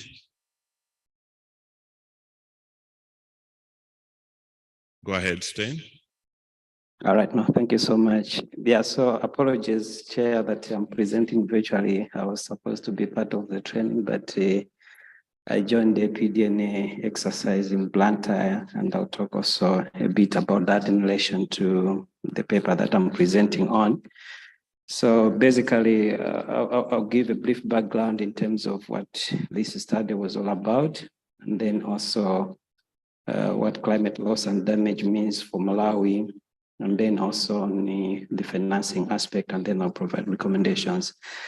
Part of this has already been covered by the colleague that presented earlier on, but just to highlight that this study was commissioned by the Civil Society Network on Climate Change, with the purpose of trying to assess the financing flows on loss and damage from climate and disaster risk financing instruments in the country. So it was mostly a qualitative study that involved engagement of different partners at the local level, but also review of various sorts of literature at the local, but also that exists at the international level. So in terms of climate loss, loss and damage itself, as I said, I may not take much time on this because this has been covered, but I'm not also sure that I may end up preaching to the choir. But just to highlight that for this study, we adopted a definition because of lack of an agreed definition that is used for loss and damage. So the definition looks at the impact of climate change and climate variability that happen or will happen regardless of adaptation and mitigation efforts that are currently underway, or in instances where these efforts have not been implemented. So in the context of the Paris Agreement, we are looking at addressing loss rather than averting or minimizing loss. One of the issues that we looked at was to see on the existing policy instruments in the country and explore to what extent they are mentioning issues of loss and damage.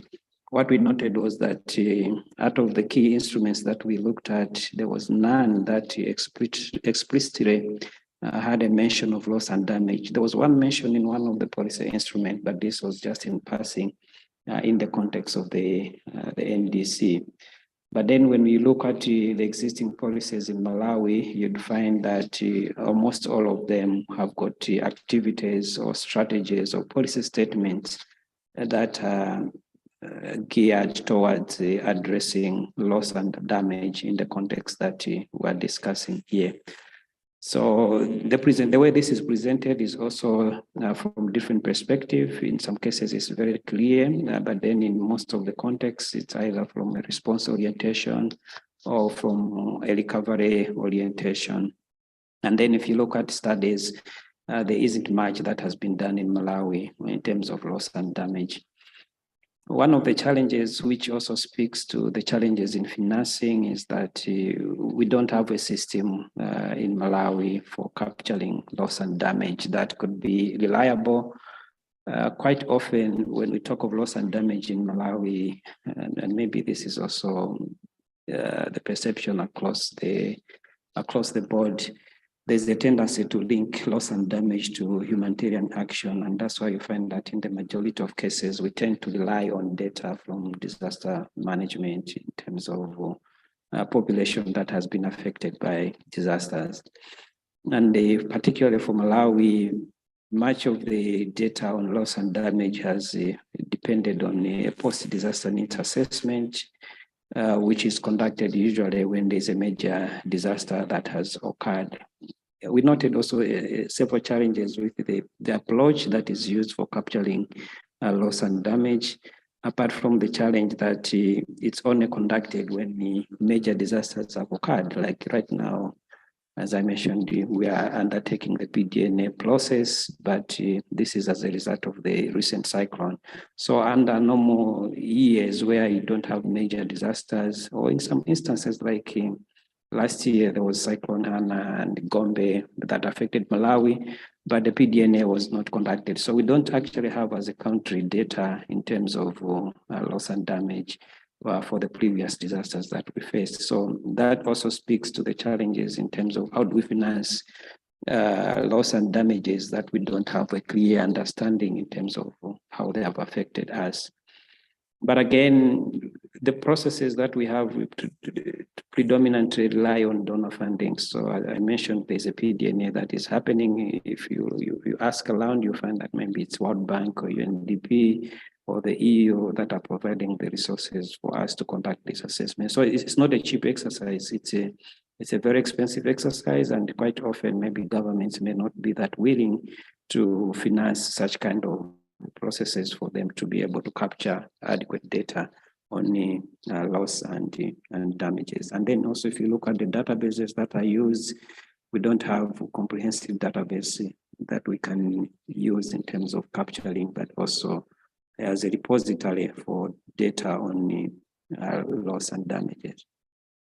So we also looked at the different key policy instruments relevant to climate action, but also to resilience in the country, and also looking at how loss and damage financing is covered in these different policy instruments. So first, if you look at the national determined contribution, it proposes some financing instruments that could be linked in a way to addressing loss and damage. So there are issues of insurance and the social support fund as examples of financing channels for loss and damage. Other policies like the National Agriculture Policy, the National Agriculture Investment Plan, they also have elements in terms of financing loss and damage from different angles, whether it's through loans or through grants or the strategic grain reserve and other instruments like the insurance that are commonly used for financing loss and damage. And then we also looked at the climate change management policies. So the policy itself, it doesn't have any specific provision for addressing loss and damage, including how it's financed. Maybe that also speaks to the fact that the policy essentially focuses on minimizing as well as averting loss rather than addressing the losses and damages themselves. The National Disaster Risk Management Policy, it proposes some mechanisms of financing losses from disasters, but there are no provisions of any innovative instruments that we could say this would be relevant and important for financing loss and damage in Malawi specifically. But the issue of disaster risk insurance and social support schemes is specifically mentioned in the 5th priority area of this policy. The same for the disaster risk management bill. So this is an act, so it's a bill that we hope it will go to Parliament soon, and once it's passed, then it may make a bit more clear provisions in terms of loss and damage financing. So it establishes the disaster risk financing strategy, but also a disaster risk management fund. So this information is based on the version of the bill that was available to the public. The bill is now at a stage where we're not sure what the content that is there is. So maybe the context could even change as the bill goes to the next phases. For Malawi, I think one of the, what I would call maybe an advantage or something that is prominent is the disaster risk financing strategy. So Malawi is among very few countries that have developed a disaster risk financing strategy. And this financing strategy proposes a number of instruments that can be used to finance loss and damage. It's also from a disaster risk management perspective that the instruments that are proposed are the common instruments that are used in terms of financing loss and damages. So there are issues of contingency budget line, strategic grant reserve, borrowing, budget reallocations, social protection, but also support from external partners. So it's a strategy, and the implementation is another issue. So, but as a country, I think we are at an advantage because we have a strategy which, if it can be implemented, I think would go a long way in terms of having financing for loss and damage for the country. And we also have the National Resilience Strategy, which mainly talks of insurance mechanisms as well as contingency funding arrangement. The National Met Policy does not have any provision for loss and damage financing. The Nutrition Policy tackles it in a way from an emergency perspective. And there are also several instruments that are being highlighted in the Malawi National Social Support Program too that could be linked to loss and damage financing. So just as examples for Malawi, one of the instruments that is used quite often is the vote of unforeseen expenditure. So this is a funding that is set aside by government, and whenever a crisis occurs, like right now, when we face the flood, it means resources were made available through this vote, and that has been the resources that were being used to respond to the crisis from the government perspective. But again, the country has a number of loans, but also has been offered grants from different partners to finance loss and damage in the country. Good examples could be from the World Bank. So the number of loans and grants that have been provided by the World Bank over the years to finance loss and damage, usually after a post-disaster needs assessment has been conducted. So these are just some of the examples of the existing financing instruments that have been provided, the majority of which would be a grant, but then there is always a loan that is combined within the grant. And the African Development Bank has also provided some funding to government following Cyclone Idai and Kenneth, which occurred some years back. And then there are also different other funding instruments that are provided through traditional donors like UNDP, the Malawi Red Cross Society, and the other donors that are there in Malawi. So I mentioned already about the challenge of a definition for loss and damage. And because of this lack of an accurate definition, it's very difficult at times to really note whether the funding that we are looking at is specifically meant for loss and damage. I talked about the unforeseen circumstances vote, but I don't know whether you'd call that as a funding instrument in the strictest sense for loss and damage, because it's usually a humanitarian fund. So quite often we end up combining humanitarian funding and categorizing it as part of the funding for loss and damage, when loss and damage also go beyond the traditional humanitarian funding that is there. But again, if you look at most of the activities that are being done in Malawi, which could be classified in the strictest sense as loss and damage, these would be considered as climate change adaptation or disaster risk management activities, but not necessarily activities on loss and damage. So examples could be the insurance mechanisms that Malawi has adopted. Most of them, they're implemented as climate change adaptation or disaster resilience interventions when actually they ought to be considered as loss and damage. But again, maybe this also speaks to the close relationship between adaptation, mitigation, as well as loss and damage. And sometimes it becomes very difficult to try to untangle these three because often some of the activities seem to be very similar and challenging even for stakeholders to differentiate between these different instruments. So from the study, we isolated a number of workable loss and damage financing models for Malawi.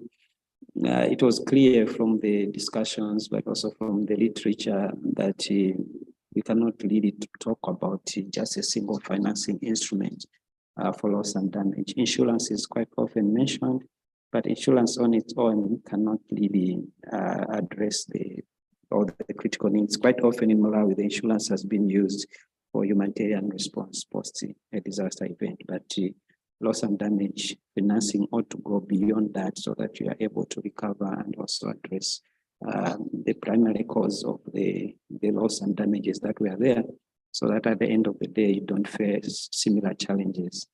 So what was proposed, what was recommended was a risk layering approach, so that there is a combination of instruments that jointly could be used to finance loss and damage. But again, when you are considering the combination of instruments, we also need to consider the timeliness in terms of when is the funding made available, or some of the financing instruments may take long to have the resources available. So you need to consider also how soon can you be able to access the resources, but again, how robust are these instruments that we have? So we have both ex-ante and the ex-post instruments that can be used. So on the top, you have contingency or reserve funding, the vote of unforeseen expenditure. For Malawi, again, there are a number of projects that are being implemented, for instance, funded by EU, the World Bank as well, and other donors, where they are putting a contingency funding arrangement so that in the event of a crisis, you could activate that funding window and be able to provide the immediate needs to immediate support to those that may be affected. And again, there are also preposition funds that from the study we noted, like Troca had such arrangement in Nsanja and Chikwawa, where funding was prepositioned and could be used whenever there was a crisis in that area. And recently, the country, Malawi, went into an arrangement with the World Bank. It's called a catastrophe deferred drawdown option.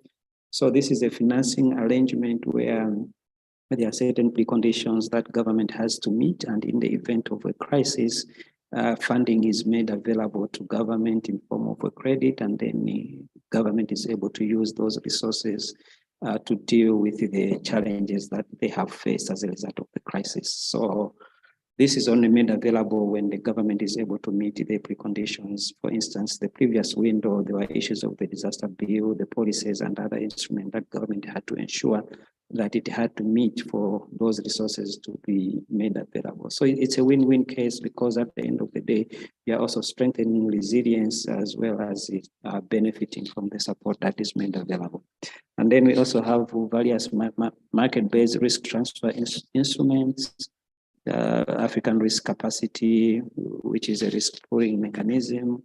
We have a number of projects that are being supported by the World Food Programme, the Malawi Red Cross Society, the National Smallholder Farmers Association of Malawi, and also the African Disaster Risk Financing Program, that are in a way trying to assist populations that may be at risk. And then you have the traditional support when a disaster happens in form of humanitarian support. So this is similar to what I've presented, and I just wanted to just briefly also talk about loss and financing through insurance, because this was seen as one of the common instruments, but it's also an instrument that is being promoted quite often. But there were also challenges that were noted, and I think as stakeholders, we also need to reflect on this as we try to promote insurance. Issues of affordability of premiums, Malawi has gone into insurance a number of times, but if you look at the payment of the premiums, you note that the majority of which has been supported by development partners. There are projects happening on the ground. You look at the premiums, who pays the premiums? It's the donor instead of the communities themselves. Of course, there are initiatives where some communities have started now understanding and they're able to pay the premium on their own. So maybe that's the direction that we can be going to ensure that there's that willingness to pay among the community. But even the level of knowledge is very low, so we need also to enhance that knowledge, the capacity, both from government, even the civil society organization. Right now, even our insurance industry doesn't have the capacity. So most of the insurance mechanisms that we are adopting in Malawi, for instance, we're using firms in Kenya or in other countries as actuaries, making estimations, because locally we don't have that capacity to do that. But again, the policy and legal instrument also has to be strengthened. There were issues in terms of reliability of some of the indices, because most of the indices used are weather-based, and there were questions as to the coverage of the weather stations, but also how reliable those are at the end of the day. And again, in terms of the knowledge from the academia, the interest from the academia, those are some of the issues that we need to consider as we try to promote insurance as a mechanism for financing loss and damages. In terms of recommendations, we need to operationalize the disaster risk financing strategy. We need to advocate for more instruments that could provide financing in advance of a crisis, not necessarily after a crisis, so that we are able to build resilience along the way. But again, training is required, capacity building, including our own local insurance industry. We need to also improve on that.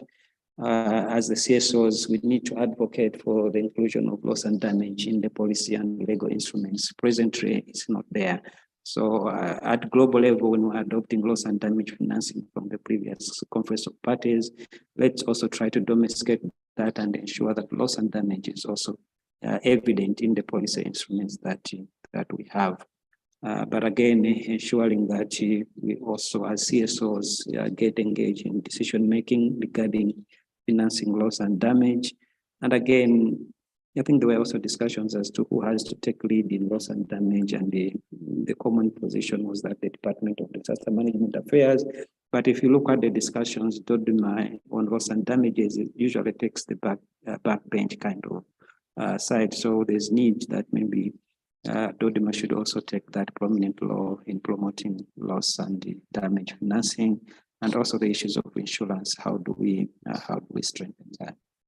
So, Chair, apologies if this was a bit long, but this is what I wanted to share with you in terms of this study, which focused specifically on Malawi, but we had also looked at other international funding instruments, which we felt may not be that relevant for Malawi. So we only focused on those instruments that could be useful and also relevant in the context of Malawi.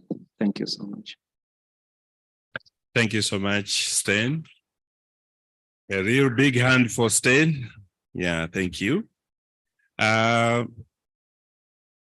think in the interest of time, we have heard from our two presenters. Where is Joanna? Oh yeah, come closer because you will be getting some inputs from the members, and Stan, remain there for the time being so that the symposium here might have some inputs. But thank you so much for giving us the clear picture of how things are in Malawi, and for sure it might apply in so many other African countries. So we are here to share experiences and then see what direction we can come up with as the African continent. So I will open the floor to inputs or questions or comments. Yes, I recognize you. Introduce yourself, and then, yeah, then you. Any other? Yes, my brother there. Let's take 3 Okay, and because of gender, I'll add my sister. Yeah, I'll take 4 first round. Starting with you, my brother, yes, over there, near the tech desk. Thank you very much for the good presentation. My first question goes to the first presenter. We're being told that there's no agreed definition of loss and damage. So I'm just wondering, how are you defining it as civil society when it comes to issues of loss and damage? And the second part is, one of your findings, I think you talked about loss of life. And I looked at you didn't put any figures of how many people actually lost their lives because of loss and damage. So I'm just wondering, what are the numbers? And secondly, it's the aspect of how do you differentiate between the normal loss of life and the actual, how you can actually say because of climate change and loss, and this is because this is why life was lost. So how do you differentiate that? Because I also looked at the aspect of fish, because normally fish, we see our people going with the mosquito nets. They're going to fish and they finish all the fish. So how do we account for that kind of behavior and issues of climate change? And my second question goes to the last presenter. What is stopping Africa from having a common definition of loss and damage? And what is stopping us to having a common formula of how we can calculate economic and non-economic loss and damage? Thank you. Thank you. Yes, my brother there. Okay, thank you. My name is Nicholas Abuya, and I work with Christian Aid. I'm from Kenya. I want to thank the 2 presenters, of course. First of all, starting the first presenter, I noticed that you listed loss of productive land as non-economic loss. Why would productive land lost either by displacement, by flooding, be classified as non-economic when actually that can be quantified economically in terms of the opportunities lost, be it production of livestock or growing of crops? I think that would need a clarification further. Then 2, to the second presenter, thanks a lot for very insightful presentation. Definitely, I do appreciate that addressing loss and damage parts a broad spectrum of interventions, from adaptation to mitigation, ex ante or ex post, like you mentioned. And then looking at the policy instruments that you have highlighted, quite numerous in Malawi, like many other countries as well. So I'm asking myself, have you considered how we can layer addressing loss and damage across these many policy instruments, at the national and subnational level? What kind of coordination will be required? I think that would be a fundamental question. Appreciating that addressing loss and damage, of course, will cut across many sectors, and across many policy instruments. I think if that can be unpacked, it will help us to take some learning back home. And then last, why would you list bilateral engagement between the government of Malawi and the World Bank as a policy, when actually we know that World Bank is in business anyway, and the engagement is basically business, either by whatever it is, it could be a loan or an hybrid loan and some grant here and there. How do you list that one as a policy, really, when it is purely opportunistic in terms of business engagement. Thanks. Thank you. I think I'll move there and then lastly, my sister.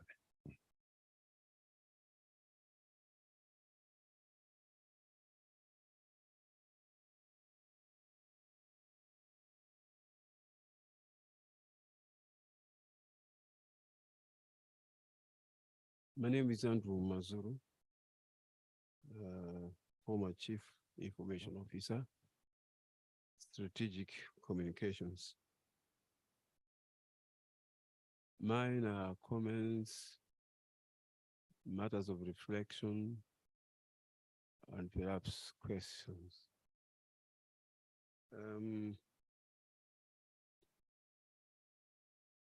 May I thank all the presenters for the great job they have done, for the great information they have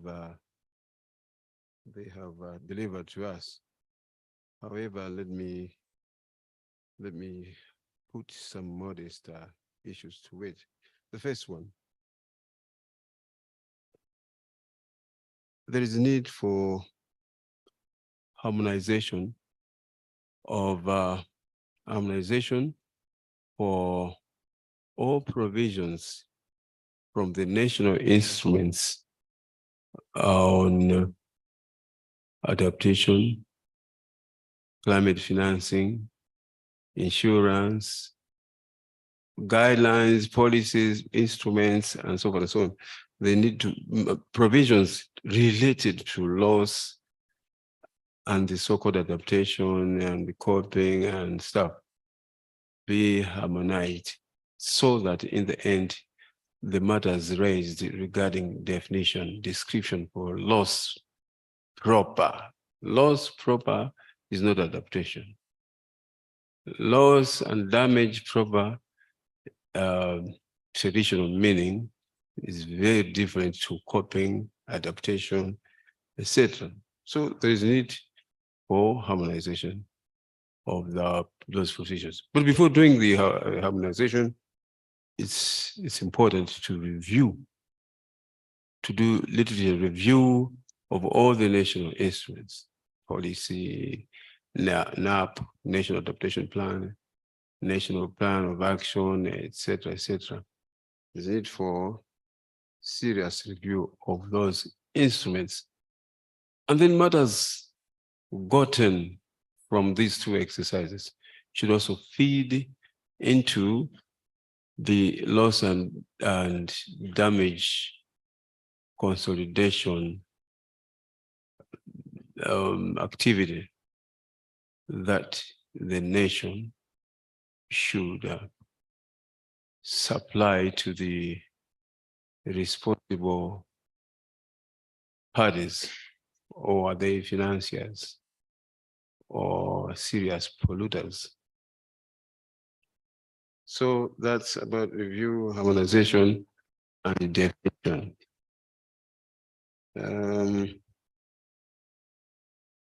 The strategy too, DRM strategy, there was mention made that it has to be implemented. Yes, it has to be operationalized, but before doing that, with the loss and damage advocacy that has gathered momentum, there's a need to put it on hold. Let's first work out the loss and damage. Let's review it, single out loss and damage affairs, and then implement it. For now, I think, let me stop there. Thank you. Thank you. My sister there. Huh?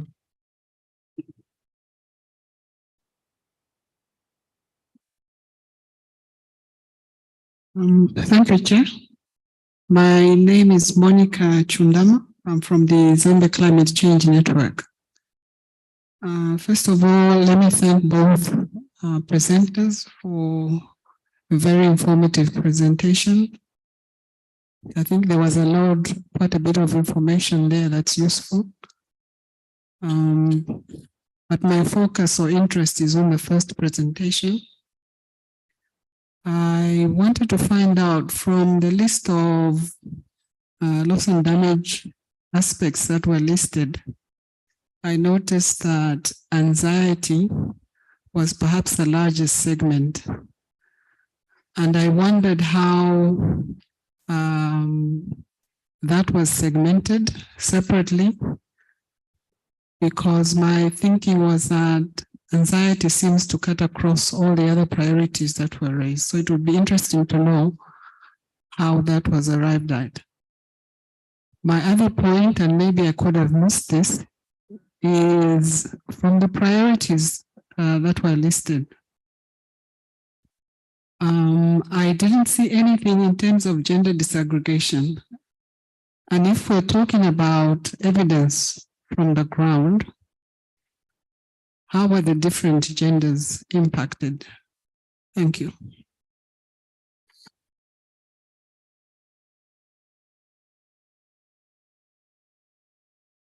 Thank you. Yes. Just a brief question, and my question is to a question that was asked from the floor.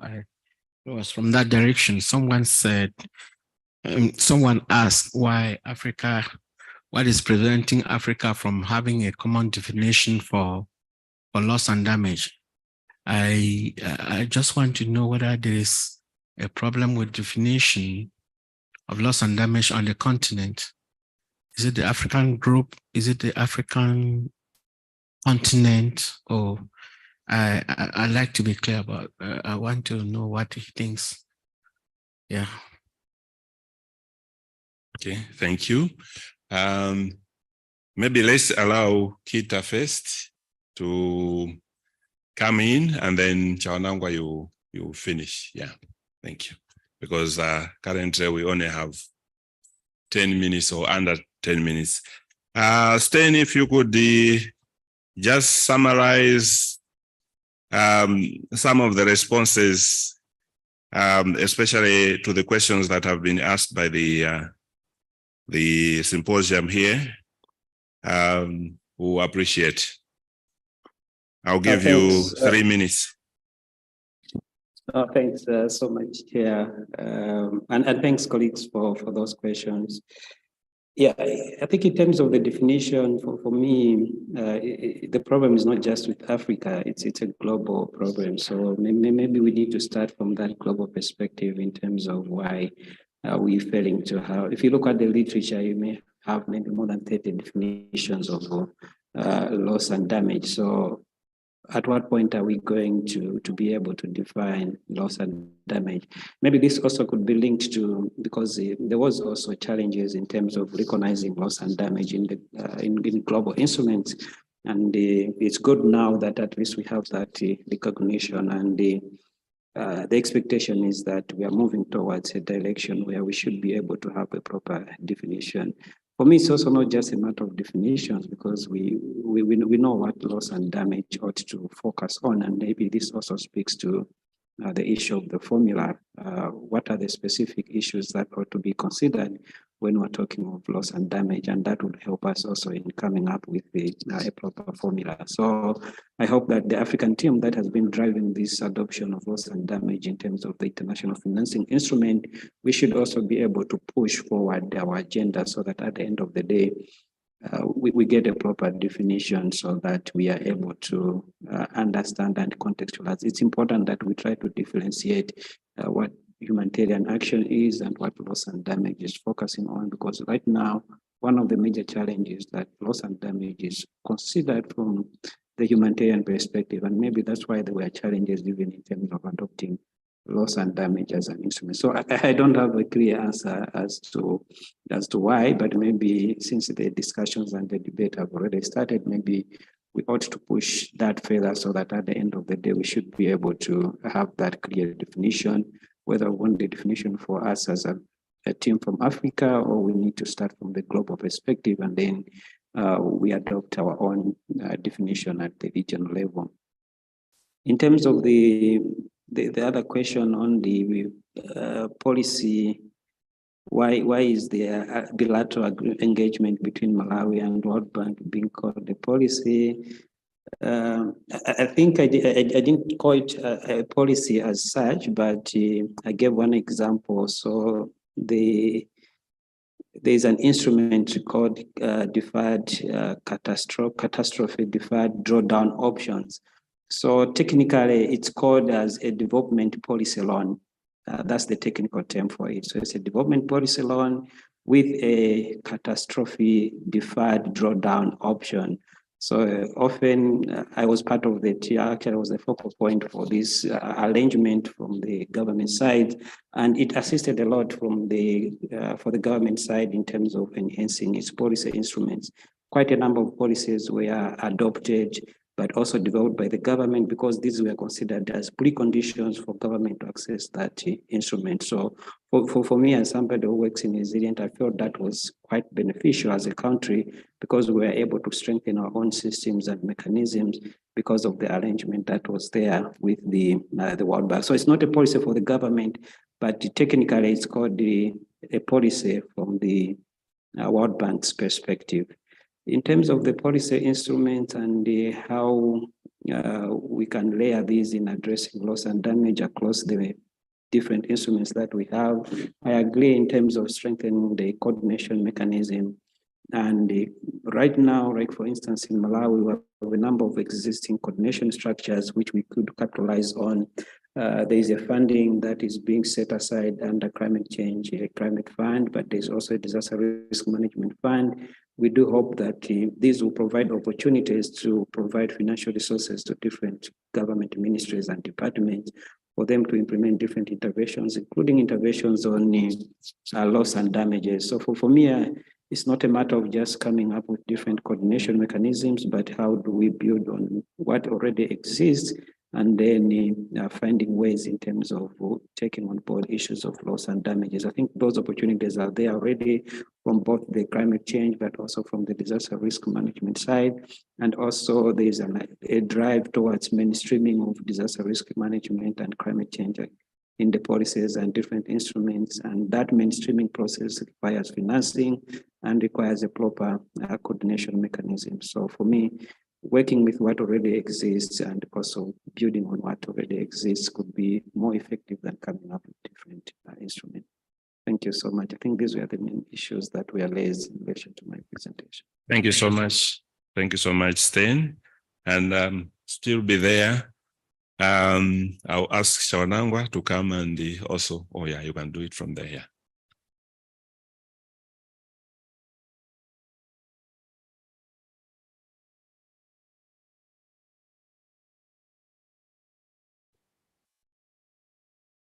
All right, thank you so much. I will first respond to the issue to do with loss of life and how do we differentiate that the species that we are talking about that they have been lost really caused by climate change, not necessarily because of overfishing or anything else. So I'll speak more into what I shared earlier on.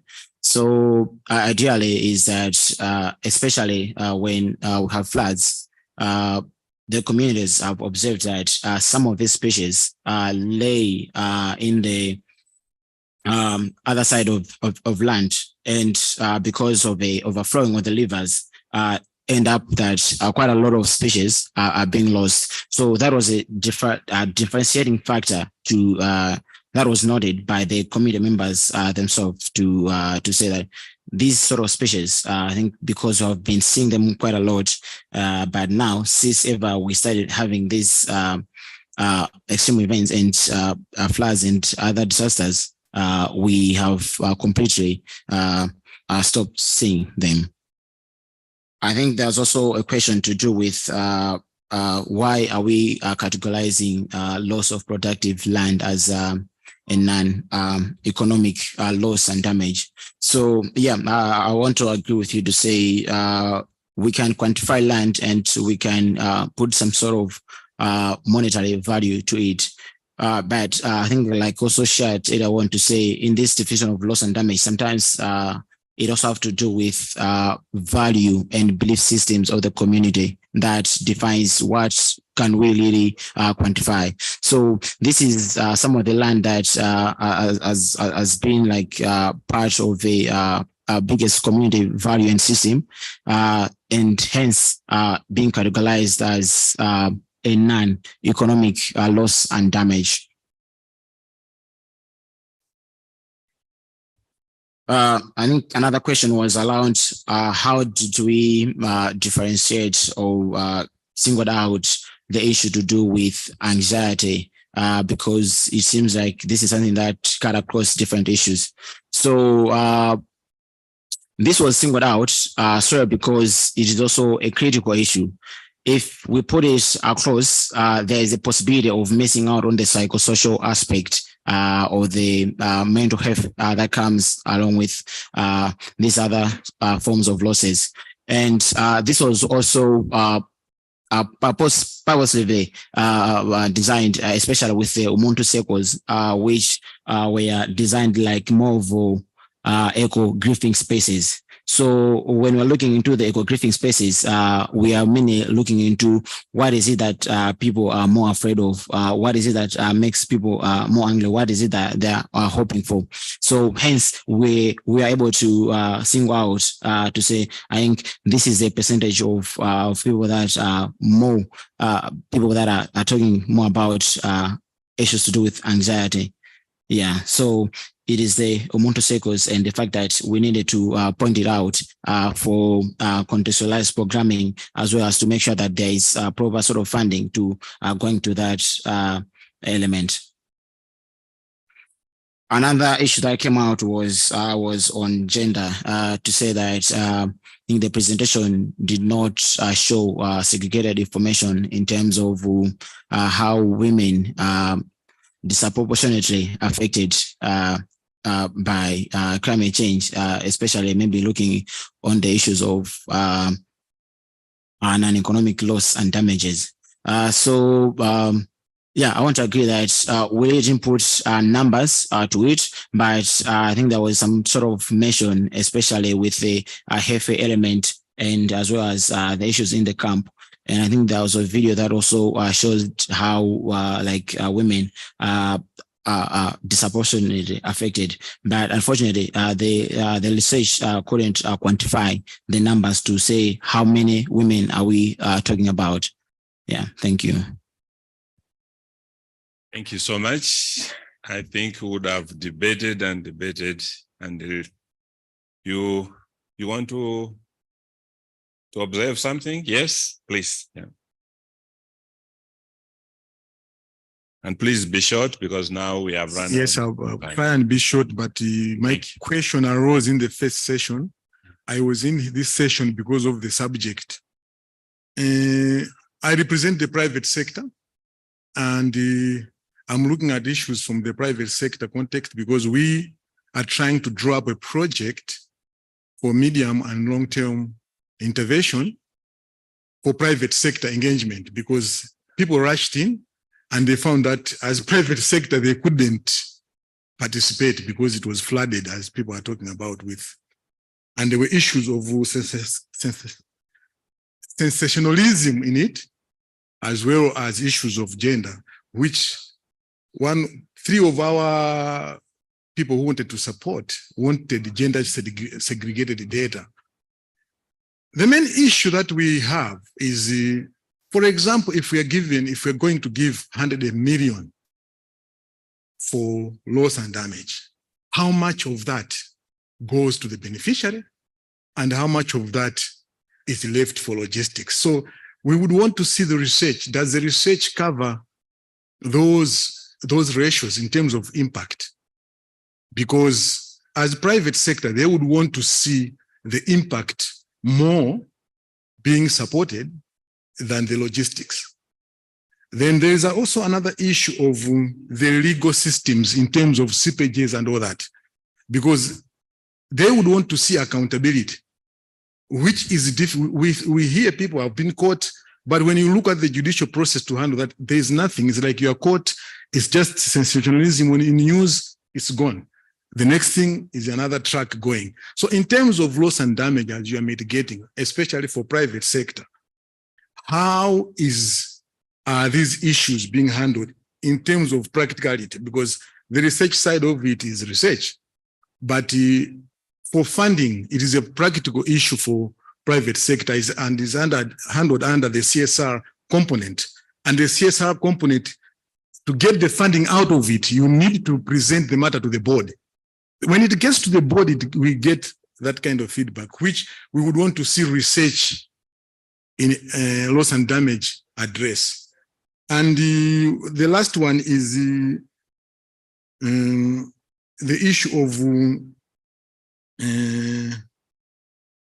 focusing funding requests, or what would I say? Because private sector is a big entity, which if engaged could be part of it. Because what I hear here is damage, government, donors. What about the local private sector? How are we engaging the local private sector to join in to support the loss and damage financing? Thank you. Thank you so much. You have brought in a very interesting aspect that also needs issues of research that to fill that gap. Yeah, so thank you so much. I don't think I will allow the presenters to respond to that, but it's to all of us to reflect upon how do we include the private sector as we explore the issue of loss and damage and the flows of income to the affected people. Thank you so much for that. I think with that, we'll end here. Let me thank the two presenters, Chawanangwa and Stein. Let's give them a big hand. Yeah, I know we would have discussed, but the time is not with us. Currently, we are being asked to stretch a bit and take our tea, and we'll move on to the second session. You have been a very good team, and I thank you for your patience and your inputs. Thank you. A big hand for me.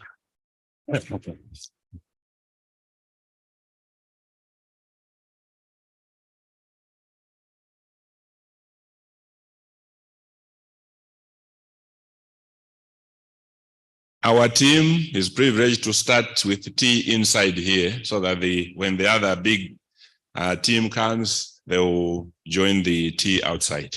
Thank you. So let's feel free to have tea as we interact.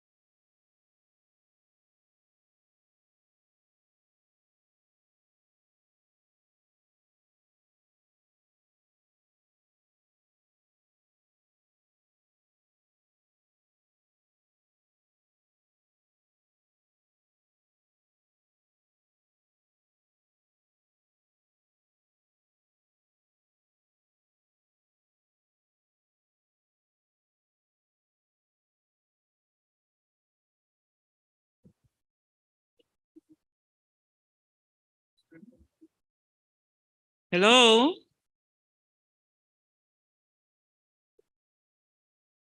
Good afternoon, colleagues. This is group 1, eh? Yes, I think we need to proceed with our program. At least we are done. So we need to move on to the next set of presentations. But I need to make an announcement first before we proceed. So the program has changed a little. Now we'll just have the presentation, then we break, and then we'll have the recap tomorrow morning. Is that okay? May I also know the rapporteurs for this session? Are the rapporteurs here? Okay, so you also did the previous, okay, all right. Yes, so the chairpersons and the rapporteurs, you need to meet soon after we finish so that you consolidate all your reports so that tomorrow morning we just go straight into the recap. Is that okay? Okay. Otherwise, we're just waiting for our chairpersons for this section. May I also ask those who are presenting to please upload your presentation, if you have a presentation, a PowerPoint presentation, with our technical desk there. Do we have Patrick? Is Patrick around? Patrick Ken Kalonde, Mr. Kalonde. No?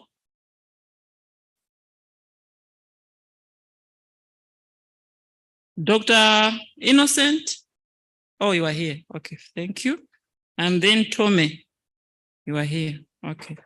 The Secretariat, can you find out if Patrick is around? Patrick Kalonde? Maybe he's in the other session? Huh? Just try to find out for us so that we proceed with our program. If he's not around, then we will have the 2 presentations. For this session, we are aiming to finish at 5:30. As I said, we'll have the recap tomorrow morning. So we need also to race against time. And I also need to encourage you to continue digesting what we are discussing. Let's not look at the time, but rather we should have the issues. Because if you don't have the recommendation or the issues coming out, then it's going to be like a waste of time. But please, let's make use of the time. We listen to the presentation, and more so we have to comment and maybe recommend or put across your issues. Is that okay? We proceed, yeah? We are proceeding. Eh? Online? Oh, Patrick is presenting online. Okay, thank you so much, Patrick. All right. You are also welcome, online colleagues. Let me call upon the chair for this session, Maggie, or who is chairing? Maggie, okay. Thank you so much. Otherwise, we'll meet tomorrow morning with me. I'm done for today. Thank you very much, and apologies for keeping you waiting. The other room had a packed session. So in this session, we have 2 presentations. We are co-moderating this session with my colleague Maria from Mozambique. So in here we have, I think, Ken, Patrick presenting, and then we have a colleague from Concern, and then we have a colleague from Luana presenting. So we'll start with a colleague from, I think it's Patrick. Patrick is presenting online. Yes? Yes, I'm presenting online. Okay, so maybe before we start the presentations, is there anyone who can give us something that can awaken us? Yes, perfect. So we'll do some kind of extension. Let's stand up.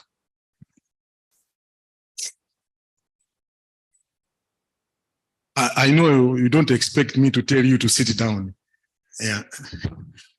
You know, we are all used to clapping hands the way our facilitators are doing. Let's clap hands for this one. Let's clap hands for that one.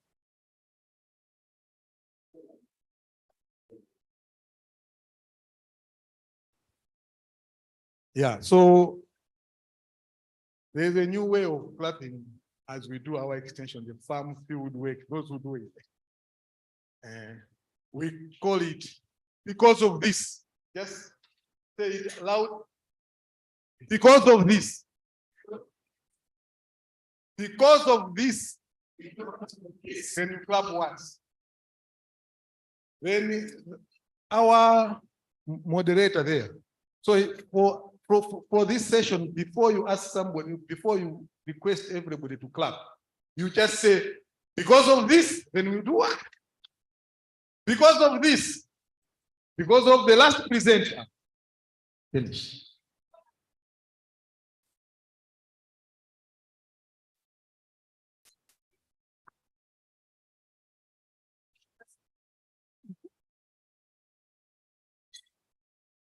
Because of this, because of that. Now, because of we have reached the time to start our presentation, can we start with Patrick? Are we ready with Patrick? Online. May the technical team share the presentation on my behalf. I can't share the screen from this side.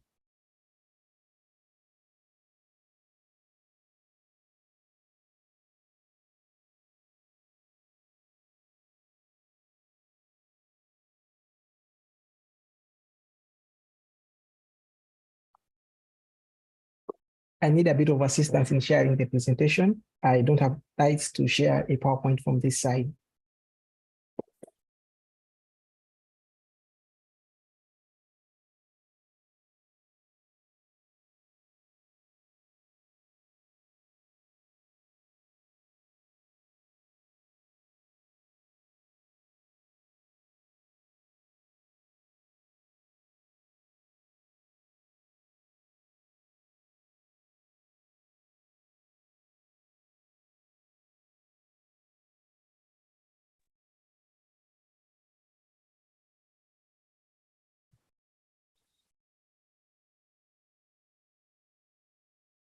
Okay, Patrick, now you can share the presentation. Okay, thank you. I can see it now.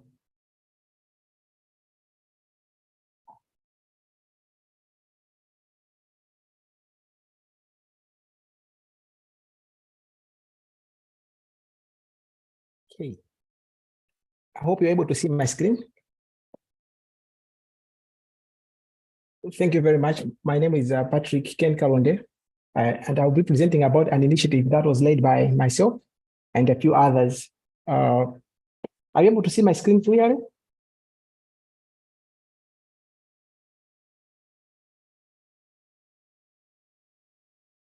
And I have some feedback. Are you able to see my screen from the other end?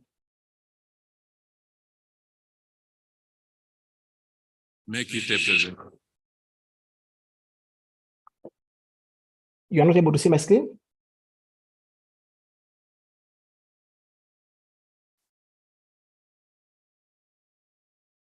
Can you please share your screen?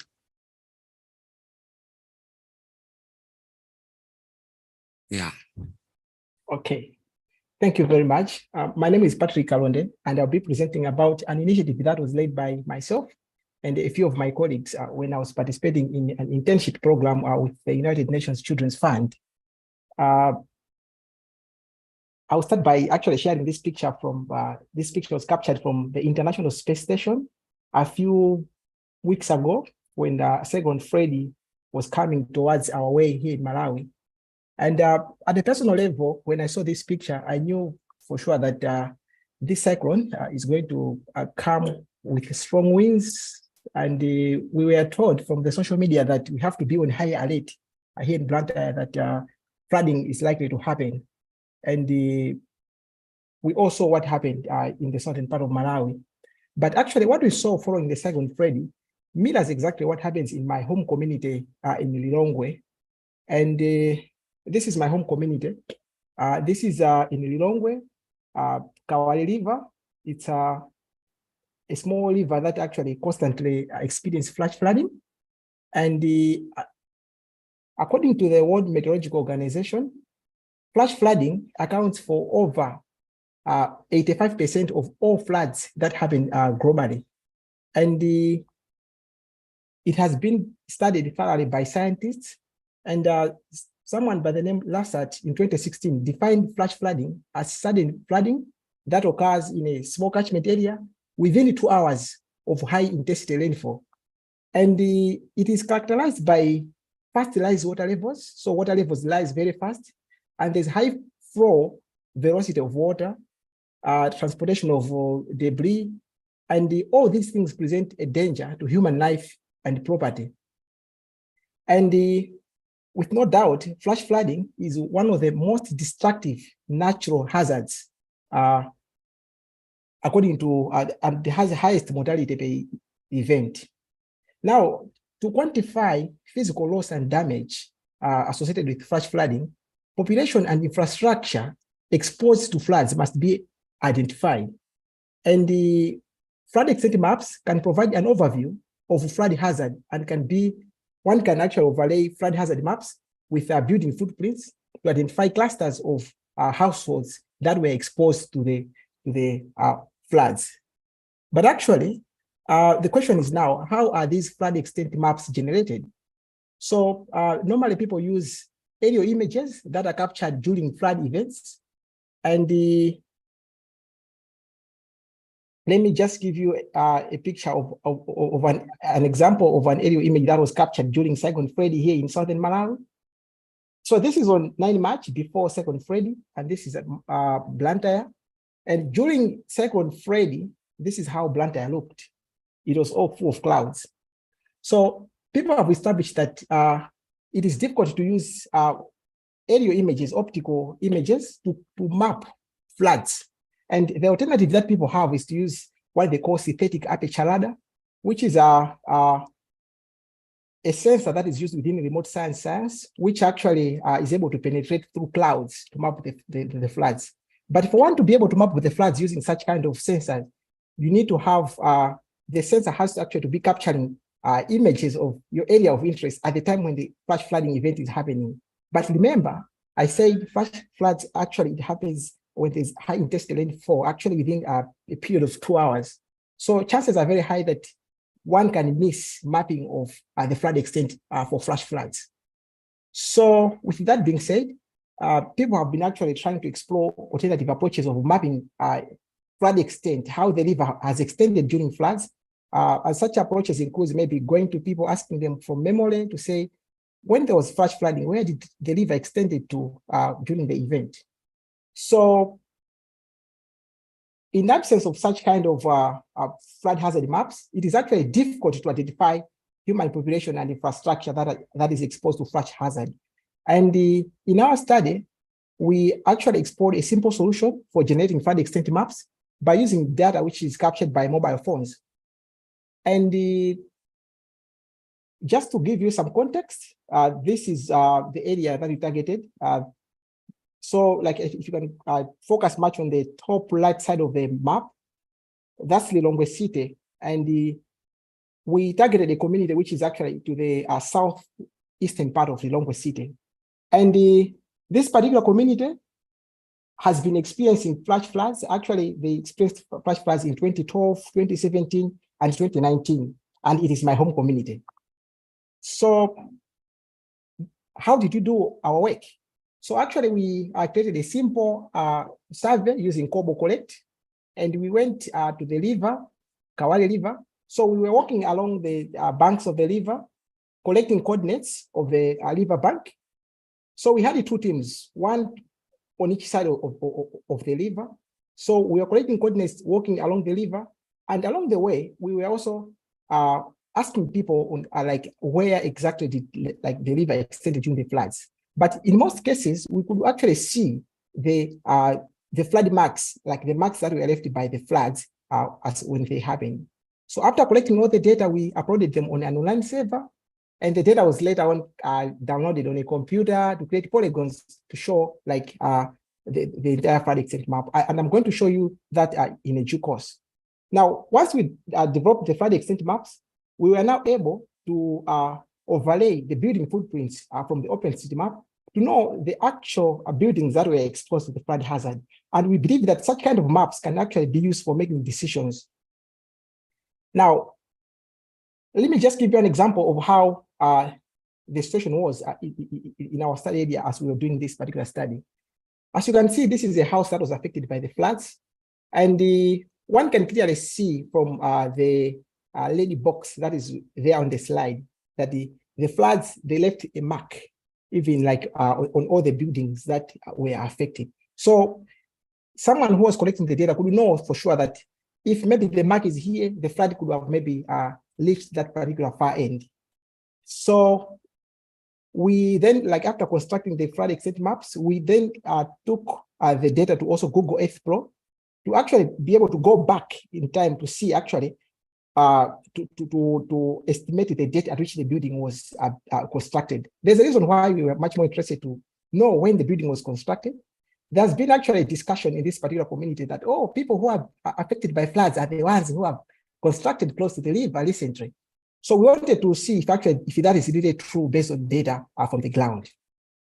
So moving on, this is what we found. So after mapping the river, as you can see in the middle of the map, in blue, that's the river. And in the color that looks more like green, that's the flood extension. So the river extended eastward during the floods.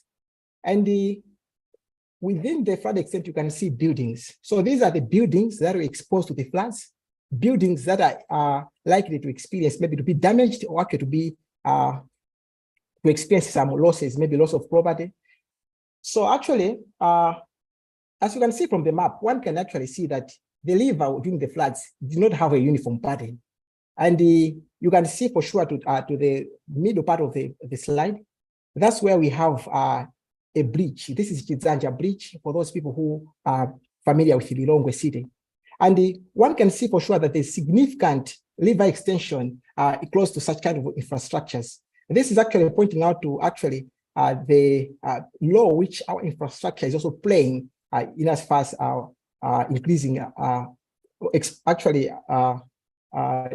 in increasing like this particular hazard here. So more population there has been exposed to the flood hazard simply because of how the bridge was constructed. So let me move on to the next slide. Now, after constructing this flood extent map, these are the basic statistics from like what we observed. So within the flood extent, we found that there were about 277 houses. And out of those houses, 269 were just within the flood extent, exposed to the hazard, but not damaged. One house was completely damaged, it collapsed. And there were 7 houses that were partially collapsed. And in terms of actually some features that we saw in the flood extent, we actually saw that there were 9 waste piles within the flood extent, active ones where people were dumping waste. And there were also 10 shallow wells and the 38 pit latrines. And at some points, we could observe locations where someone has defecated openly. That was within what we call the flood extent. And actually, this just gave us a picture about this potential public health problem, which was actually within that context of the flooding that happened in that particular community. Now, moving on to the buildings, I said that after constructing the flood extent map, we went back to Google Earth Pro to see when was the building constructed. So we were able to go back to 2003 to see buildings, the year which it was constructed.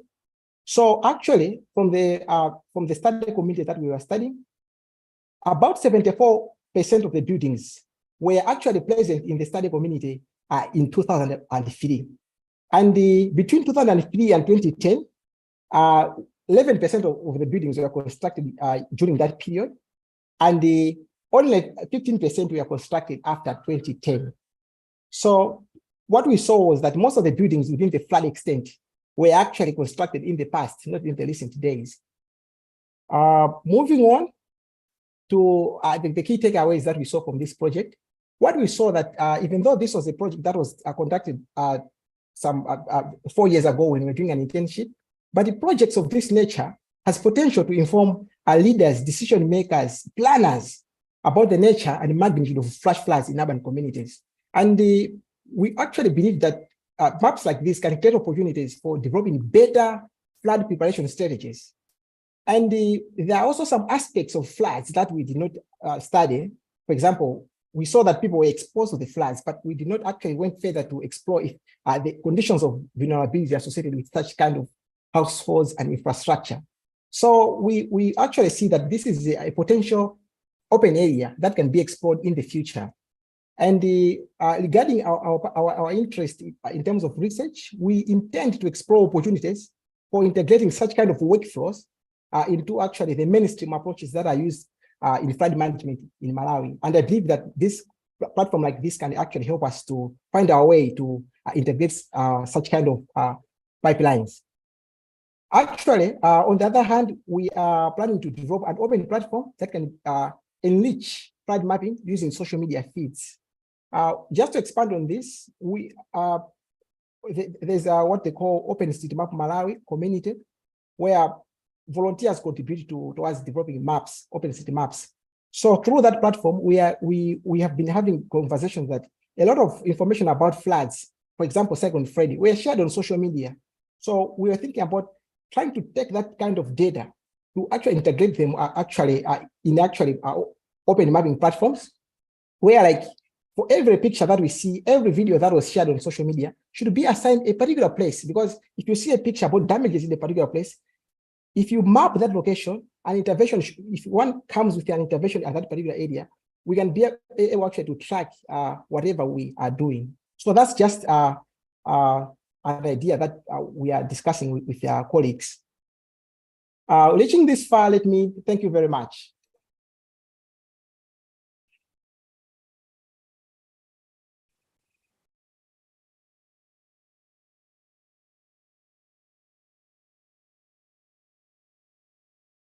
Thank you very much, Patrick. Unfortunately, technology is not on our side, so we were not able to see part of your presentation, but I'm sure that it's going to be shared. And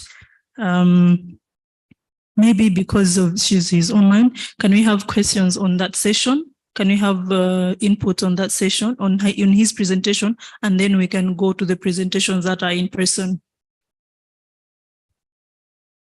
Questions, comments, points of clarifications on that presentation?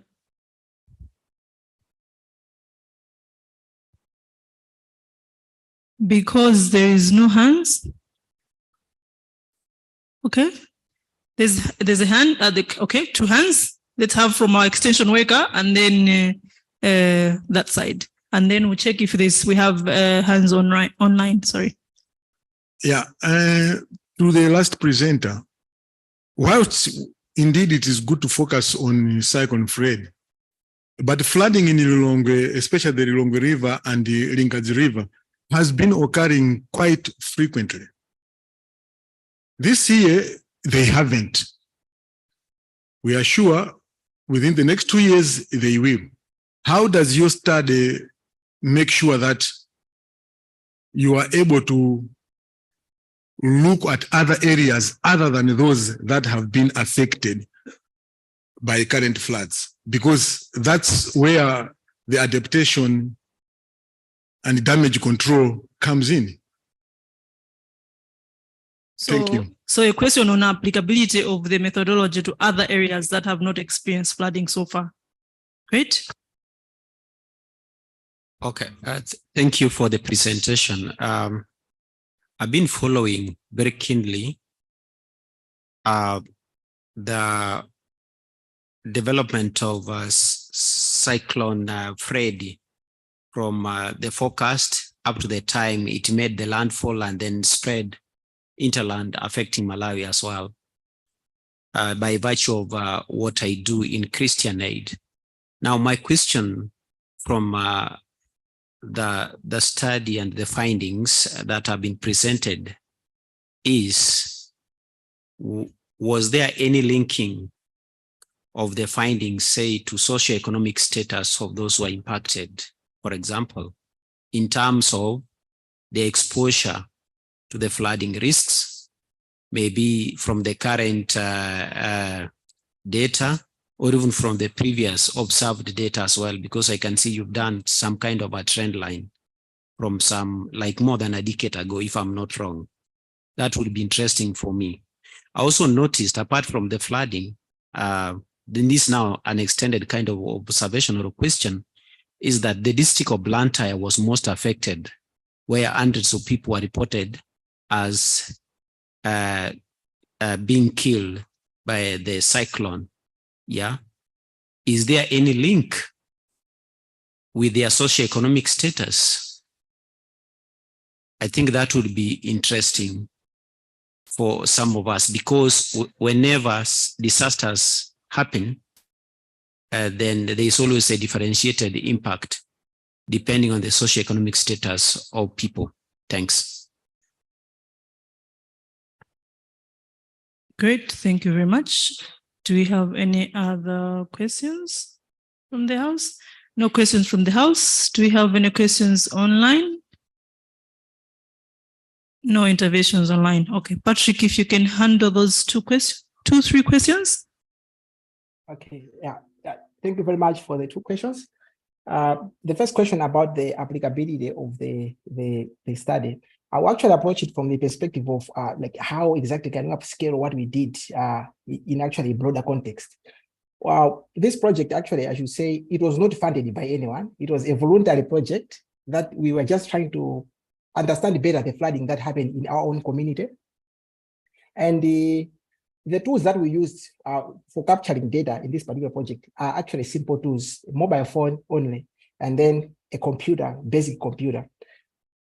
I just have an impression that for us to be able to upscale this, one, we actually, if for example, maybe Department of Disaster Management Affairs, just develop a central portal where, like, if people are collecting data like this, it should be stored there.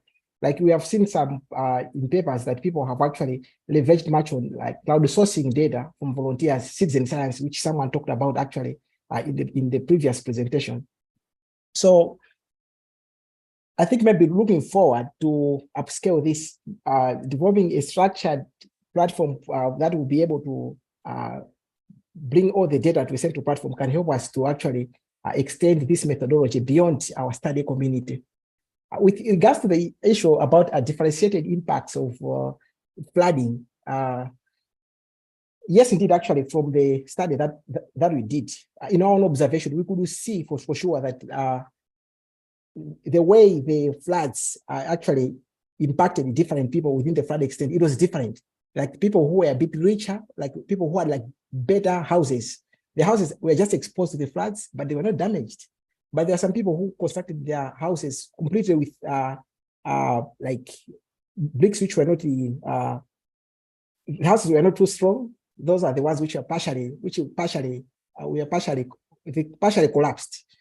But the aspect about the socioeconomic aspect of the people, we did not actually capture that data at that particular time. But I think that's also, I think, an area that maybe beyond this conference, we can start maybe having conversation to see how best can we support you or work together to at least establish that. That's all. Thank you.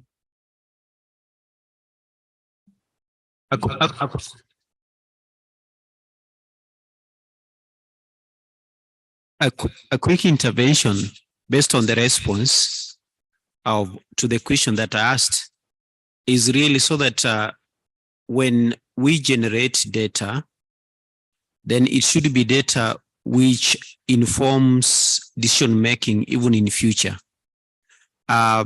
Because I would imagine that, for example, somebody can ask, why did these houses collapse?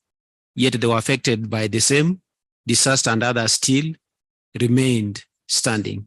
Yet when you look at the exposure and the nature of the hazard they faced, they were the same and they were in the same locality.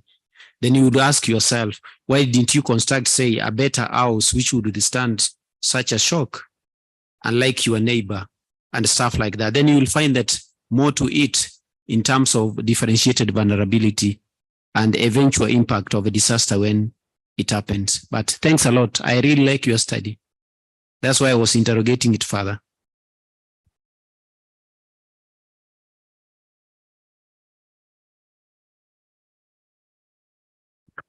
Great, thank you very much. Do we have any interventions on that presentation? No? Okay, thank you. So we go to the next presentation on community-led evidence generation on loss and damage and its application in the global influence. So this presentation is going to come from Dr. Innocent Pangapanga. He's presenting in person. And the tech team will take it from here.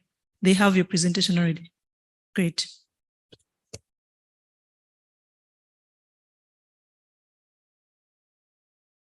Thank you all for your time. My name is Lumbani Banda. I'm here. I'm going to present a study which was conducted by me and my colleagues, Pangapanga, Nkata, and Shingona. The study was funded by CISONEC. So part of the study is similar to what one of the presenters presented in the previous session, but still there are some differences. So we aimed at documenting case studies for climate change induced losses and damages in Chikwawa and in Sanje districts. Right, so as we may know, climate change has already started affecting our country in a number of ways. And the projections also indicate that the changes in climate will continue. At the moment, the effects of climate change have been, or the results of climate change have been shown in two kinds of ways. We have extreme weather events as well as slow onset events. Now, in the midst of these kinds of effects, we still need to build resilience of our people.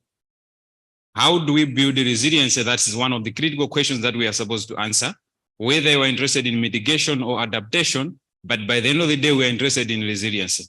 We cannot build resilience if we do not data. We do not have data. We need to have data both on economic as well as non-economic losses. And we realize that as much as not much has been done, but still there's some data that we can have in terms of our country regarding economic losses. This has mainly been shown in the PDNA's post-disaster needs assessment. But here our study focused solely on non-economic losses. We wanted to generate evidence of what the communities are experiencing in terms of non-economic losses.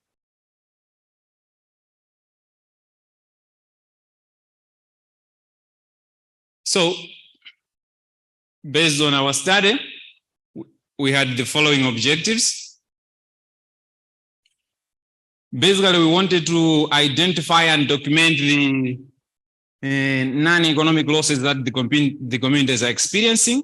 We also wanted to identify some of the responses that are being proposed or are being implemented by different NGOs as well as the communities themselves. Then our key interest was also on identifying the gaps and shortfalls of these responses, because that is what is going to inform by the end of the day how best we approach it, whether it is loss and damage financing or as well as other types of funding that might be relevant to the issues at hand.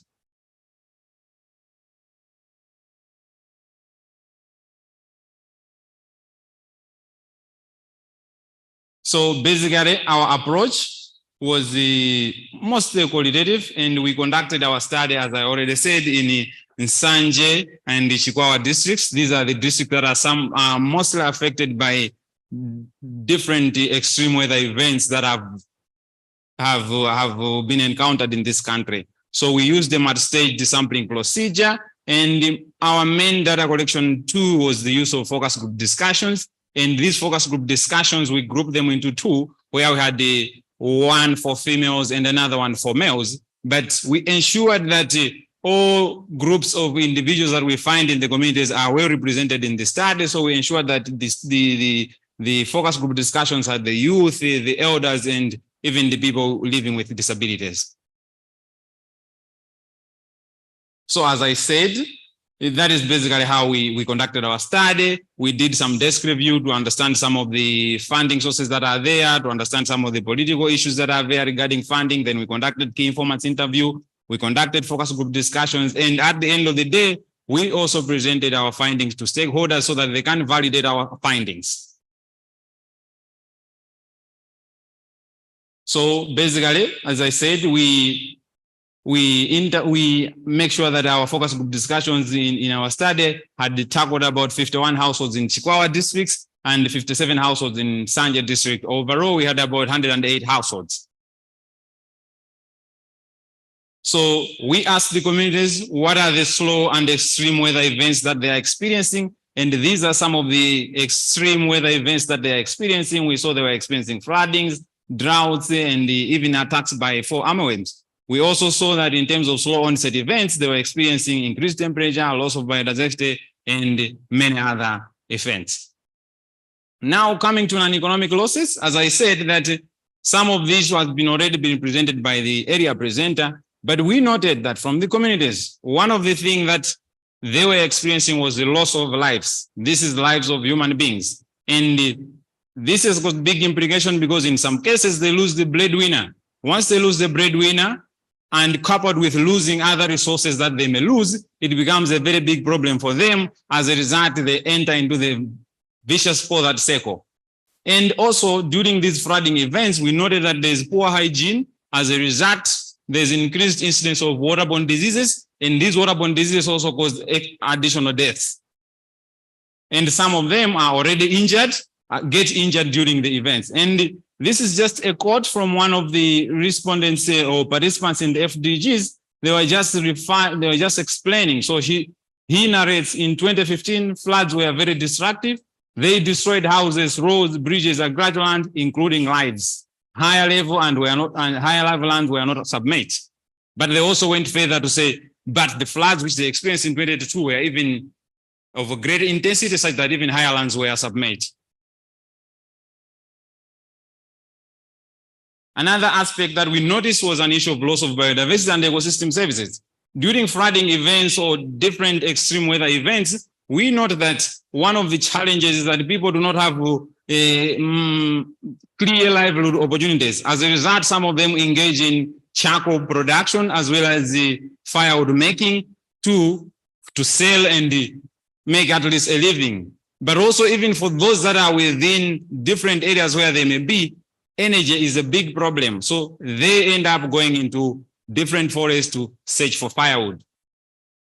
And even in some cases, people have to cultivate along riverbanks. So you find that the riverbanks in the previous time, they had trees, but because of the flooding events and what have you, people cannot find the relevant economic activities to do. Then they go into the riverbanks, they cultivate there, they clear the riverbanks, and we have another problem of exacerbated floods in the following seasons.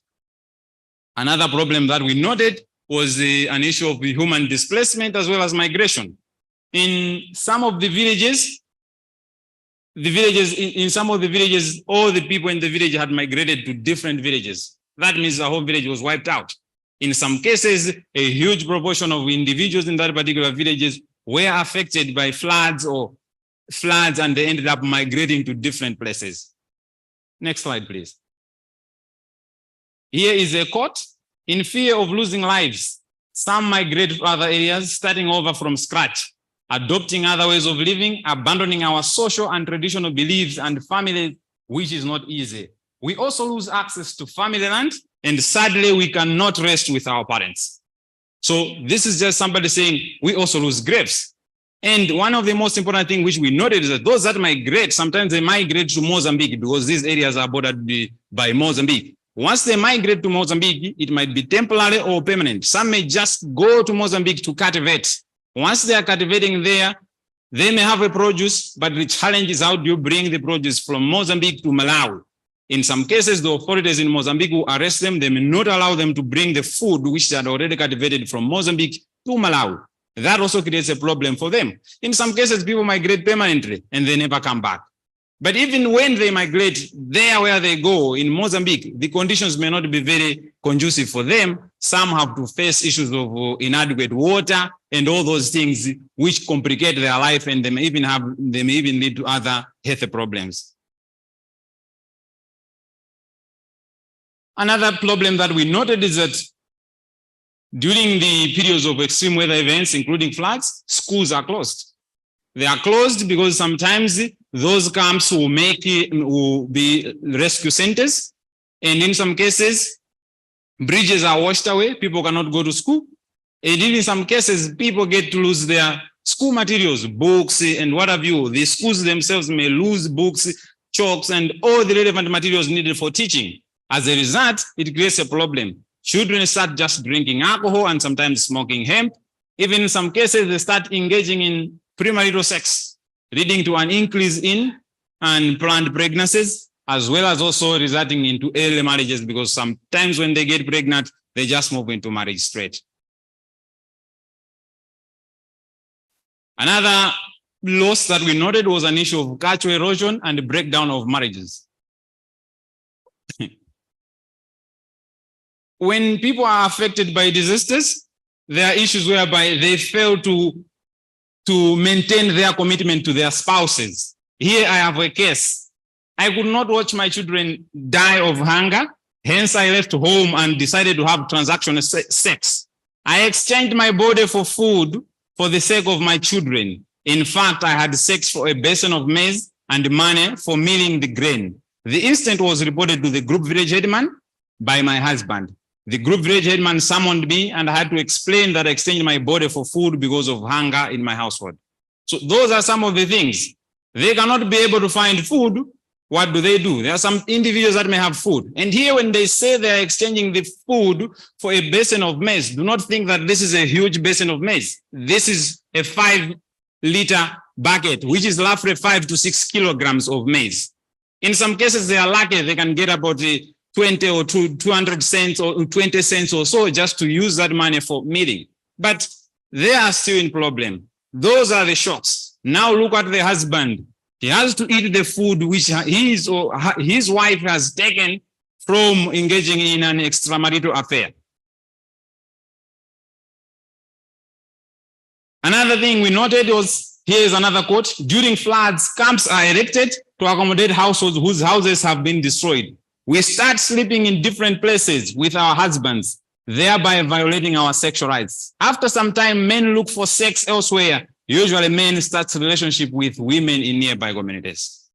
So in some cases, because of the arrangements that are happening in the camps, males are on their own, females are on their own. That means the families have been broken down temporarily.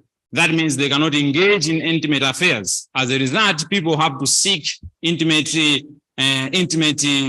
companionship elsewhere, and that has got big problems. So, given the circumstances that we have seen a number of issues that are happening. What have we been doing as government as well as communities themselves? We have seen that there have been development of early warning systems. These early warning systems are mostly to handle issues of floods, whereby they give them whistles and sometimes megaphone to announce floods. And when they announce floods, it helps them maybe to know that floods are coming so that they can evacuate and other things. So other things include they engage in irrigation activities, and as I already said, there's also an engagement in transactional sex. And another thing is that they consume less preferred foods. What you see there is a picture of what we call nyika in their local language, but in the English name that is just basically a species of water lily. If you know water lily, it is less preferred. It's not a good type of food. Once they consume that particular food, it has got issues that are related to indigestion. Indigestion, they eventually lead to constipation, and it's not something that they like to consume. Let's proceed. So we have still had some success stories. Early warning systems have helped to prevent individuals from getting washed away. We have also seen the centers that are being established to be able to provide temporary relief, and even agriculture inputs that are provided have been able to assist some to an extent to at least gain food for themselves. So we also aimed at identifying the gaps. So what are the gaps that we observed? One of the things, as we have said, that once the NGOs go there, they encourage irrigation, but irrigation is usually at a small scale. You have a family that has got 8 or 6 individuals. They are given materials for irrigation. Usually maybe it's just maize or something. And these materials are basically maize and or other types of seeds. But because of lack of other sources of pumping water, as well as the income, fertilizers, and what have you, they only engage in irrigation farming on a smaller scale, which may not be able to address the problems at hand. We also looked at other gaps. There have been conflicts of interest. This is because we have Department of Land Resources saying we should not cultivate along riverbanks. We find during these drought times, people go to the riverbanks. They have to cultivate there. And there's some NGOs here providing resources for them to cultivate along there. That means even as a country, we are having conflicts in terms of how we are implementing different measures. And we have also seen another gap has been a lack of empowerment for girls and women, but also we have also seen that there's at district level, there's a limited budget, or there's actually no budget for non-economic losses. And even in some cases, we have seen that the evacuation centers do not facilitate reunification as the husbands and wives are separated from each other, leading to breakdown of marriages. So we need to think of a better way of designing evacuation centers, assuming they would be able to incorporate those families or couples that are married. Recommendations. From our study, we recommended the following. One of the things that we recommended was an issue of mindset change. We need to shift our mindset from an issue of responding, but we need to be proactive. But also we need to change the mindset of the communities. In some cases, communities may have the opportunity for them to move to resettle elsewhere, but there are complications. If you are a chief, if you move out of that particular place, that means you lose your traditional powers as a leader. So you don't want to move. As a result, you start convincing your fellow individuals in that particular community to remain there. And that usually creates problems. We have also seen that we also recommend that we need to design humanitarian programs that should be able to address non-economic losses and damages and account for married people during evacuation centers. This is a key. We may have seen a lot of things, but how do we handle issues of individuals being traumatized? I have a slide, but I skipped it because of time. It was talking about some individuals being afraid to even stay in the house whenever rains start because they are traumatized. How do we design that now? We need to find a way of incorporating those kinds of losses or damages that have happened to the individual when we are designing our programs or when we are funding our programs. And lastly, we need to promote community action research. That is, we need to make sure that the communities are engaged in research. They should not just be told the findings of the research, but they need to be engaged so that they should they should follow through the process. They should follow the findings. Once they follow the findings, then perhaps they would be able to own the findings and be able to implement as desired. Given this short presentation, I would like to thank you all for paying attention to my presentation. Thank you very much.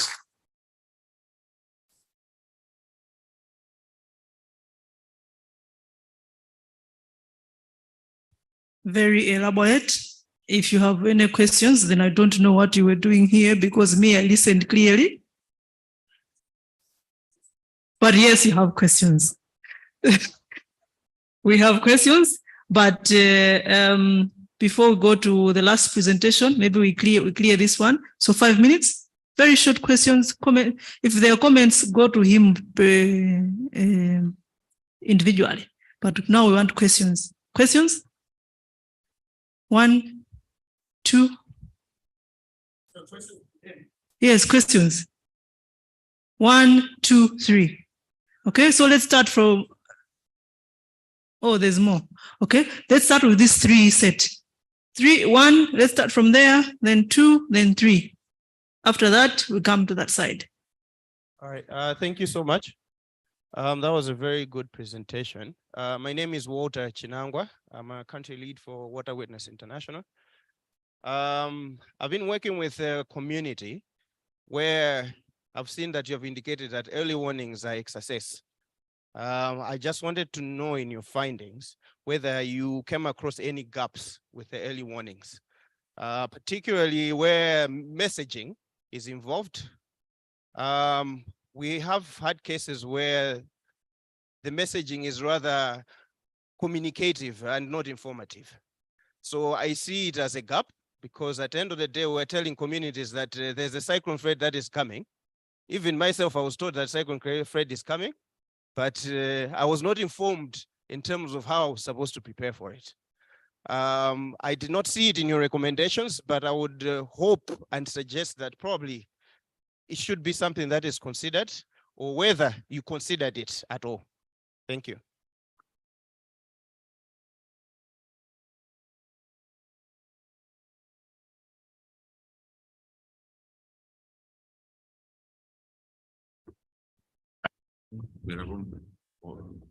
Hello. Yes, of course, I had a similar question with my colleague, but I'll not repeat it. The other question I had was on where he was talking about some lack of coordination with other NGOs. You find that some NGOs are funding projects which are being implemented, or activities which are being implemented in illegal kind of areas. So I just wanted to find out if at all some interviews with the consent technology.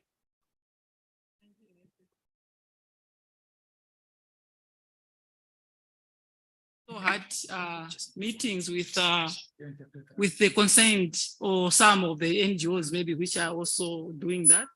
And again, maybe just also to find out.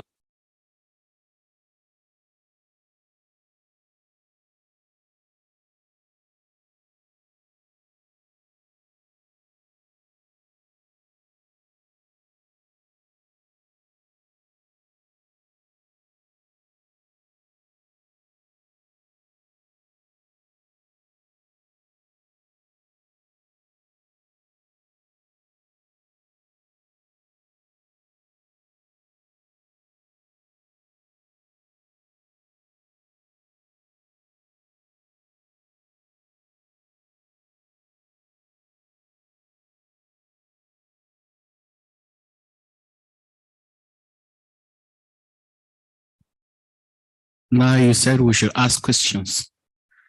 I will make my comment in form of a question to satisfy you. Anyway, thank you for this very wonderful presentation.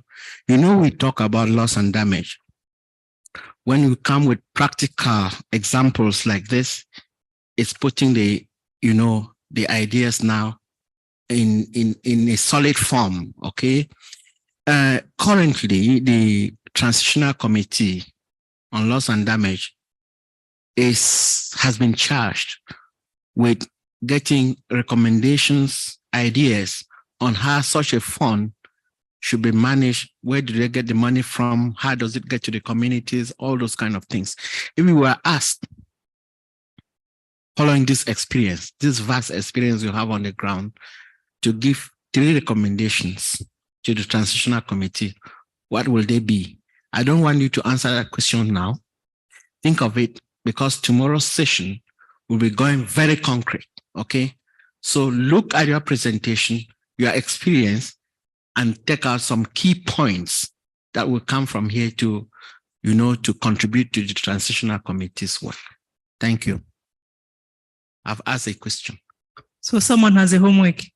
Great. I think you can respond to those ones, and then we'll go to the second set.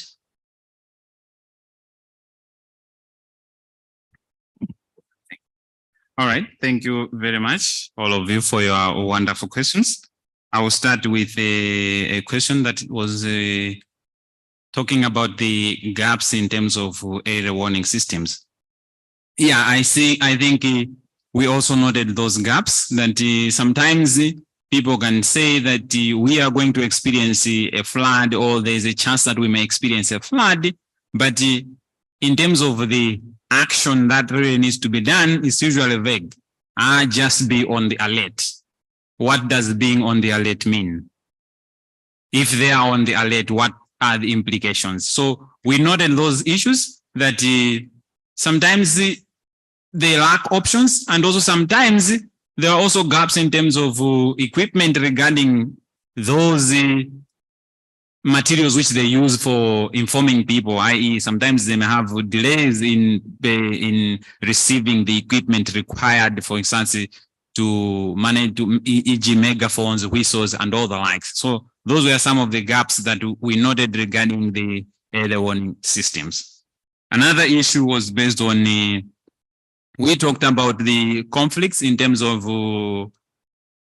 NGOs. In some cases, there's different NGOs doing similar things, but I think there was a particular focus on, I'll say, riverbank advention. We are saying that there's this NGO or this policy that is telling us to stop riverbank advention, but there's also another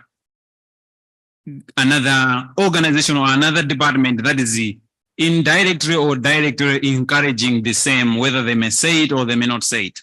So an issue there is that when it comes to such issues, most of the times that we have are guidelines based on institutions. They are not guidelines based on acts or based on laws. As a result, everybody feels like they are within the law by doing whatever they are doing, but because there's no harmonized set of guidelines that need to be followed. For the Department of Agriculture may follow their own guidelines, Department of Land Resources may follow their own guidelines, Department of Water Resources may also follow their own guidelines based on how they were developed. So that is the part of harmonization that we need to come up. Is it possible that these three departments sit down and come up with the concrete guidelines which are going to inform decision-making even for NGOs as well as all people involved in assisting people affected with different problems regarding extreme weather events or even slow onset events? And regarding the recommendations to the transactional committee, I have taken note of that. I will look into that. Hopefully tomorrow I'll bring some ideas or some insights based on what we have seen. Thank you. Great, thank you very much. We are running short on time, so let me ask those questions to be raised, but you answer them at the end. That's fine? We raise the questions, then we have our last presentation, then they will be answered at the end. Or maybe they should all be answered asked at the end. Option A, they should be asked now and answered at the end. Option B, they should all be asked at the end. Option A. Option B. Okay, great. Then let's have Patrick to present. Sorry, Patrick. Tome. Yes. Yeah, thanks. Yeah, this is Tome Chimpanzee from Concern Worldwide. Please, may you be my presentation? Yeah, I know that we have been here since morning. Yeah, so I'll try to zero in on the key issues, so that I should be able to make the presentation maybe within 15 to 20 minutes without undermining the outcome. I'm going to be presenting about some community lessons from our project that we have been implementing in Nsanje, which is a Zurich Flood Resilience Alliance project. I'm sure that some two presenters, they have made their presentation referring to the Zurich Flood Resilience Alliance. Yeah, so I'll quickly talk about the Zurich Flood Resilience Alliance. This is a multi-sector partnership. You're focusing on finding the practical ways to help the communities to find the practical ways which can enable them to build their resilience against the floods. So it is composed of a number of organizations, including Concern Worldwide. We have Practical Action, we have Mesa Corp, we have Red Cross, etc. So our alliance is based on enhancing the flood resilience in targeted areas to generate the new evidence and learning on how to improve the community resilience, inform and improve the governance and funding, and to influence the improved practice through knowledge production and uptake. So basically our focus is on the floods, because when we look at the scale, size, occurrence, and the impact of the floods, it's so huge if we compare to other hazards. Next slide, please. Yes, so as I've said, we have talked about Nsanje. Almost 80% of the presenters, they have referred to Nsanje and Chikwawa. Yeah, because these are the districts that are prone to the climatic shocks. And yeah, they are also among the districts that have been devastated by the cyclone flood, even the cyclones that we had, Anna, Gombe, and Idai. So our approach, we are using the flood resilient measurement for community framework. Yeah, so yeah, don't worry about that. I'll talk briefly about the framework. Next slide, please. Yeah, so what have we done so far in this project? The first one that we had to do is to conduct the baseline. We had to do the baseline study so that we should build an in-depth understanding about the community context, how they understand about the resilient issues, what gaps are there, and as well, how do they think that in their context, in their communities, what they can do in order to build their resilience against the floods. So the baseline also assisted the communities. Yeah, it also informed the community level contingency plans and as well the localized resilient building actions. And we also had to conduct the post-event study. The most interesting thing is that 6 months after we started implementing the project, we were hit by the cyclone, the cyclone Anna and Gombe. So we had to do the post-event study so that it should be able to inform us how the flood resilient system is working, if the intervention that we had proposed are functioning, if they are not functioning, why are they functioning? What can we do? Should we change the activities? And as well, it also helped us to know which areas, which interventions can we focus on.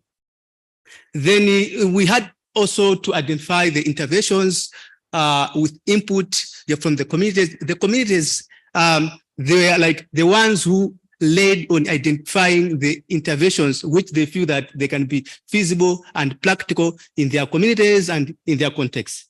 So we had two sets of activities. We had the activities that the communities agreed, recommended that they can do on their own without any financial support from us. The second category of activities which we also had the activities that the communities, they expected the support from us as an organization. Next slide, please. Yeah, so most of the times when we present about FRMC, people are interested to know what is it all about. Yeah, so quickly, the flood resilient measurement community framework, it's a web-based tool that measures how the given communities are resilient to the floods. It is also able to help us to find means on how we can guide those communities to improve their resilience. So it uses the grading process of the sources of the resilience and as well triangulating the quantitative and the qualitative data that we have actually captured from the communities. So it uses a multitude of the data collection methods so that at the end it should be well representative and also valid. So the community flood resilience is measured using these variables. Unfortunately, it's a pure DRR tool. So yeah, that's why you only see the typical DRR terms. We have the 44 sources of resilience. Those are the elements that help us to measure the strength of the resilient intervention that we are implementing. So on that one, we look like areas like the functionality of the school, or maybe education during time of the disasters. We look also maybe issues to do with the evacuation during the time of disasters. Even we look issues to do with the functionality of the health system during the time of disasters. How are these resilient sources perform during the time of disasters? We also measure the 5 capitals. I will not spend much time on that one. Yeah, we know we have the human, social, natural capital, etc. We also have the 4 R's. Those are like, we have the 4 R's, robustness, resourcefulness, and the other 2 R's. So we also measure the 7 themes. The 7 themes we look on issues like assets, the livelihood, environment, issues to do with governance on the life and health, etc. We also understand the community context, the DRM cycle, the political environment, and the sex, age, and disability specific. Next slide, please. Yeah, so these are the results of the baseline and the post-event study that we conducted in Nsanje. As you can see, across all those 5 capitals, we observed that all, like as Nsanje district, they are faring below average. And we also saw that among those 4 capitals, the financial capital which is like having the lowest, just 2%. It means we are not doing much on the financial capital in as far as the flood resilient system is concerned. Next slide, please.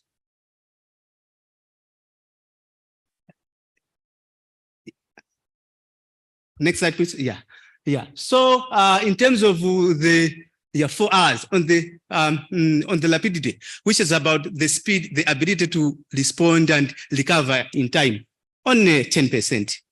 The issues with redundancy, which is about the capacity for the system to make decisions, only 13%. The robustness, which is the ability to withstand to shocks, only 26%. And resourcefulness, we got that it was only 30%. Next slide, please. Yeah. Next. Yeah. So we also had to learn along the DRM cycle, whereby we were also able to see the district, like in terms of the DRM cycle. And we observed that the preparedness and recovery have very low investments from the study within the DRM cycle, which means that there's a need for a paradigm shift from response to investing in the preparedness and the other associated stages. Next slide, please.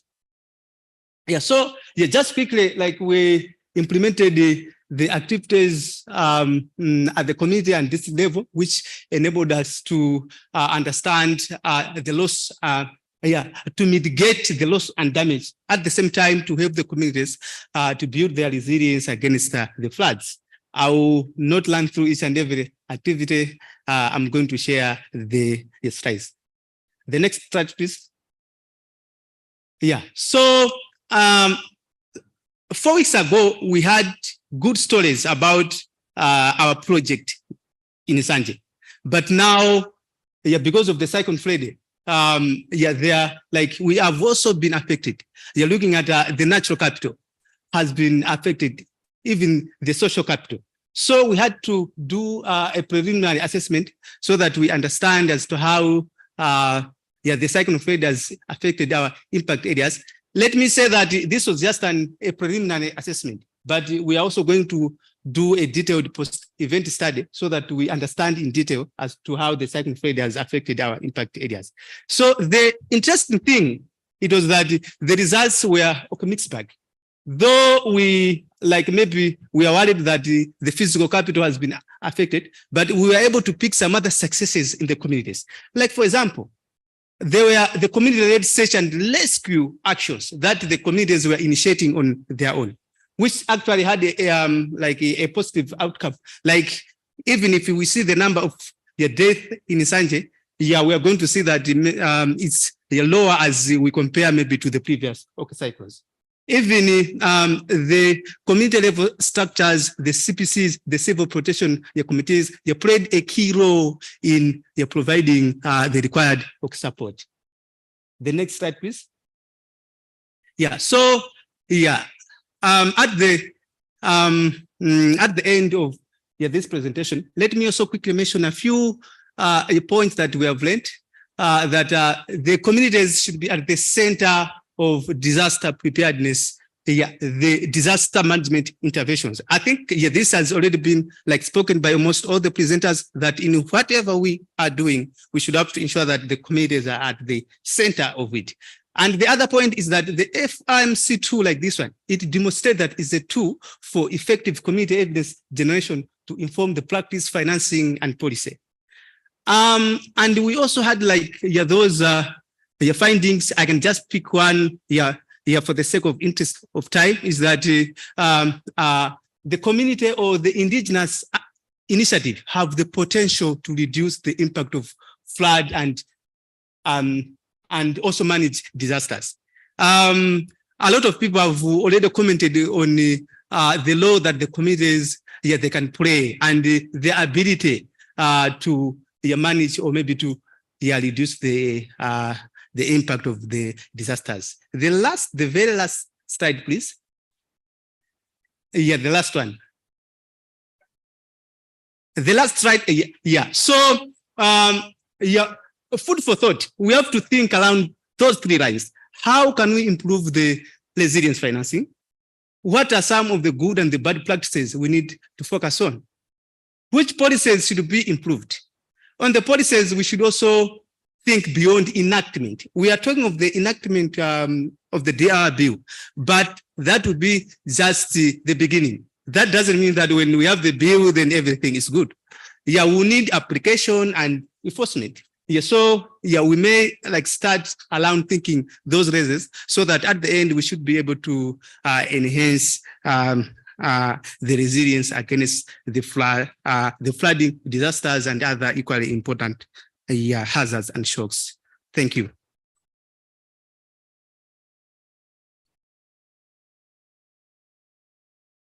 Because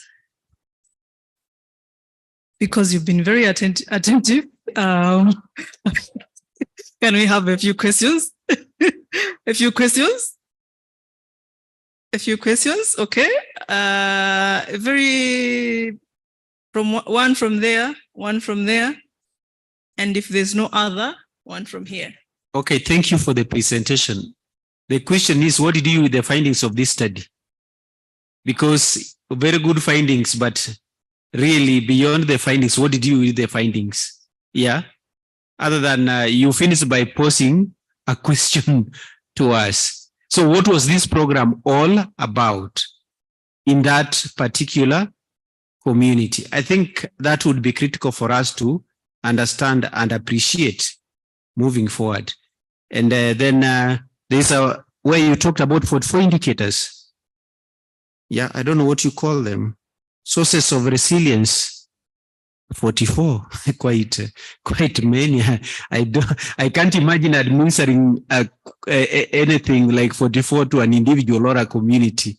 It's even confusing in terms of the response from people. I don't know how you went about that. It's amazing. Yeah, okay. Then lastly, I think on the DRM cycle, why is it that you indicate that you are starting at response in terms of your findings rather than preparedness and going the other way around? Thanks.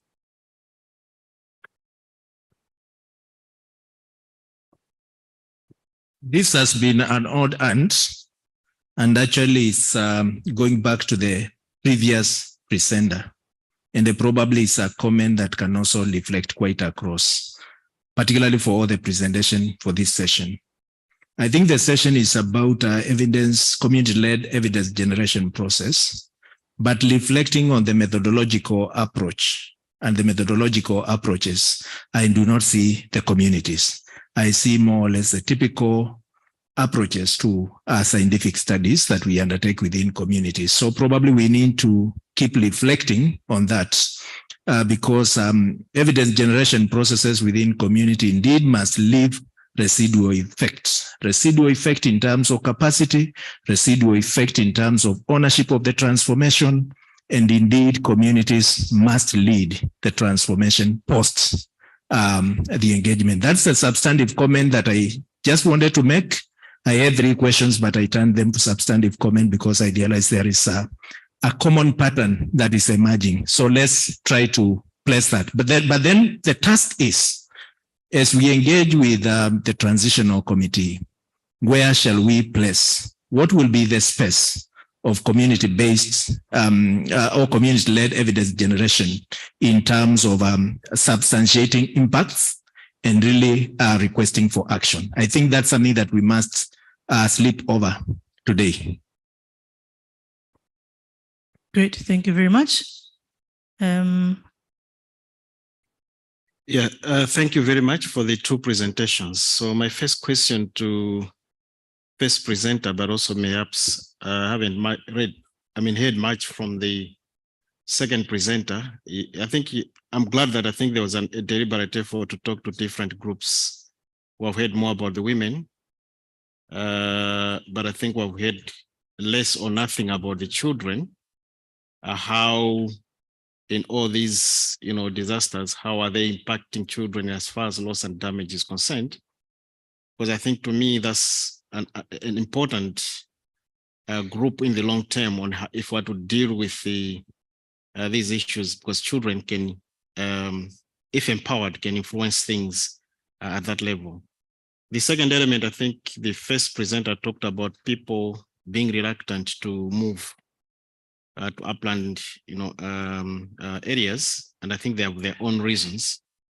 But have we, probed more, especially from the political-economic analysis, in terms of why there is that reluctancy? I think there is more that meets the eye than perhaps what we hear, at the face value. Thank you. Thank you very much. I think most of those questions, that was an overall comment to all the presentations on where the community is in all this, in their methodologies. But then the first presentation, is he still here? Yes, okay.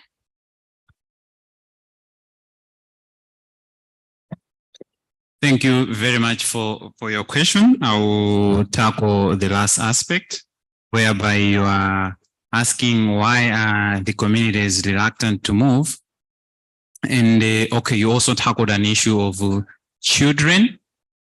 From our findings, I think because I was rushing, so there were some elements regarding children, which we talked about, e.g. the issue of not being able to go to school, but also early marriages. I think that is also tackling both children. But we also talked about in one of the slides, I was also talking about malnutrition as a consequence.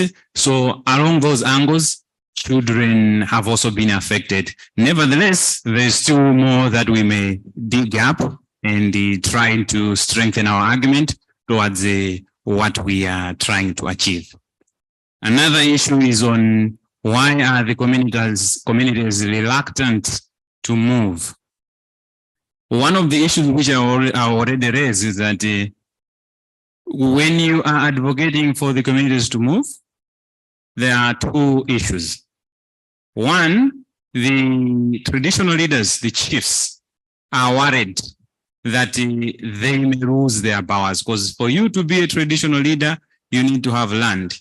You are not going to establish leadership in somebody's area. So that is also a way in which the chiefs may influence people not to move. But also another issue is money. When they move, sometimes where they have to go, they will need to find the land to build, to start agricultural activities, but they may not have the money to do those. As a result, they may not move. In some cases, we have seen that the government has helped some to move by building, or basically the NGOs have helped some individuals to resettle by building houses for them. But still, the people in those areas face a problem of where do we go and cultivate? You have given us this land. It is a house, as much as it might be small, but we can manage staying in this house. But how about cultivation? We still need to be going there to cultivate. And because people have to cultivate, they will try as much as possible to move to those areas, or they will try as much as possible to stay close to areas where they can easily move to cultivate. So you may offer a place for them to relocate, but it might be very far away from where they farm. So that is still creating some problems. Thank you very much. Thank you very much. I think this marks the end of our session. It has been a long day, but it was there were very good presentations and things that we need to talk about. One, let me just check. Are we able to share the presentations? Because I've had questions from people asking about the presentations. So if we can have a moderator to share the presentations, even better if we can share the whole reports, if there are reports to those presentations. So if we can look into that, Secretariat. Yes. So thank you very much, everyone. Let's meet again tomorrow. I think we're bringing up the recap tomorrow or the plenary tomorrow in the morning. So yeah, thank you very much and have a good night.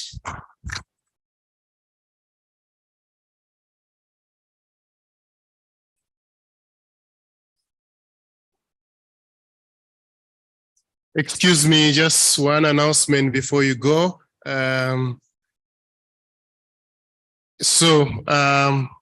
This is just for an administrative announcement. There are 2 groups or 3 groups here in terms of how you were invited to this session, to this symposium. So for those that got an invitation from the Pan-African Climate Justice Alliance Secretary